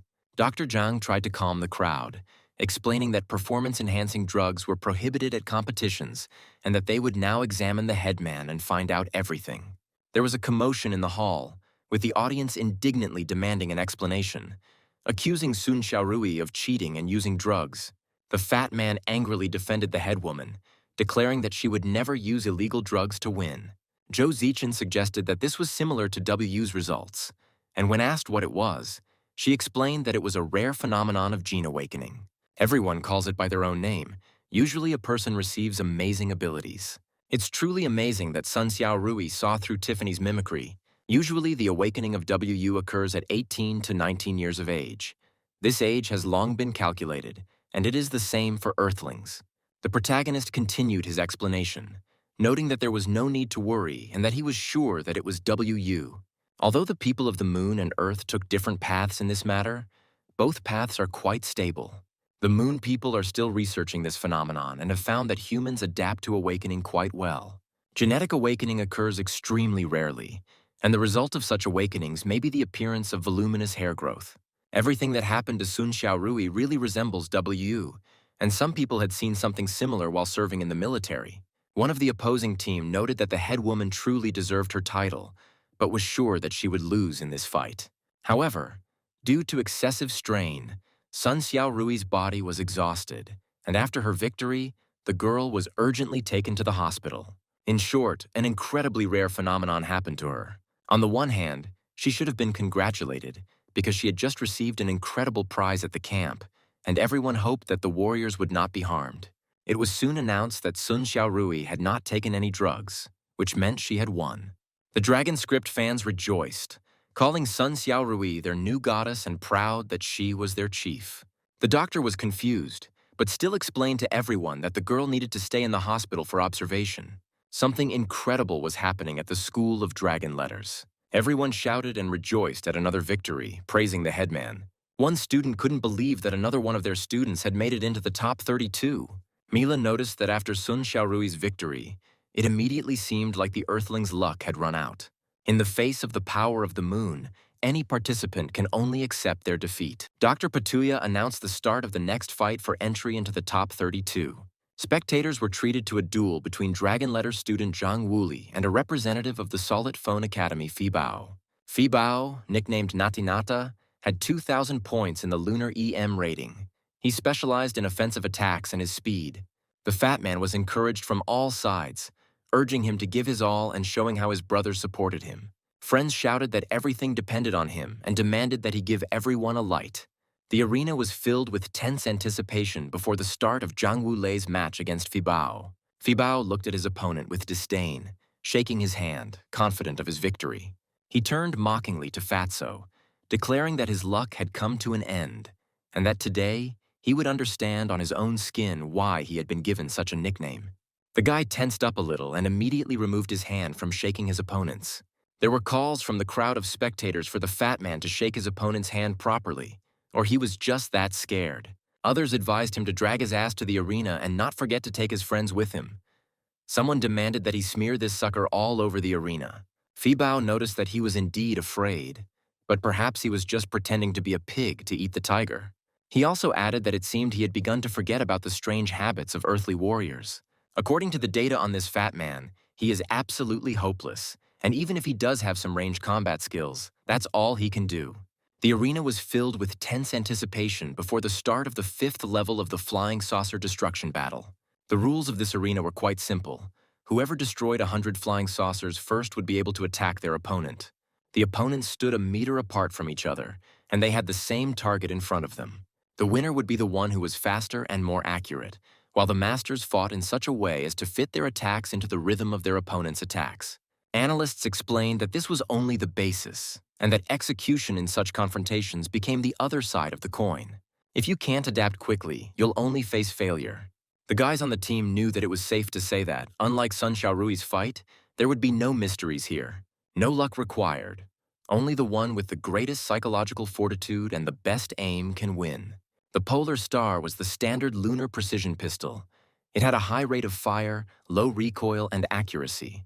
There was almost no delay between his shots, making it the standard pistol of choice in an arena like this. Rate of fire was very important in this test. The faster and more accurately you shoot, the more pressure your opponent will feel. Commentators noted that Jang Wule should also choose something similar. At least his weapon should not be too inferior. Suddenly, one of the commentators exclaimed in shock when he saw the fat man's choice. He chose a weapon like the Tiger's Duty. Dr. Jang thought that the weapon was developed on Earth, and although this gun had good performance, its recoil was strong. To fire this pistol, you had to pull the trigger almost constantly. The accuracy of the weapon was average, and the rate of fire was also average. The fat man stood in the arena, ignoring calls to change weapons. Meanwhile, Mo Feng was recalling the past during the battles on Mars. In addition to the heavy sniper rifle, Wu Lei always took this pistol. Among all the soldiers, he was the only one who continued to use a weapon that required ammunition for its use. But Mo Feng had never seen the fat man use it during his time at the academy. Why did he decide to use it now? Considering Sun Xiaorui's recent awakening, it has a certain effect. Now it was even difficult for him to imagine how many points Jang Wule could score. Fabio watched the fat man with disdain, noticing that he seemed to be having a nervous breakdown. He mockingly said that if the fat man could win this confrontation, he would take his last name. He ordered the countdown to begin. Wooly stood there, drenched in sweat, trying to come to his senses and collect his thoughts. Fabio was happy with the situation. There was no doubt that he would win. The commentators were in anticipation of how quickly this fight would end. The fat man's opponent had already begun his attack just as the countdown ended. The fat man stood motionless. He just looked at Fabio's shots. The spectators and his comrades panicked and shouted at him to move, asking why he was frozen in place. Patuya noted that this was the first time he had seen a participant who was so scared. He was already starting to laugh out loud, not watching the battlefield. The guy's opponent continued his endless attack, hoping that he would now destroy Wu Lai. The fat man's friends from the stands desperately shouted his name, calling on him to wake up and start acting. Fabio felt absolutely superior to the big guy. Everyone understood that if he continued to stand there doing nothing, he would lose very soon.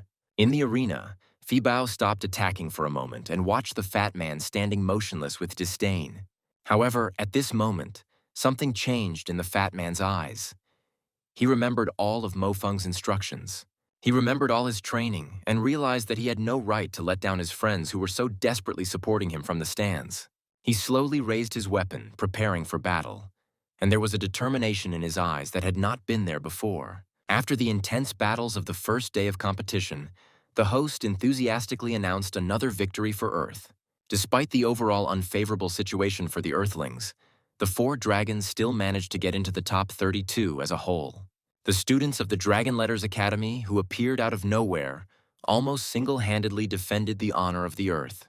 Mila was happy with this outcome and sincerely congratulated the guys. She pointed to the hologram that appeared and announced all 4 winners. Jang Wule was beaming with happiness. He was absolutely pleased with himself and his team as a whole. General Gu Yu was approached by journalists asking to interview the Dragon Letters students. General Gu Yu was forced to apologize to everyone and explain that the team was not ready to give any interviews at the moment. Their matches turned out to be quite tough, and now they all need rest. He himself noted that Mo Feng was truly amazing. Even he didn't expect that he would be able to create such an incredible miracle. The guy from the team said that the only thing he wanted was a crushing victory, but as many as 6 Earthlings got through. The girl continued, Mo Feng still possesses remarkable strength. It was not worth underestimating him from the very beginning. Her interlocutor chuckled and said that the real battle was just beginning. It was time to show her strength. In the hospital ward, doctors monitored Sun Xiaorui's condition and explained that she was physically and mentally exhausted. WU will definitely cause some changes in the girl's body, but they should not be dangerous to her health. Now she has simply fallen into a very deep sleep, and it will take some time for her to wake up. The fat man and everyone else stood next to the ward, watching the sleeping headman. Mo Feng suggested that they go, noting that there were doctors taking care of her here and that she would definitely be fine. Wule silently wished the headman a speedy recovery and added that he was even able to get into the top 32 thanks to her support. The next day, on the day off from the competition, the general reflected on his soldiers. He assessed the 4 Dragon Letter students, noting that they all had their own distinct set of tactics and flaws. When you're playing as a dark horse, your morale is sky high, but it also has its downsides because it's easier to take down a dark horse. Their situation was still not encouraging. The next day, Mo Feng still cherished the hope that he could take Jang Wule for special training, but he was still unable to wake him up. The fat man did nothing but eat and sleep, and Mo Feng thought that this was his peculiar reaction to WU to recover. He sighed, noticing that the fat man was no different from that fat man on Mars, and that such a life was probably a blessing for his body. At that moment, he received a notification on his watch that something terrible had happened and that help was needed. The guy went there in bewilderment, asking why he had called him to such a deserted place. Mo Feng quickly approached Marco, noticing his agitated state. Marco urged him to go faster. Mo Feng asked what happened. Marco replied that something was wrong. Several friends he was in constant contact with had stopped communicating. Marco asked if Mo Feng had discovered anything recently. He explained that when they spoke last time, Feng had noticed the frequency of interstellar expeditions, and Marco had decided to focus on that. Some of his friends were also very interested in this. One of them worked for the Walter Corporation. Thanks to this, Marco was able to delve deeper into this issue than last time. The protagonist interrupted his speech and, grabbing him by the collar, suggested that they take a walk and talk. Mo Feng interrupted him again when he began to explain everything incoherently, suggesting that he calm down and tell him everything that had happened. Marco continued, explaining that his online nickname is Stalker, and no one knows whether he is from Earth or the Moon, but he is nonetheless one of the top 10 hackers. They don't know him personally either. As far as Marco knows, this man gets pleasure from stealing top-secret documents. He thinks that he started digging under the Walters in order to quickly become a leader among hackers. Mo Feng asked worriedly if Marco had been found out. Marco replied that it was unlikely. None of them would reveal their identities, and if any danger arose, they would eliminate it immediately. The Moon has such a huge population that it didn't even catch Marco's attention at first. Everything would have continued like this, but Stalker sent him that PIN code. He left it only to convey one single message, Judgment Day. Mo Feng and Marco stood in a secluded place, continuing to discuss the disturbing news. Marco asked excitedly what the hell awaited them in the future and inquired if Mo Feng knew anything about it. Mo Feng replied that he was now almost certain that the alien invasion was not an accident. He could already formulate several theories on this matter. In the first version, the people of the Moon managed to establish contact with the aliens. His second theory was that the aliens were actually created by lunar scientists as a biological weapon. If you delve into the details and analyze everything carefully, you can notice human attack tactics during alien attacks. To experience all this, you had to be a soldier on the front lines.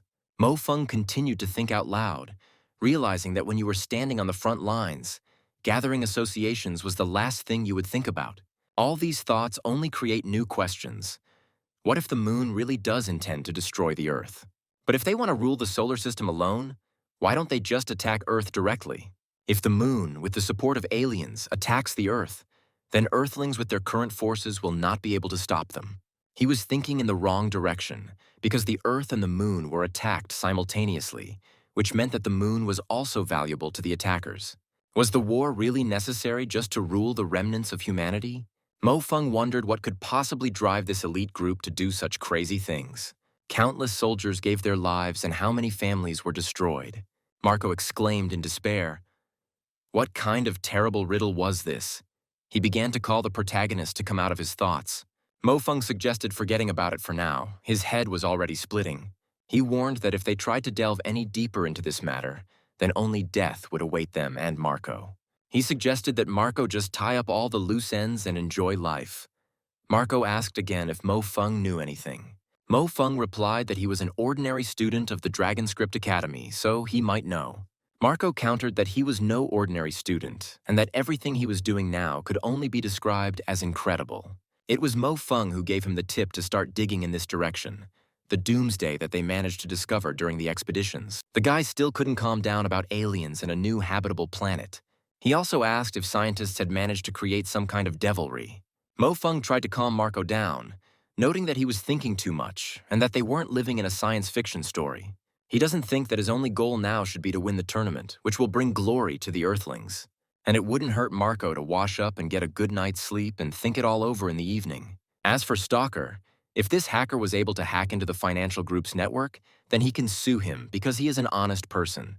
At that moment, a fat man appeared and joyfully turned to Marco, asking if he had by any chance brought anything tasty with him. Mo Feng noted that if he hurried, he could still make it to lunch. The fat man exclaimed in panic that it was lunch. But where was his breakfast? And how was he supposed to fight tomorrow since he was malnourished?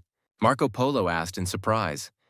Hadn't the fat man been eliminated from the tournament yesterday? Why should he fight tomorrow? Wule asked if he had watched yesterday's competition. Mako was surprised to learn that Jang Wule had advanced to the third round of the competition. He couldn't believe he had made it past the second stage. It turned out he hadn't been following the competition for 2 days. Everyone passed Zhou Zichen, a genius representative of the weaker sex. She has the highest rating among all the students of the academy. Sun Xiaorui, or Lucky Girl as she's nicknamed online. Although she's not exactly stunning, she should be the weakest member right now. Jang Wule, a strange fat man, is very weak. It is said that he can only use ranged weapons in battle, but he was able to win 2 victories. Mo Feng is currently the most unrivaled fighter. In the past 2 fights, he demonstrated an incredible level of close combat. Now the whole team was together, awaiting instructions. They were informed that Sun Xiaorui would not be able to take part in the match for a place in the top 16 because she had not been able to recover. Meanwhile, the announcement of tomorrow's matches took place and the pairings were announced to the spectators. Shadow Sakarovsky versus Chrissy Da Vinci. Golden Lion Darao versus Floys of the Heavenly Light. Mo Feng versus the Prince of Darkness and the rest. A guy from the company suggested discussing the upcoming fights, since there were only 5 of them left. Zhu Zichen noted with irony that it was as if she had won the lottery. She got Alan Doyle. Everyone knew that Alan Doyle was known as the first fighter on the moon, and he must be very strong. But he hasn't expressed himself 100% yet, so it's difficult to talk about his real strength. Darao added that he got Floys, who is a master of close combat, but it is still better than facing a Zun practitioner in combat. Mo Feng replied that he had some information, but he could not guarantee that it was accurate. He couldn't say anything concrete about Alan Doyle's abilities, but he knew that Floyd's power was fire, very strong fire. He approached Shadow and said that Chrissy's ability was most likely related to air control. The fat man asked in bewilderment where Mo Feng had gotten this information, and what other nonsense about fire and air was this. He asked what kind of ability the show-off landers must have then. Mo Feng replied that he had heard that his ability was somehow related to darkness, and it was not for nothing that he was nicknamed the Dark Prince. Darao added that no matter how strong their opponents were, they would still have to face the will of the Earthlings. There was a tense anticipation in the arena before the start of the 3rd stage of the EM competition. Host Mila once again greeted all viewers and announced that the 3rd stage would begin any minute. The organizers of the EM conducted a survey, the results of which were not particularly encouraging. Most viewers believed that no Earthling would be able to make it into the top 8, which would be a truly historic event. Only 1 person in 100 believed that all 5 representatives of Earth would make it to the next stage. Patuya approached Zhang, suggesting that he not be so gloomy, and asked how many representatives could make it into the top 8. Dr. Zhang philosophically noted that quantity will never trump quality.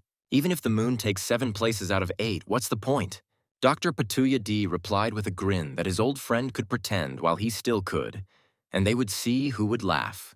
Dr. Zhang immediately retorted that it would be better for him not to open his mouth, glaring angrily at the doctor.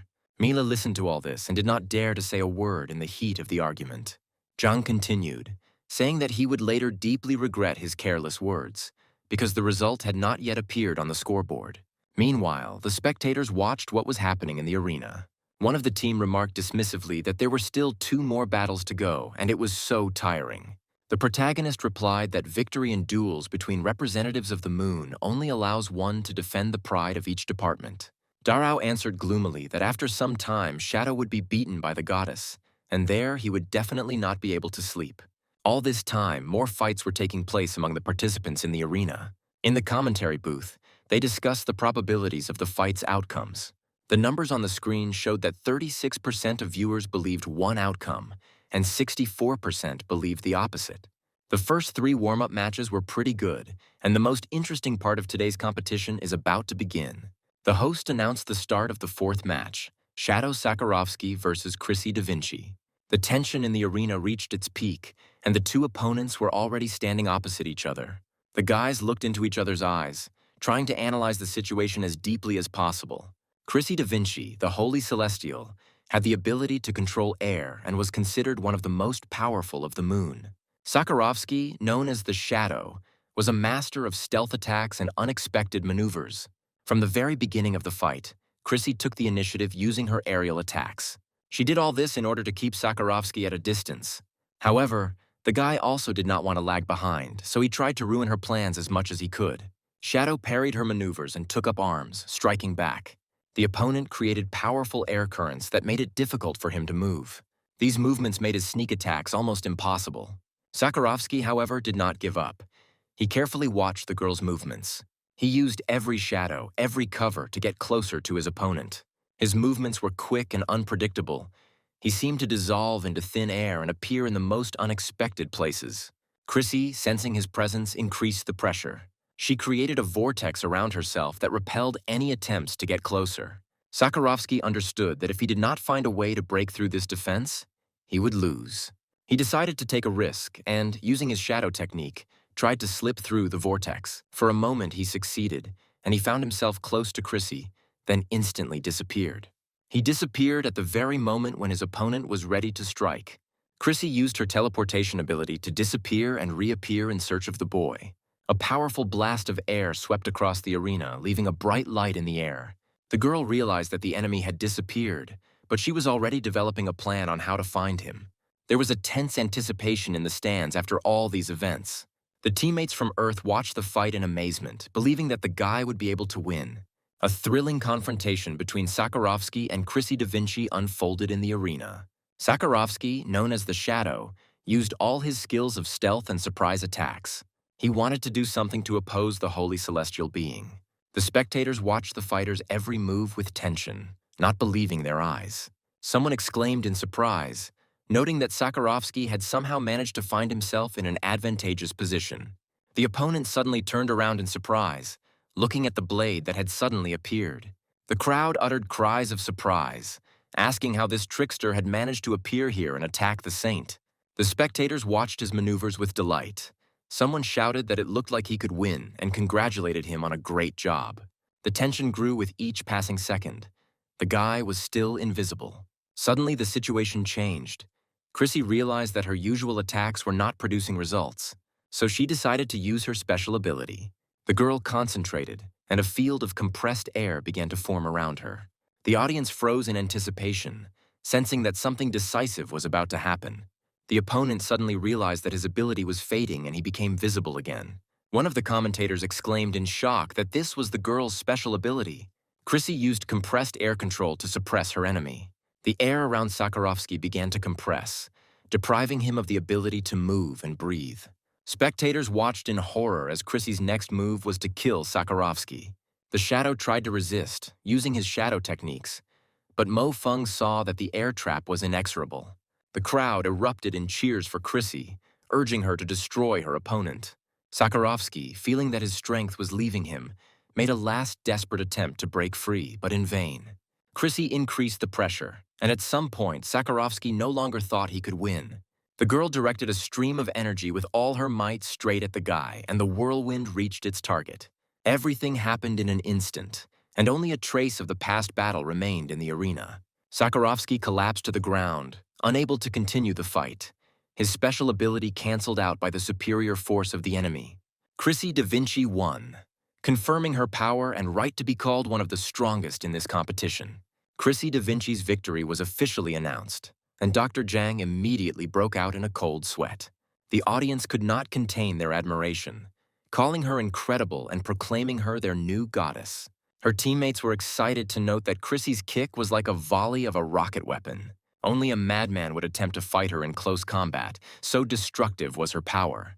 A guy from Alan Doyle's entourage expressed concern that the Earthlings somehow knew the weaknesses of their fighters. Alan Doyle calmly replied that they would discuss it after the end of EM. He doesn't think it's worth going into detail about this now. Something else is more important now. He also added that he believed that all of this most likely came from the Earthlings.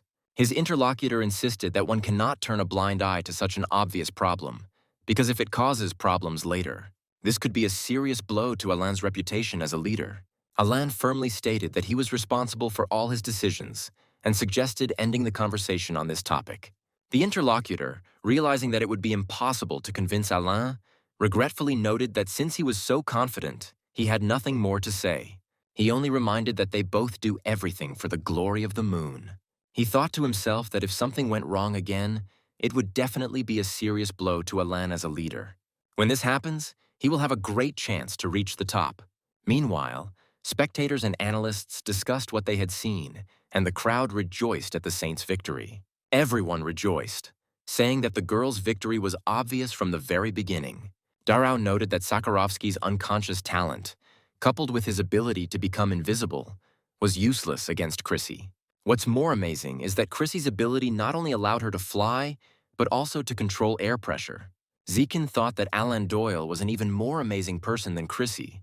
At least that's what the Luna people said. Landers and Floys are roughly equal in strength to Chrissy, so one can already imagine how difficult the future fights will be. Darrow noted that it seemed like it would be very difficult to beat the preceded Luna competitors. Only Jang Wule's future opponent was not one of them. The fat man was surprised by this remark. At this point, the host announced the start of the first afternoon match. Golden Lion Darrow versus Heavenly Light Floys. The opponents shook hands as they entered the arena. They both looked ominously set against each other, each already killing their opponent in their minds. Gu Yu knew that Darrow was recognized as the strongest participant by the Earth Ministry of War. He was the participant with the best chance of breaking into the top 8. However, in the list of the most terrifying opponents of the Earthlings, Floyd occupied the first place, surpassing even Alan Doyle in this regard. Two fighters appeared in the arena. Floyd with an impassive look, his eyes burning with the fire that was said to be his main weapon. Darrow, known as the Golden Lion, stood in front of him, radiating confidence and strength. From the very beginning of the fight, Floyd seized the initiative, unleashing a barrage of fiery attacks on his opponent. Tongues of flame shot into the air, creating unbearable heat in the arena. Darrow, however, did not retreat. He closely watched the enemy's actions. He used his incredible speed and strength to dodge the fireballs and counterattack. Darrow tried to get closer to Floys, realizing that he had a better chance in close combat. But Floys was experienced and did not allow his opponent to close the distance. He created walls of fire that blocked Darrow's path and launched fire projectiles at him from different directions. Darrow was forced to expend enormous effort in dodging, and gradually his movements began to slow down. However, this was only the beginning of the fight, so the guy gathered all his will into a fist and continued the confrontation.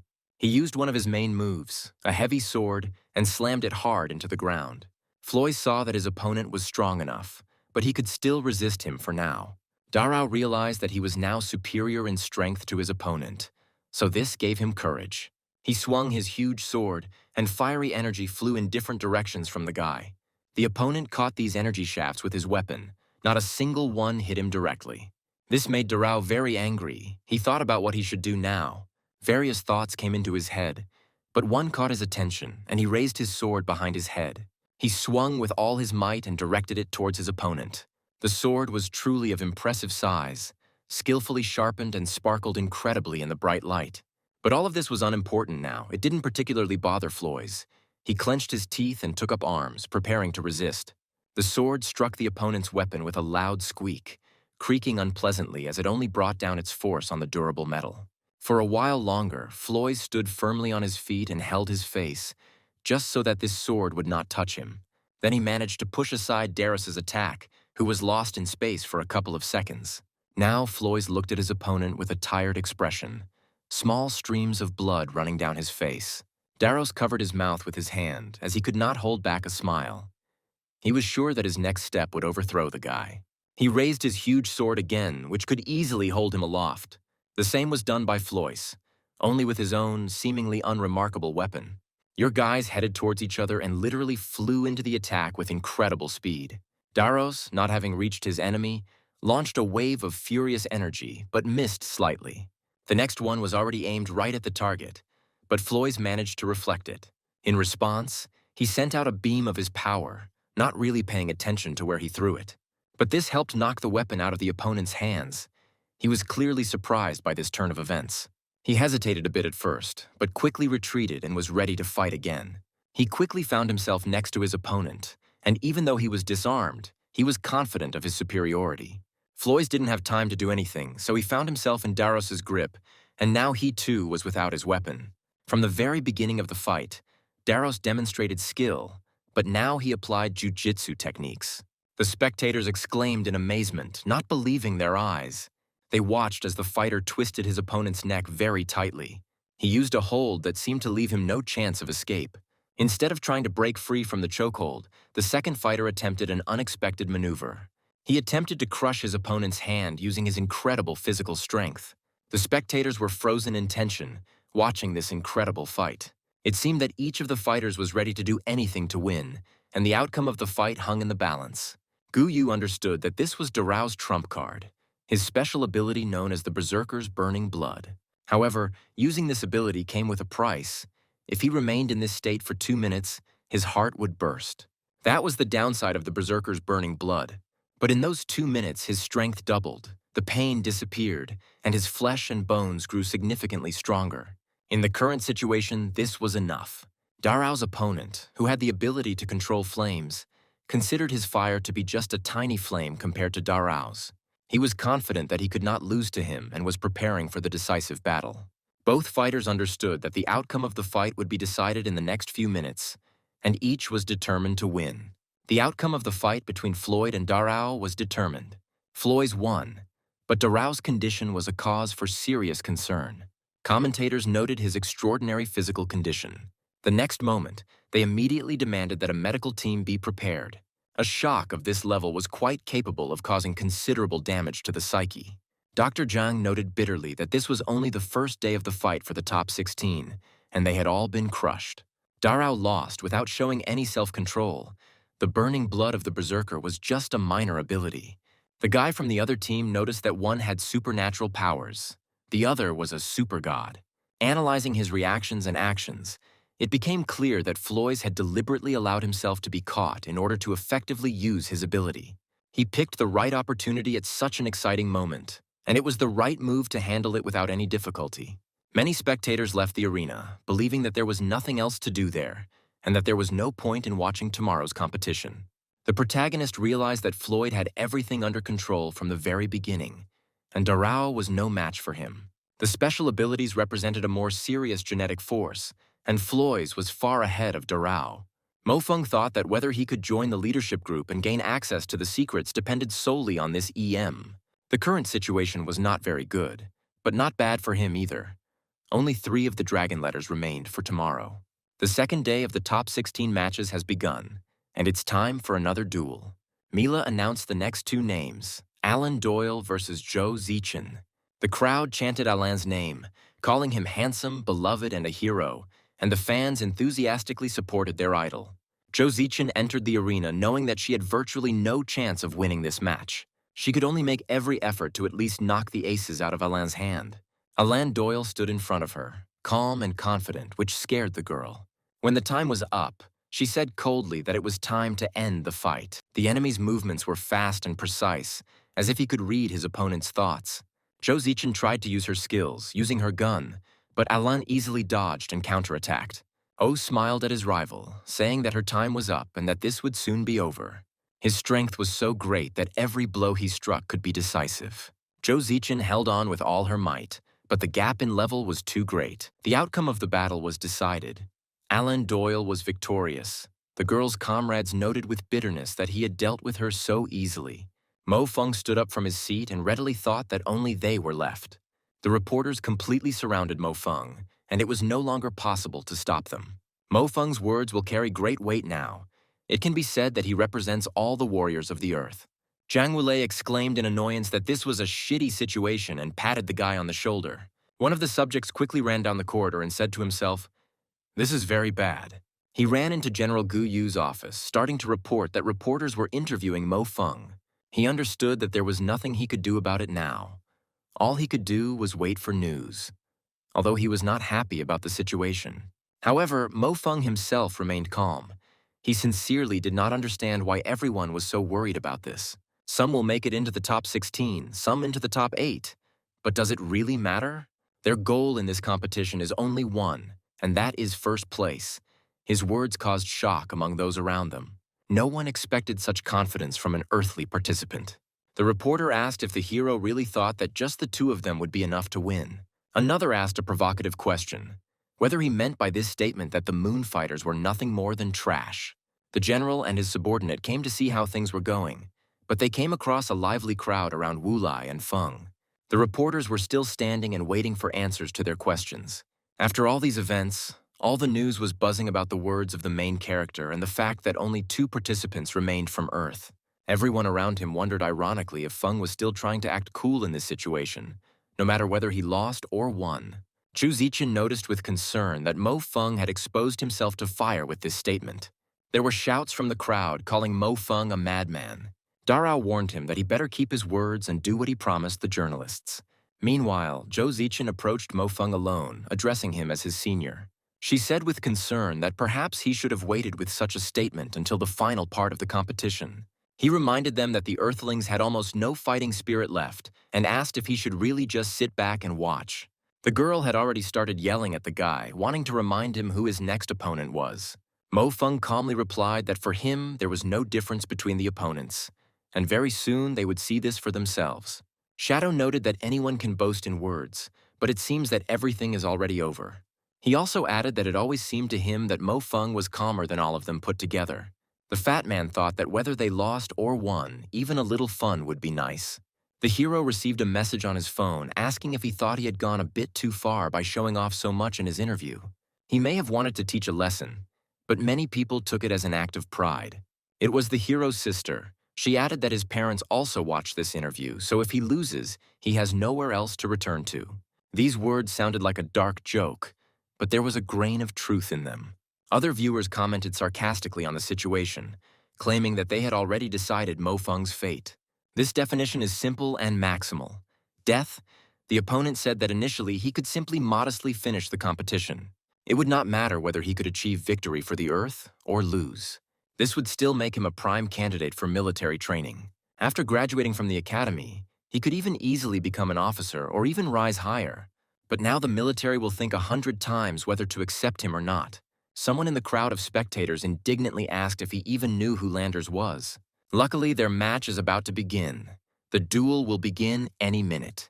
Dr. Zhang asked doubtfully, "Doesn't this child know that you should always leave yourself some room to retreat?" Landers, entering the arena, looked at Mo Feng with disdain and declared that today he would let him experience firsthand what strength was. The spectators eagerly awaited the start of the fight, anticipating how Mo Feng would be put in his place. The guys in the arena paid no attention to the fans' cheers. They shook each other's hands thoughtfully. One of Landers' fans confidently stated that it wouldn't take their brother a minute to finish this fight. When Mo Feng entered the arena, the spectators were surprised to see that he was once again unarmed. Despite this, his opponent, Landris, held a gleaming blade in his hand. The main character stood opposite him. Compared to his rival, his own hand was glowing. The opponent looked at him and thought that this guy was just crazy to come out against him with bare hands. Feng dismissively suggested that they get it over with, saying that his dinner had been getting cold for a long time. Dr. Patuya noted with irony that student Mo Feng had taken too much of his medicine today and wondered if he had gone crazy going out without a weapon. Dr. Zhang thought bitterly that his professional career would likely be over after this fight. The spectators, looking at the unarmed enemy, noticed with surprise that Landers saw it too. The guy explained that to be a candidate for early seating in the table, one must have at least a third-level ability. Among the Earthlings, Sakarovsky stands out, but his invisibility can only be considered a second-level ability at most. His own ability, Fate, is also level 3, but it shouldn't be compared to Floyd's Volcano, even though both of their abilities are level 3. However, since Mo Feng is Earth's last hope, Landers will allow him to die from his ability. With these words, he prepared to use his darkness and thunder deprivation to destroy the enemy. An incredible confrontation unfolded in the arena. Landers activated his ability, depriving Mo Feng of his sight and hearing. The audience watched in horror as Mo Feng lost his ability to see and hear, not to mention his ability to navigate.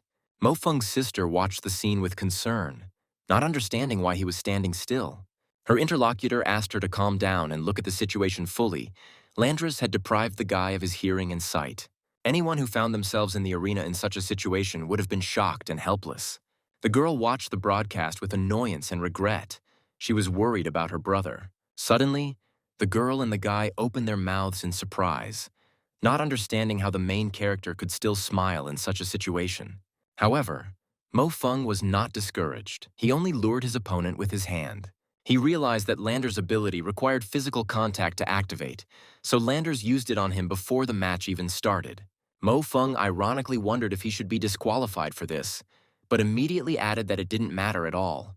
All the same, Landers had already done everything he could, namely, given him this unforgettable, unique atmosphere. Landers exclaimed in rage, "To hell with his atmosphere," then rushed to attack the guy. He was surprised to notice that Mo Feng was deprived of both sight and hearing. But why did his mouth continue to work just as well? Mo Feng, despite losing his senses, continued to smile, which caused confusion among all the observers. Landers tried to attack, but Mo Feng, deprived of sight and hearing, somehow miraculously dodged his blows. The main character had a smile on his face. It looked terrifying, as everyone understood that the guy was deaf and blind. Even in this situation, he was able to grab his opponent's hand and use his strength. Thanks to this, Landers was thrown several meters away from the main character. The opponent, out of breath, barely managed to stay on his feet, looking at Feng with incomprehension. The hero himself tried to somehow understand and act in such a way as to begin to sense his opponent. Landers was confused as to why this man was so strong. Then he added, noting that at the moment of impact, he even stopped feeling his hand. Landers analyzed the situation, realizing that Mo Feng had lost both his sight and hearing, but he could still somehow see him. He wondered if there was any ability to do this at all. No, he definitely uses touch and awareness for this. He determines the distance using touch. Mo Feng repelled his attacks thanks to his awareness. It's sad to admit, but Mo Feng's skills are truly amazing. Jang Wule watched the battle with fear the entire time, wondering what kind of trick Landers would decide to use this time. Daros and the entire team also looked at the arena and noted that he was trying to confuse Mo Feng's sense of smell, but he quickly came up with measures. Zhou Zichen looked at the protagonist with pity and silently said his name. Suddenly, the guy felt something different near him and chuckled thoughtfully. However, all this will not change the fact that he has already lost, thought Landers, preparing for the decisive attack. The decisive moment had arrived in the arena. Landers, confident of his superiority, prepared to deliver the finishing blow. He believed he had found the perfect opportunity and applied his technique. The enemy was convinced that Mo Feng, deprived of sight and hearing, would not be able to withstand his attack. However, just as Landers was about to attack, something incredible happened. Mo Feng, as if sensing his intentions, moved with lightning speed and delivered a counterattack. Landers froze in amazement, not believing his eyes. Everything did not happen as he planned. The headman, sitting in the ward and watching the broadcast, exclaimed in shock, "Could it really be Mo Feng?"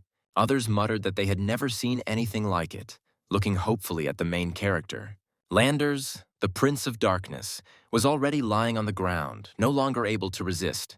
The commentators couldn't understand what had happened. Petulia was beside himself with rage. One viewer asked in confusion how Landers could have lost his life in such a strange way. Master Feng suddenly seemed to have regained his sight, and he delivered precise blows in close combat. Slap after slap landed on his opponent with powerful force. One of these blows finally overthrew Landers, and he fell, never being able to adequately respond to this attack. Mo Feng opened his fiery eyes and looked at the lying guy with a sense of dignity. The main character said that a green kid like him couldn't know anything about real power. The guys from the Moon team couldn't believe that their member had lost his life so quickly. The spectators were indignantly shouting, What the hell is going on? And is this another scam? The atmosphere was getting tense with every second. In the commentary booth, Dr. Patuya D and Dr. Zhang Yang exchanged words. Landras at this time quickly left the arena, feeling humiliated. He came down and shouted that he would kill Mo Feng even if he thought he was a dead man. However, he was unable to reach the main character. He was stopped by a crowd of his comrades. Dr. Zhang noted with irony that it was not Patuya Li who was constantly striving for eloquence. So I suggested we see what he would say this time, looking at the doctor with satisfaction. Dr. Patuya D admitted that this was indeed one of the most bizarre victories he had seen. He wondered how Mo Feng was able to navigate so well despite being blind and deaf. But the main question is not even that, but how Mo Feng was able to kill Landers with practically one slap. Dr. Zhang Yang countered that Dr. Patuya was wrong, and the strangest thing about this fight was his lack of professionalism. Wasn't this why participant Mo Feng was able to achieve such an easy victory? He admitted that in recent days he had felt like he was in a prison, and that the moment had finally come when he could raise his head. Patuya noted with surprise that he did not expect Landers to lose his head due to emotions. The protagonist thought that this little provocateur was actually a nobody, and he didn't even have any negative feelings towards him. He would also have been even more merciful if it were not for his daily sermons. Spectators eagerly awaited the announcement of the results, wondering why it took so long to announce the winner. Finally, after a thorough investigation, it was confirmed that Dragon Letters Academy student Mo Feng had won.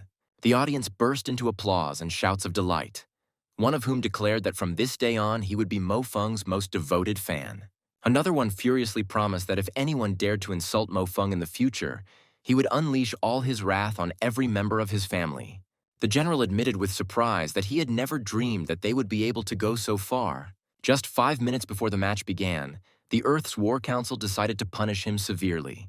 They sent orders for his arrest, citing the fact that his actions had dealt a serious blow to Earth.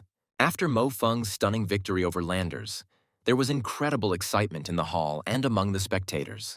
Gu Yu saw that Mo Feng had shown his talent and wiped everyone's noses, achieving something that almost no one else had been able to do. This guy just wanted to shake this jar of pages, and he did it. After all, the blood of the Earth's military flows in him. Now all the plans of the Moon representatives have been disrupted by Mo Feng. He will become a real thorn in their mission and the greatest hope of the Earthlings. Meanwhile, Mo Feng himself, left alone, was thinking about how Landris remained the #1 suspect. This time there was a pain again in the chest area, but only once. The guy wondered how this damned skill that appeared on his body at critical moments worked. He was again lost in his thoughts, as this skill defied any explanation. After Mo Feng's victory over Landers, his friends and comrades gathered around to discuss their future plans. The protagonist stood in the center of his friends, waiting for them to ask what they wanted to hear from him. Zhou Zichen was very nervous, unable to ask such a question first. Then the protagonist started the conversation and said that all the recent battles had been completely one-sided and it was unbearable to raise the spirit. If he had lost, he would have simply taken the brunt of the fight. But fortunately, he won the fight. He appealed to his friends, urging them to understand that their strength lay in unity and that other people should not support him.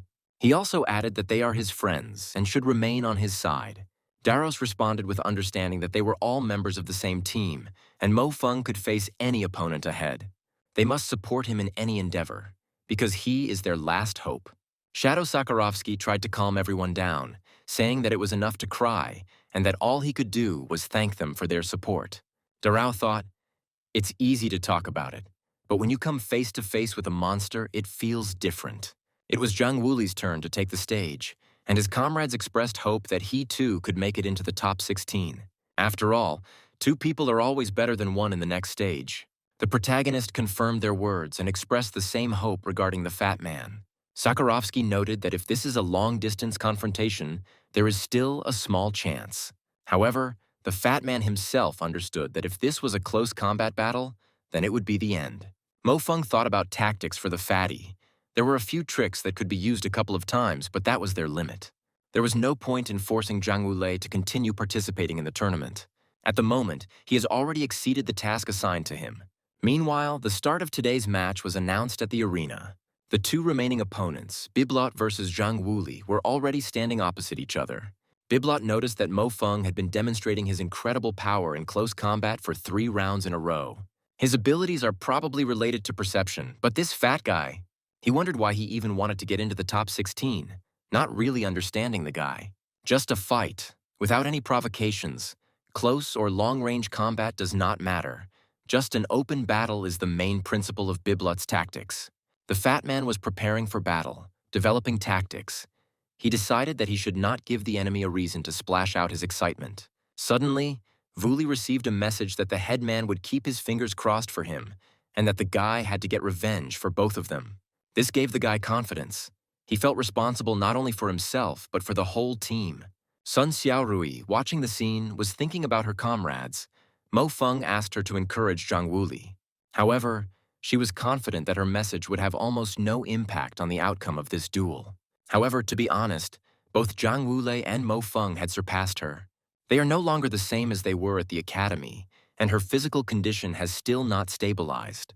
The good news for her was that she went through WU, but she still won't get any incredible abilities. Everything that has been happening lately has left her a little confused as to why Mo Feng has suddenly become so powerful. Why is it that now in the depths of his eyes there is always a trace of deep sadness and this indescribable trust he has in her? She wondered if he liked her, but then she stopped herself, realizing that it clearly didn't make sense. The protagonist recalled that his strong friendship with Jang Wule was forged during the endless struggle between life and death on Mars. At present, it is Sun Xiaorui who has the greatest influence on Jang Wule. The fat man, having received support from the headman, felt a surge of strength and determination. In the commentary booth, Dr. Patuya D remarked dismissively that viewers would soon witness the destruction of the Earth contestant. Dr. Zhang Yang proposed a small bet that Jang Wule would win this fight. Dr. Zhang insisted, offering a bet, and asked if Dr. Patuya would dare to accept it. If he loses, he will run naked around the arena. Dr. Patuya D exclaimed indignantly, "What childishness." Dr. Zhang remarked that this small matter was of no importance and asked if Dr. Parui had any courage. Patuya replied that he himself had no aces up his sleeve, and he simply did not want to upset him, but he was forcing him to accept the bet. Dr. Zhang insisted on playing by the rules, but noticed that Jang Wule had many problems. Fatty is the type of person who shows incredible results when they are motivated enough. It is precisely such people who most often create real miracles, and he is definitely no exception. The fight began.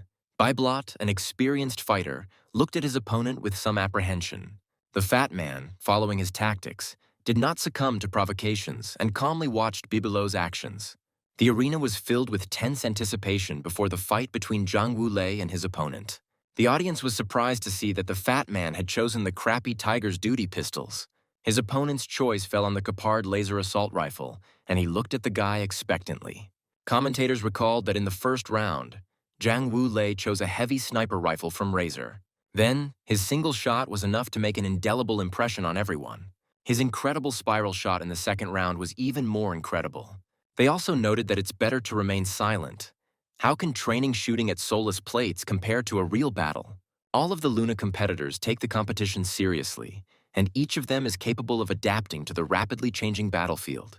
Mo Feng watched the fat man closely, noting that the fat man looked so confident. Zikin wondered if Jang Wule was underestimating his opponent, and if this was another plan he had devised. The protagonist admitted that no one knows Jang Wule better than him, and he didn't even notice how he began to control him. But this is certainly not Mars, so it was necessary to come up with a new way to awaken in him the desire to win.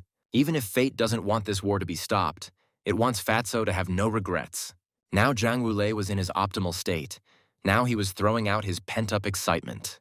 This showed that he really wanted to win this fight, which is why he entered his strange fighting mode. The fat man's opponent, seeing his confidence, remarked with contempt that he had opened up. He prepared to deliver the decisive blow, declaring that the fat man would die now. However, just as he was about to attack, the fat man pulled off an incredible maneuver. He used his Tiger's duty pistols with such speed and accuracy that the enemy did not have time to react. The series of shots reached their target, but at the last moment the opponent dodged. The opponent thought to himself that the fat man looked so defenseless, but he reacted to his appearance with lightning speed. Because Bibelot was thinking to himself for so long, he almost missed another fiery shot, immediately followed by a second, equally powerful shot from Jang Wule's weapon. At this time, Tolsk already felt like a winner, since he saw that his opponent did not expect this at all. He continued to shoot at Bibelo again and again, no longer seeing him as a serious danger. Soon he got tired of just shooting at the wall, so he shouted to him that here he was, and that he shouldn't be afraid and come out. The audience exclaimed in shock that this was too much. It seemed that the fat man had sent his insecurities to hell and could actually win. His opponent was indignant at how someone with an EM rating of less than 2,000 could fight back against someone with an EM rating of 3,000. It seemed incomprehensible. He was very angry. It was just unclear at whom, at himself or at Wule. The fat man's opponent, enraged by his resistance, asked him with contempt if he really thought he could defeat him. Jang Wule himself decided to change his position, realizing that the current tactics were not producing results. He tried to lure Bibelo out of hiding, but he did not succumb to provocation. Then the enemy threatened to destroy him along with the shelter. Then he cursed with annoyance, saying that he would not have much time left to hide. After these words, another series of fast and powerful fire attacks followed from Wule. The opponent, standing behind the wall, saw that it had already begun to crack, and he cursed under his breath. Then he decided that all he had to do was use his last trump card. A thrilling confrontation unfolded in the arena between Jang Wule and his opponent Bibelot. Bibelot, confident in his superiority, mockingly remarked that the fat man's end had come and defiantly shouted out his name. The fat man, however, did not flinch. He continued to move with astonishing ease, dodging the enemy's attacks. Bibelot, seeing that the fat man was not giving in, remarked with disdain that his efforts would, at best, slightly hinder his shooting. He called the fat man's tricks child's play, but the fat man continued his incredible movement, spinning and firing at the same time, which made the enemy laugh. Bibelot exclaimed in surprise that the fat man was firing while spinning, but immediately added that it was just child's play. Suddenly, Bibelot became tangible and crept up to Wule unnoticed, kicking him in the back. He applied some force and used his signature technique. Jang Wule, completely unexpected, collapsed to the floor without even trying to fight back. The spectators stood frozen in amazement as they watched this incredible spectacle. Dr. Petulia was very pleased with this. He asked if the fat man's rhythm had been disrupted. Bibelot pointed his pistol at his opponent and was ready to shoot straight at his target. At this time, the fat man tried to quickly get up from his knees and come to his senses, since the fight was still ongoing. The guy managed to quickly retreat and avoid being hit by the laser beams fired from his opponent's weapon. He also jumped up quickly, came up with a new plan of action, and began the attack.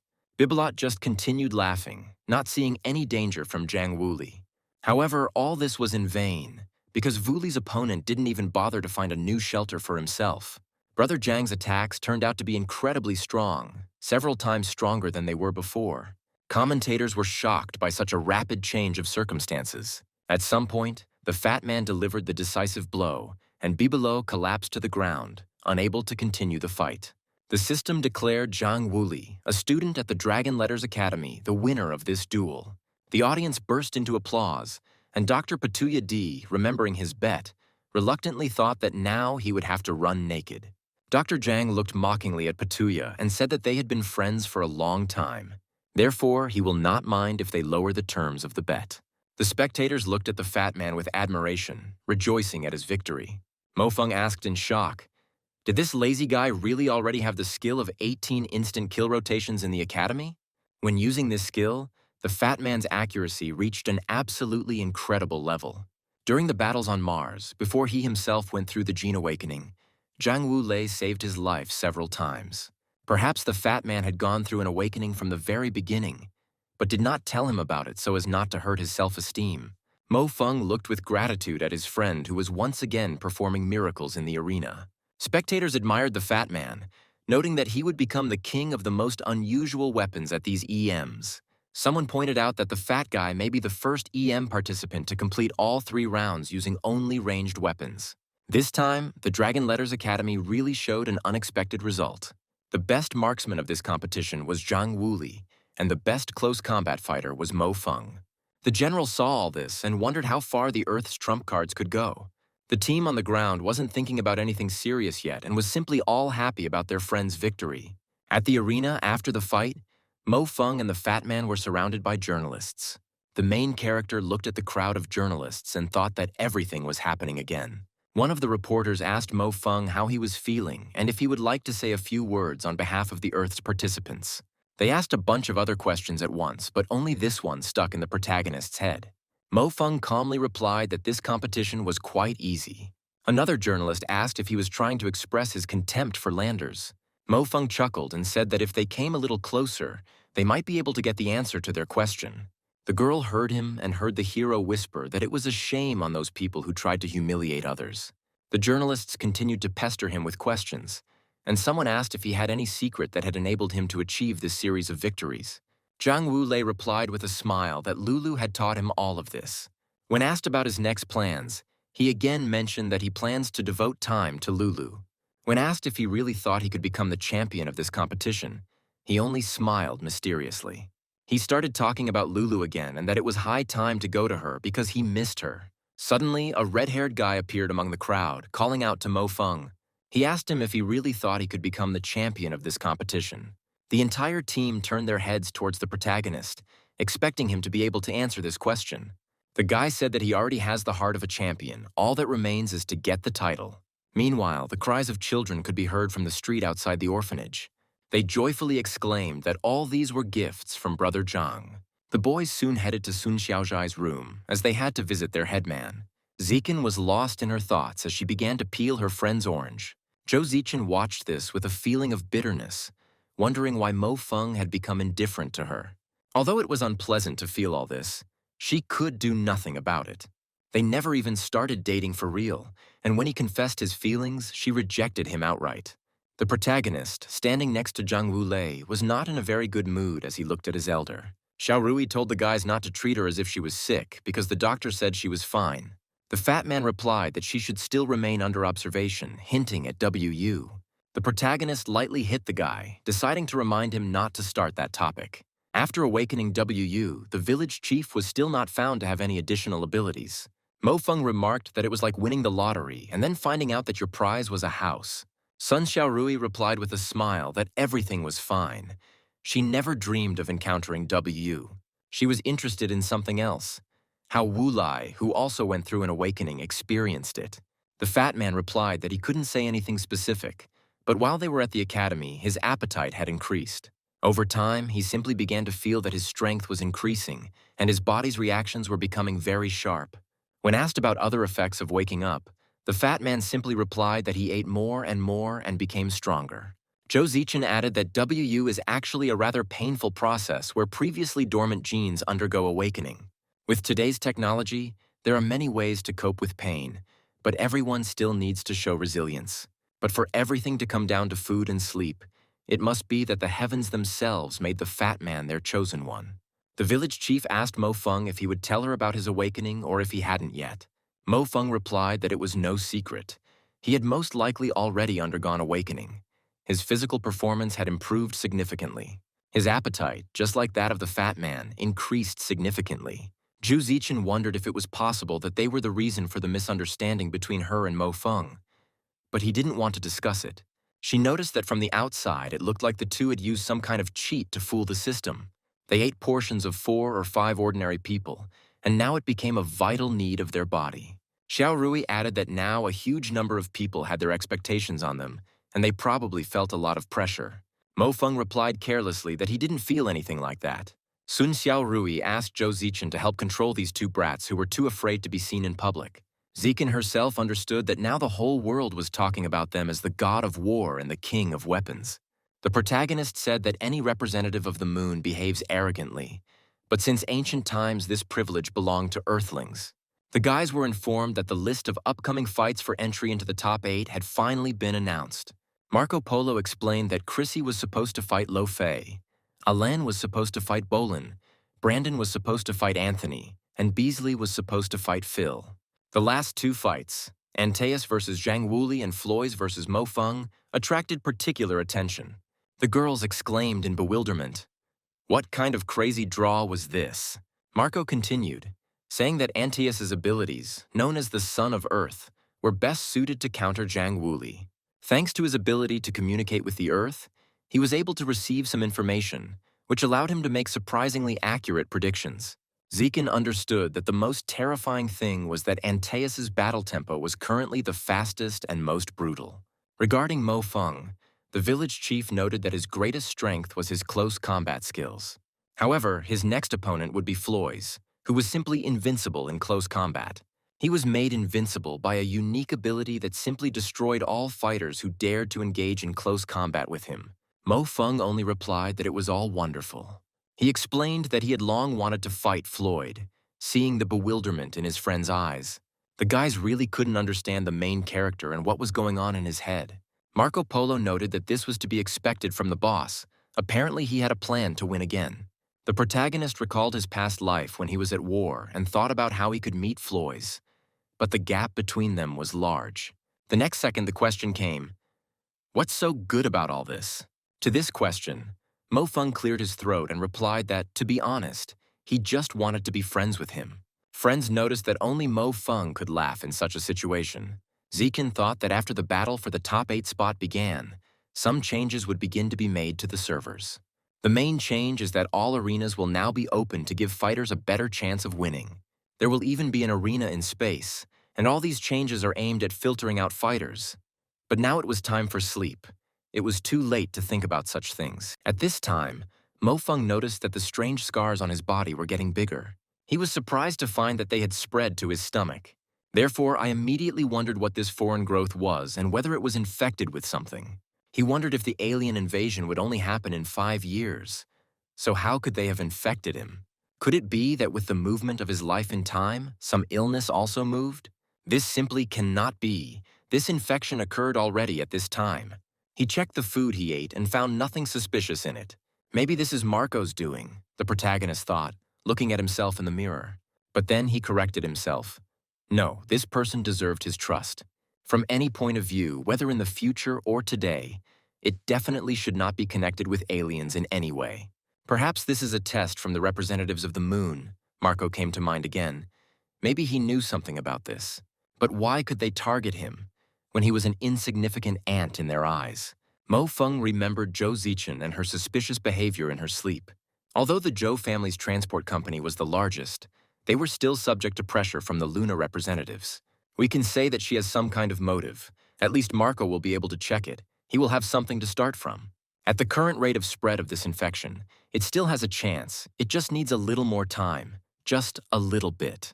The guy grabbed his side and thought that he just needed a little time. Just a little bit more. The host announced the start of the first day of battles for a place in the top 8. The first 2 fights today will be between representatives of the moon, but the popularity of the earthly fighters is no less. Dr. Petulia noted with disdain that there were only 2 of them left, but their fighters would definitely not let them down today, and all the trash would be weeded out. After these words, the main character's rivals arrived. They were absolutely confident in themselves. Zhou Zichen added that it was no wonder they had already advanced to the next stage. They truly knew no mercy when they entered the battlefield. It's time for today's third battle, Antaeus versus Jang Wule. The crowd chanted Brother Lei's name, welcoming their idol. Antaeus turned to the fat man with disdain, looking him straight in the eyes. Jang Wule stood up straight, already expecting an unpleasant conversation with his opponent. He declared that his luck had come to an end, and that he wouldn't last even 1 minute against him in the arena. The fat man, however, did not flinch, preparing for a fight with a strong opponent. Antaeus watched the fat man with disdain, grinning broadly and pointing to the time again. Meanwhile, the battle did not take long to begin. It took place on the edge of the forest. Jang Wule's opponent moved very quickly in search of the guy. Stopping on one of the indentations of the land, he began to look into the distance. Antaeus called him Fatso and mockingly asked where he was hiding. He ordered them to get out, but the fat man, showing unexpected dexterity, immediately began to attack. In response to the offensive words, the guy called his opponent a dystrophic person with a pink mohawk. This was followed by a series of powerful attacks from Jang Wule, but not a single bullet hit its target. The fat man tried to concentrate as much as possible, but the adrenaline took over. His opponent was also no timid one. He deftly dodged the fiery bullets. Antaeus understood that his opponent, Jang Wule, was awakened and also very strong. He saw that the soul chains were blocking him, but the fat man needed time to shoot. No matter how fast he shoots, the bullets still take some time to fly. He could easily determine the fat man's next movements thanks to his ability to sense the ground. Jang Wule continued to watch his opponent closely and hatch a new plan in his head. Antaeus didn't intend to stay put and simply dodge, so he decided to head towards the guy. But the fat man had foreseen this, and so he continued his ferocious attack so that he would not be able to quickly sneak up on him. With his weapon, he could easily control his opponent's movements and actions. One of the fiery, powerful bullets should have hit Antaeus straight. If he hadn't taken out his weapon in time, he could have parried Jang Wule. Thanks to this, the fat man was thrown several meters away from his opponent. However, this did not confuse the already experienced fighter. He began to examine the territory and Antaeus on it with distrust. Antaeus, his eyes burning with anger, looked at the fat man and said that next time he wouldn't hit him so weakly. Jang Wule saw that his special ability was related to the earth. In addition to increasing his speed and constantly changing his trajectory, he also read the movements of his opponent as they touched the ground. The fat man realized that he was constantly in Antaeus' sight, and the distance at which he was safe was constantly decreasing. All these events were broadcast on screens, and his comrades watched him with alarm. The boys noticed that the older fat man needed to come up with some new solution. Other spectators said that Antaeus needed to get close to Fatso before he was killed to win. Jang Wule understood this too, so he constantly ordered himself to get closer. When I was already, it seemed, too close to the enemy, I thought that I needed to get even closer. When Antaeus finally got close enough, they both raised their fists, preparing to fight. Jang Wule shouted to himself that it was time to start now. His opponent confirmed his words, but added that the fat man would die now, and struck. But at that moment, the fat man made an unexpected maneuver using his unique skill. Antaeus exclaimed in surprise, "What nonsense is this?" and cursed in despair, because he didn't understand how Fatso was able to escape what seemed like inevitable death. The fat man, using his incredible accuracy and speed, struck back, forcing Antaeus to retreat. The tension in the arena reached its peak, and the spectators froze in anticipation of the outcome of this incredible fight. In the arena, Antaeus, using his ability to sense the ground, tried to anticipate the fat man's movements. But he suddenly appeared in the air, disrupting his perception. Antaeus exclaimed in rage that this fat dick knew about his ability. He decided that he needed to deal with him while they were in the air. The fat man, deftly dodging the attacks, forced Antaeus to admit that he was quite smart.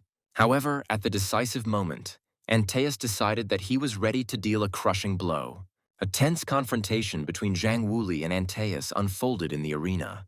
Antaeus, confident in his superiority, watched Fatso with disdain, mocking his attempts to resist. He said that now all Fatso can do is talk about how he screwed up. The commentators looked at the battlefield, not understanding whether Antaeus had managed to win. So after the attack of the opponent Wule, everything was in clouds of dust. His comrades watched this scene with apprehension and absolutely without comment. At one point, the main character couldn't take it anymore and spoke out, saying that the fat man should have gotten in.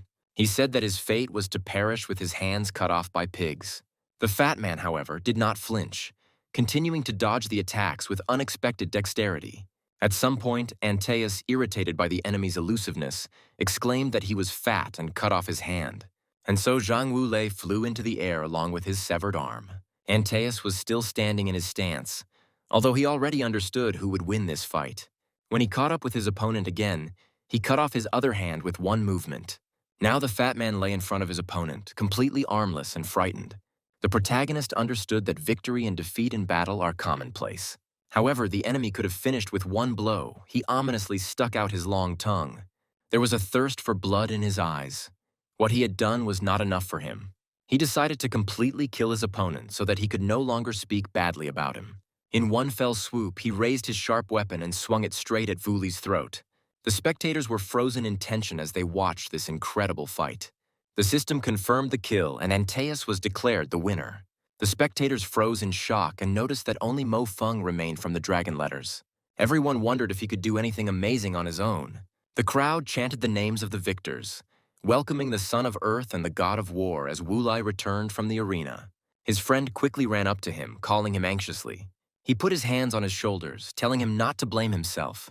Everything was fine. The fat man, having lost the fight, apologized to him with regret. He felt depressed. But Feng supported him, saying that he had already gone further than many had even dreamed of. As they walked away from the battlefield, they said that the fat man was still among the top 8. Feng thought to himself that if Antaeus fell into his hands, he would not stand on ceremony. The fat man's comrades encouraged him, shouting his name and jumping with delight. Darrow noted that the guy did not disgrace the honor of the Earth, since he truly believed so. Jang Wule gratefully accepted their support, although he hadn't expected it at all. The morning battles ended in complete victory for Luna, and Sakarovsky noted that it was written all over their faces. Wuji ended his fight with the advantage. He was faster than the average fighter and could release electricity to paralyze his opponent. Feng was warned that he could also be caught by this fighter, to which he calmly replied that he had already come up with countermeasures against him. After the morning battles ended, a messenger approached Mo Feng and he quietly called him over. The messenger conveyed that General Gu Yu wanted to speak with him alone. The protagonist looked thoughtfully into the distance, not understanding why he needed him. The stands were filled with incredible excitement. Everyone was shouting and greeting the god of war. In another part, the audience ordered the fake god of weapons to be killed. General Gu Yu carefully studied Mo Feng's file after another blunder by one of his team members. The general understood that the enemy had gone a bit overboard, although everything was within the rules. He noted to himself that the real battlefield was much tougher than this, so there was nothing to complain about. He thought about how honor lost on the battlefield also returns on the battlefield. It was clear that now everything depended on only one person, Mo Feng. General Gu Yu sat down at his desk as soon as the boy walked in and lit a cigarette. The pungent smell of strong tobacco immediately spread throughout the office, and the general became thoughtful. Usually, cadets of that age would show all sorts of nervous reactions when meeting him, but Mo Feng was as calm as a veteran. The file stated that Mo Feng, born in 2280, a native of Beijing, had entered the academy with difficulty. He had average grades in his first 2 years, but going through WU can leave young people with very different reactions. But Mo Feng has a rather strange variation of this process. Sometimes he acts for glory, sometimes not, and the general wanted to talk to him about it. The general had noticed these reactions during previous battles, and that was when he placed his hope in the boy. He said again that he wanted to hear from him an explanation for this reaction. Mo Feng replied that he heard him, but admitted that he didn't know what he meant. The general noted that he did not think that his words were incomprehensible to him. After his unsuccessful confession to Zikin, changes had occurred in his body. Then his combat power increased significantly, which only testifies to the passage through WU. The protagonist thought about General Gu Yue, whom he knew only superficially in his past life. Therefore, he could not say whose side he was on. This forced him to remain silent.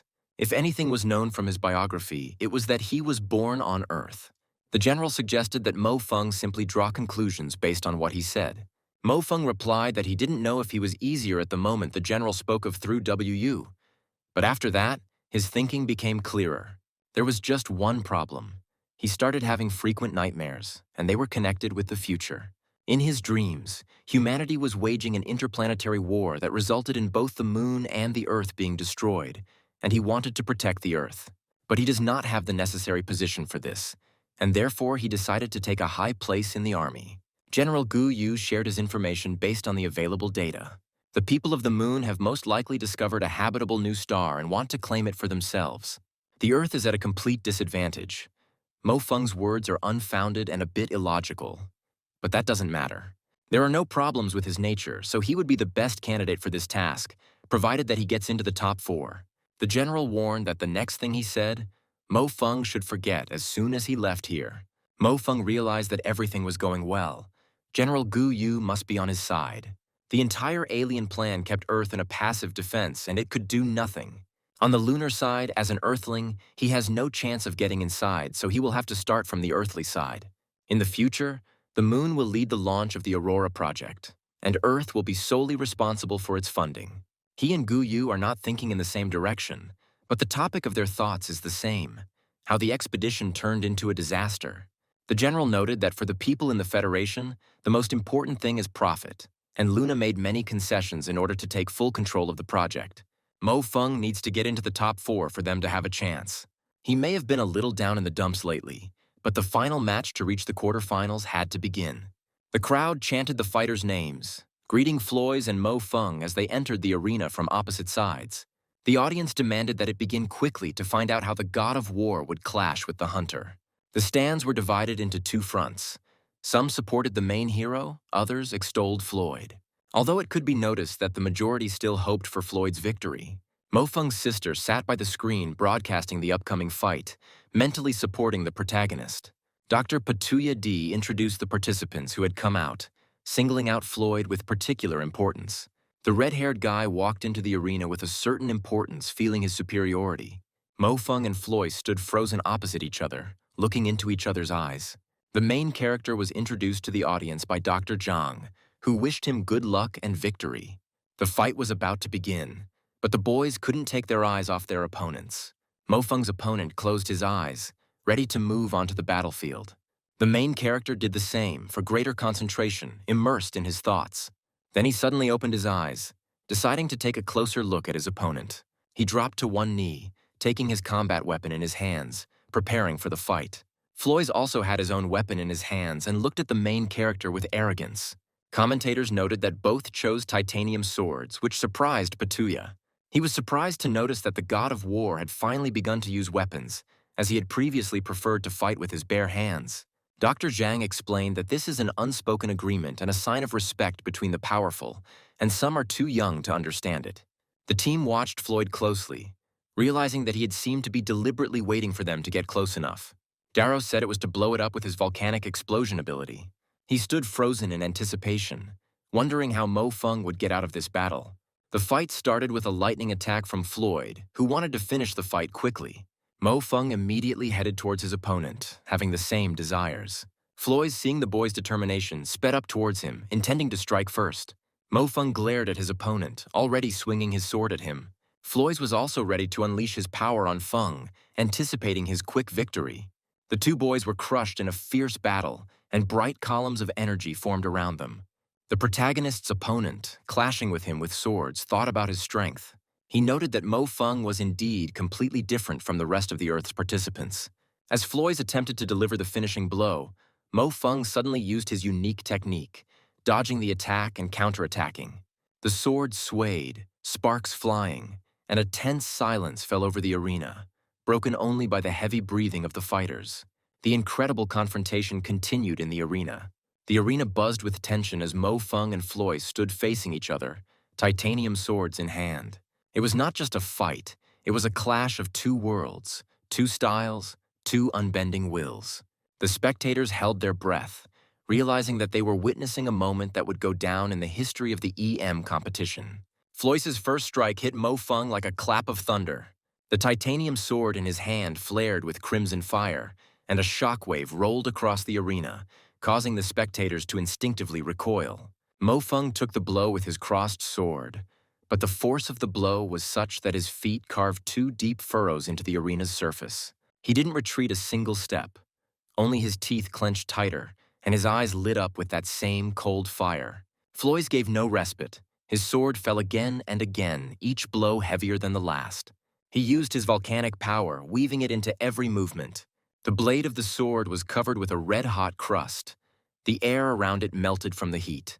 Mo Fung dodged, blocked, and moved to the side, but Floyd's was like an erupting volcano.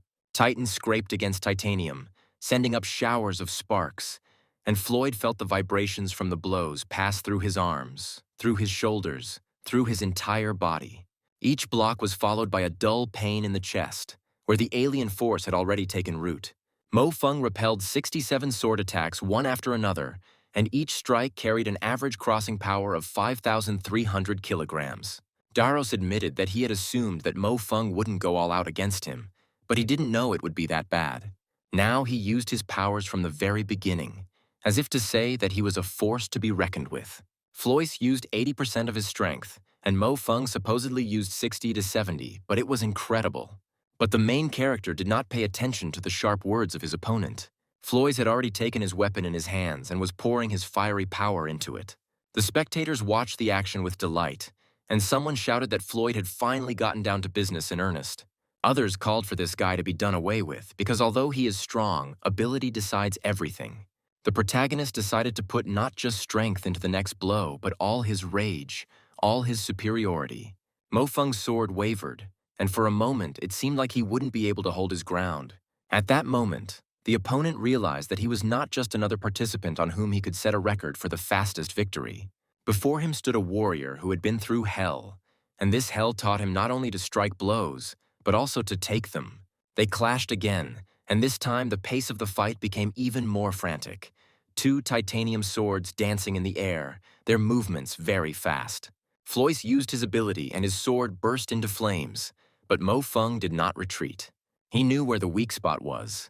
He knew that a blow to the heart, to the red crystal, could solve everything. Floyce responded with a concentrated wave of dragon flame, but his attack was stopped. The protagonist was surprised to realize that the feeling he was experiencing was close to that of others. Some alien species had similar flame power, although the flame itself was different, but he clearly remembered the taste. Mo Feng, holding back the pain, realized that he couldn't believe what was happening. He just made 20 high-speed sword strikes and broke through Floyd's dragon flame. The center of the union of pain pulsed. The spread of the alien virus suddenly accelerated. Its life forces seemed to be turning on. Until now, he has fought by holding back his emotions and strength. He must continue in the same spirit. Floyd looked at the guy and couldn't believe what was happening, how he managed to survive his attack. However, the main character at this time was holding back his screams. He was in incredible pain. He realized that contact with this flame had upset the entire balance. There was clearly something wrong with this volcanic ability, and he needed to put an end to it as soon as possible. Floyce, shocked that Mo Feng was able to destroy the dragon flame, prepared a decisive attack. He stated that if he could do that, then let him try the next one, and that Mo Feng was finished. The tension in the arena reached its peak. Both fighters were ready for the final clash. The spectators froze in anticipation of the outcome of this incredible fight, realizing that the outcome of the battle would be decided in a matter of seconds. Zhou Zichen thought to herself, considering that the feeling of pain there was 100%. It was not easy for him. His comrades looked at the arena and waited, since there was no confirmation of the murder yet, which meant there was a chance.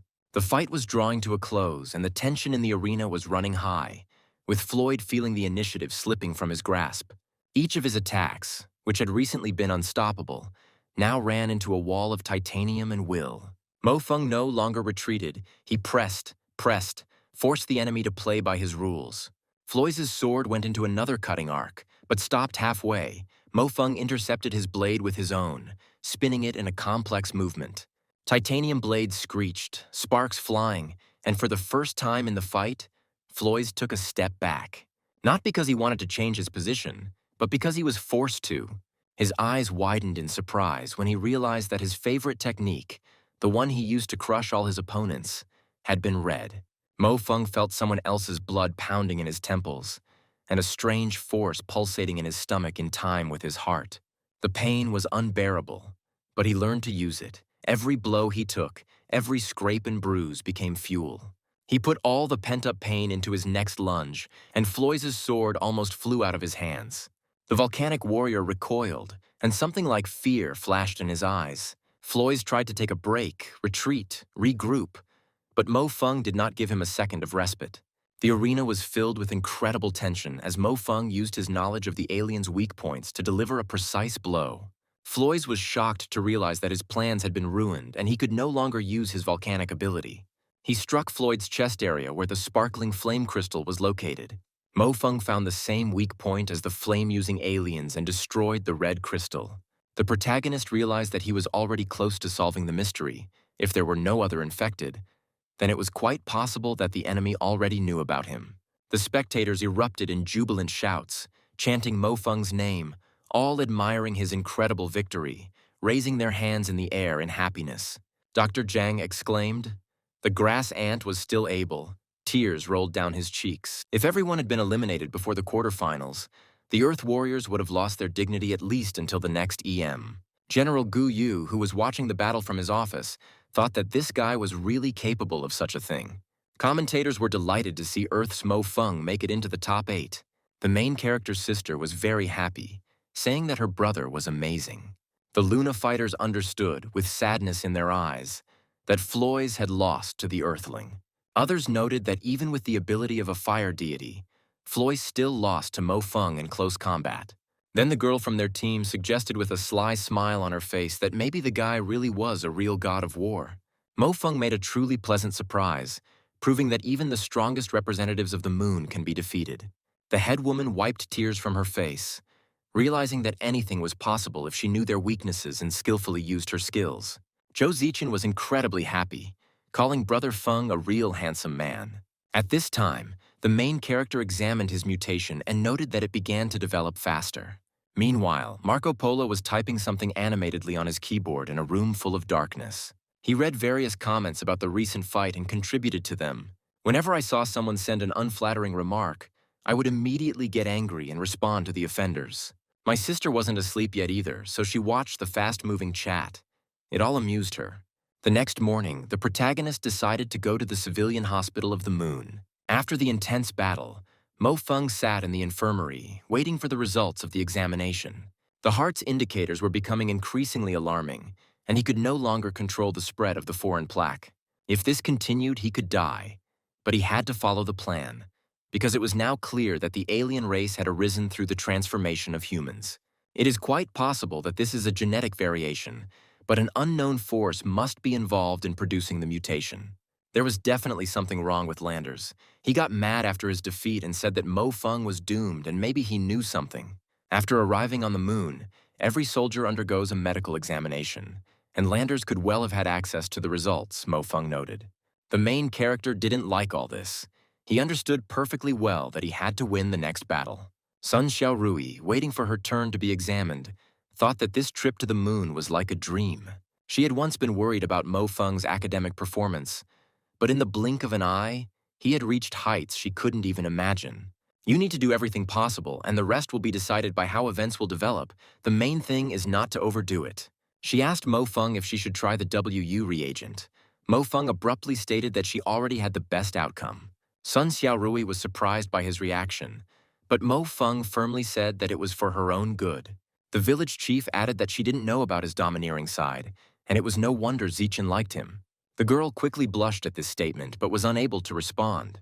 The main character also stood in a stupor, unable to find the right words.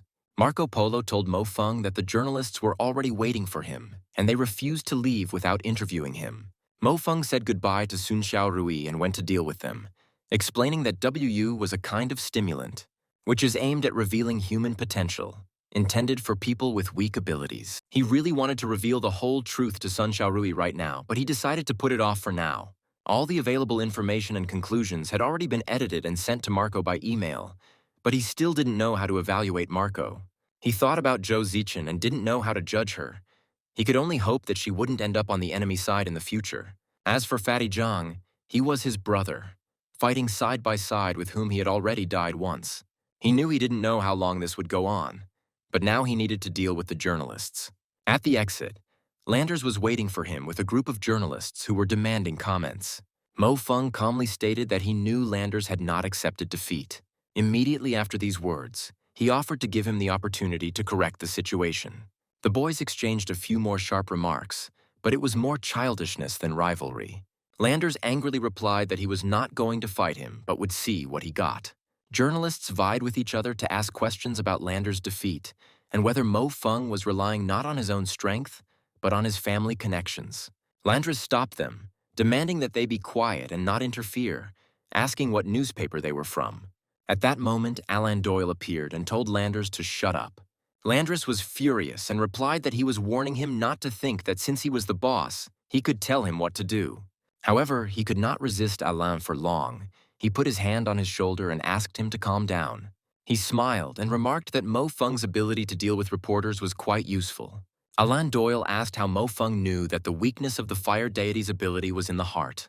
Mo Feng replied that the heart is not a gift for everyone. Alain agreed. Then the hero noted that the upbringing on the moon was really good, to be so mature at Alain Doyle's age. Suddenly, a girl from the moon team approached Mo Feng and replied that they had met again. To which Mo Feng asked in bewilderment, "In what sense?" The girl explained that Mo Feng was now a celebrity. The guy replied that it was an accident, hoping that the media wouldn't always be on his tail. Alain Doyle apologized for the disturbance and expressed hope that they would have the opportunity to meet again after the competition.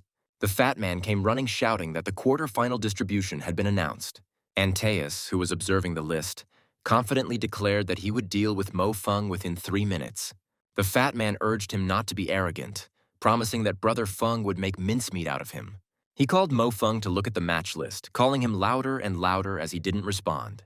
Jang Wule wondered why he remained silent without seeing his friend lying in a pool of blood on the bathroom floor. A little earlier, The main character went to the bathroom because he could no longer bear the unbearable pain.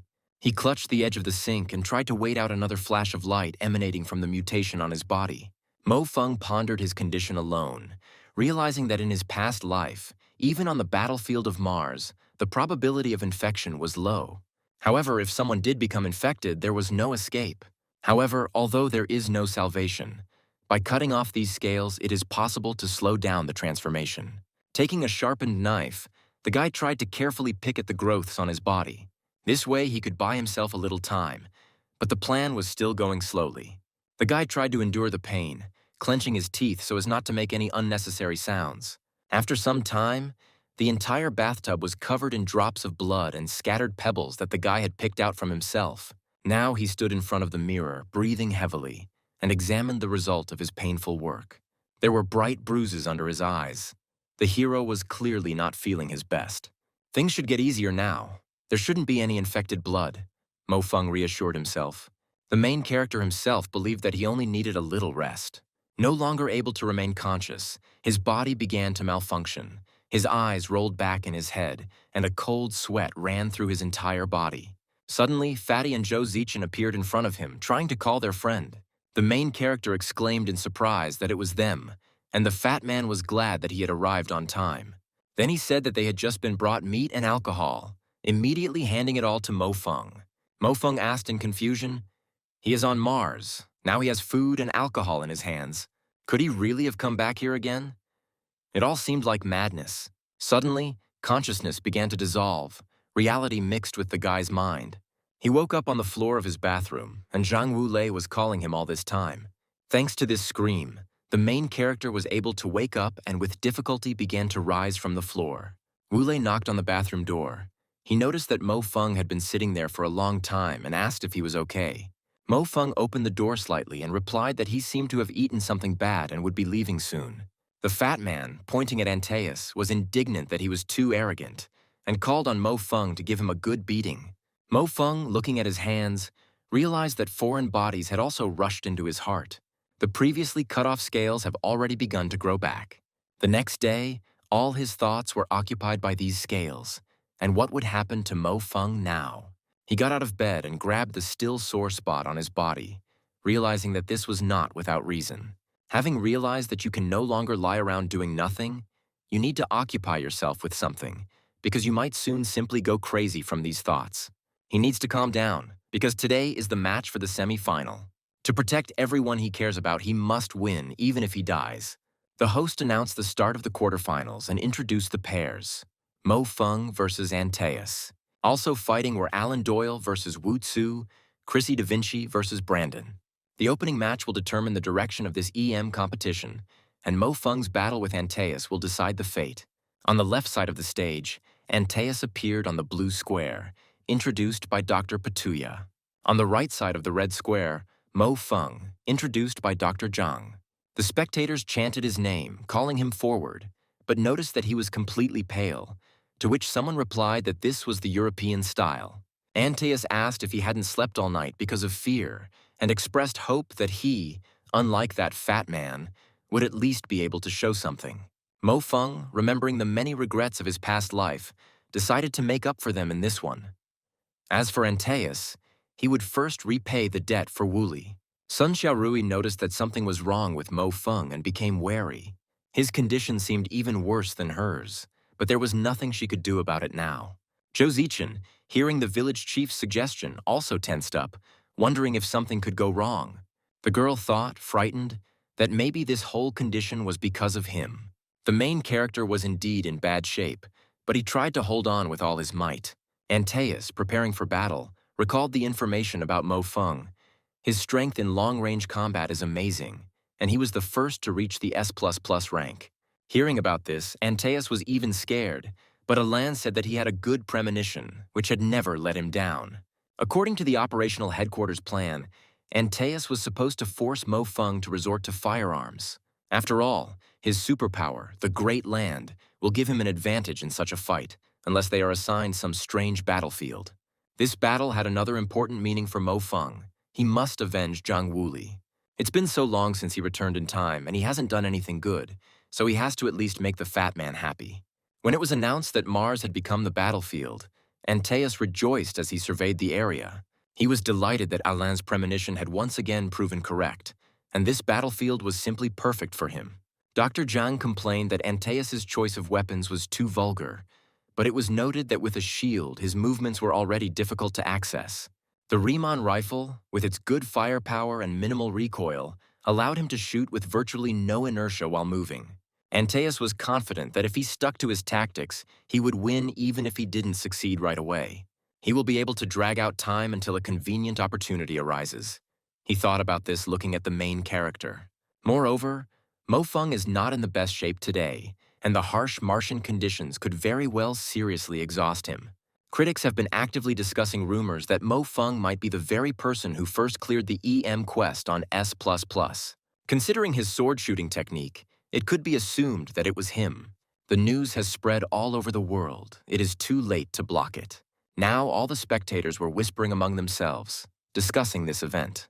On the screens of smartphones or other devices, all viewers had only this news. Throughout the stands, nothing else could be heard except the discussion of the main character. Everyone looked at the arena with delight, comparing the photo on their gadgets. The same news reached General Gu Yu, who read it with some apprehension. However, the general understood that given his current physical condition, now was not the time to reveal it. But the rumors had already gone too far. There was no point in blocking them. Antaeus noted that the energy of this research is quite fluid. It's even easier to control than on Earth, and the only downside is the smell, which makes you feel sick. But he is already quite familiar with this battlefield and can endure it. Even Alain and the others would not dare fight him here. What then could be said about Mo Feng, who was now quite far from the enemy?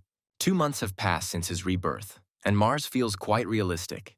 During his time at the academy, he never thought he would find himself in such a location, so deserted and uninhabited, with twice the gravity and a strange smell. Sun Xiaorui looked at Mo Feng with disdain, noticing that he had taken the time to pose. The crowd was happy, hoping that his condition had returned to normal, but Antaeus was calm. He was also cool. The spectators called on Mo Feng to defeat Antaeus, to which he defiantly asked, "I'm looking for death." The battle began, and Mo Feng didn't even look at his formidable opponent. Antaeus prepared for battle, confident of his superiority on a battlefield that was ideally suited to him. An incredible confrontation unfolded in the arena. The battle between Mo Feng and Antaeus began. On a deserted, lifeless plain, where gravity was twice that of Earth, Antaeus immediately took up a defensive position, hiding behind a massive shield and armed with a rifle with minimal recoil.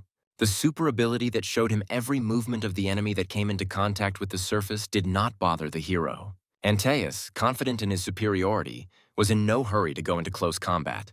He used his advantage in range and speed, constantly changing positions and firing accurately. Antaeus screamed in amazement at how Mo Feng, this earthly mutated monkey, so deftly dodged his attacks.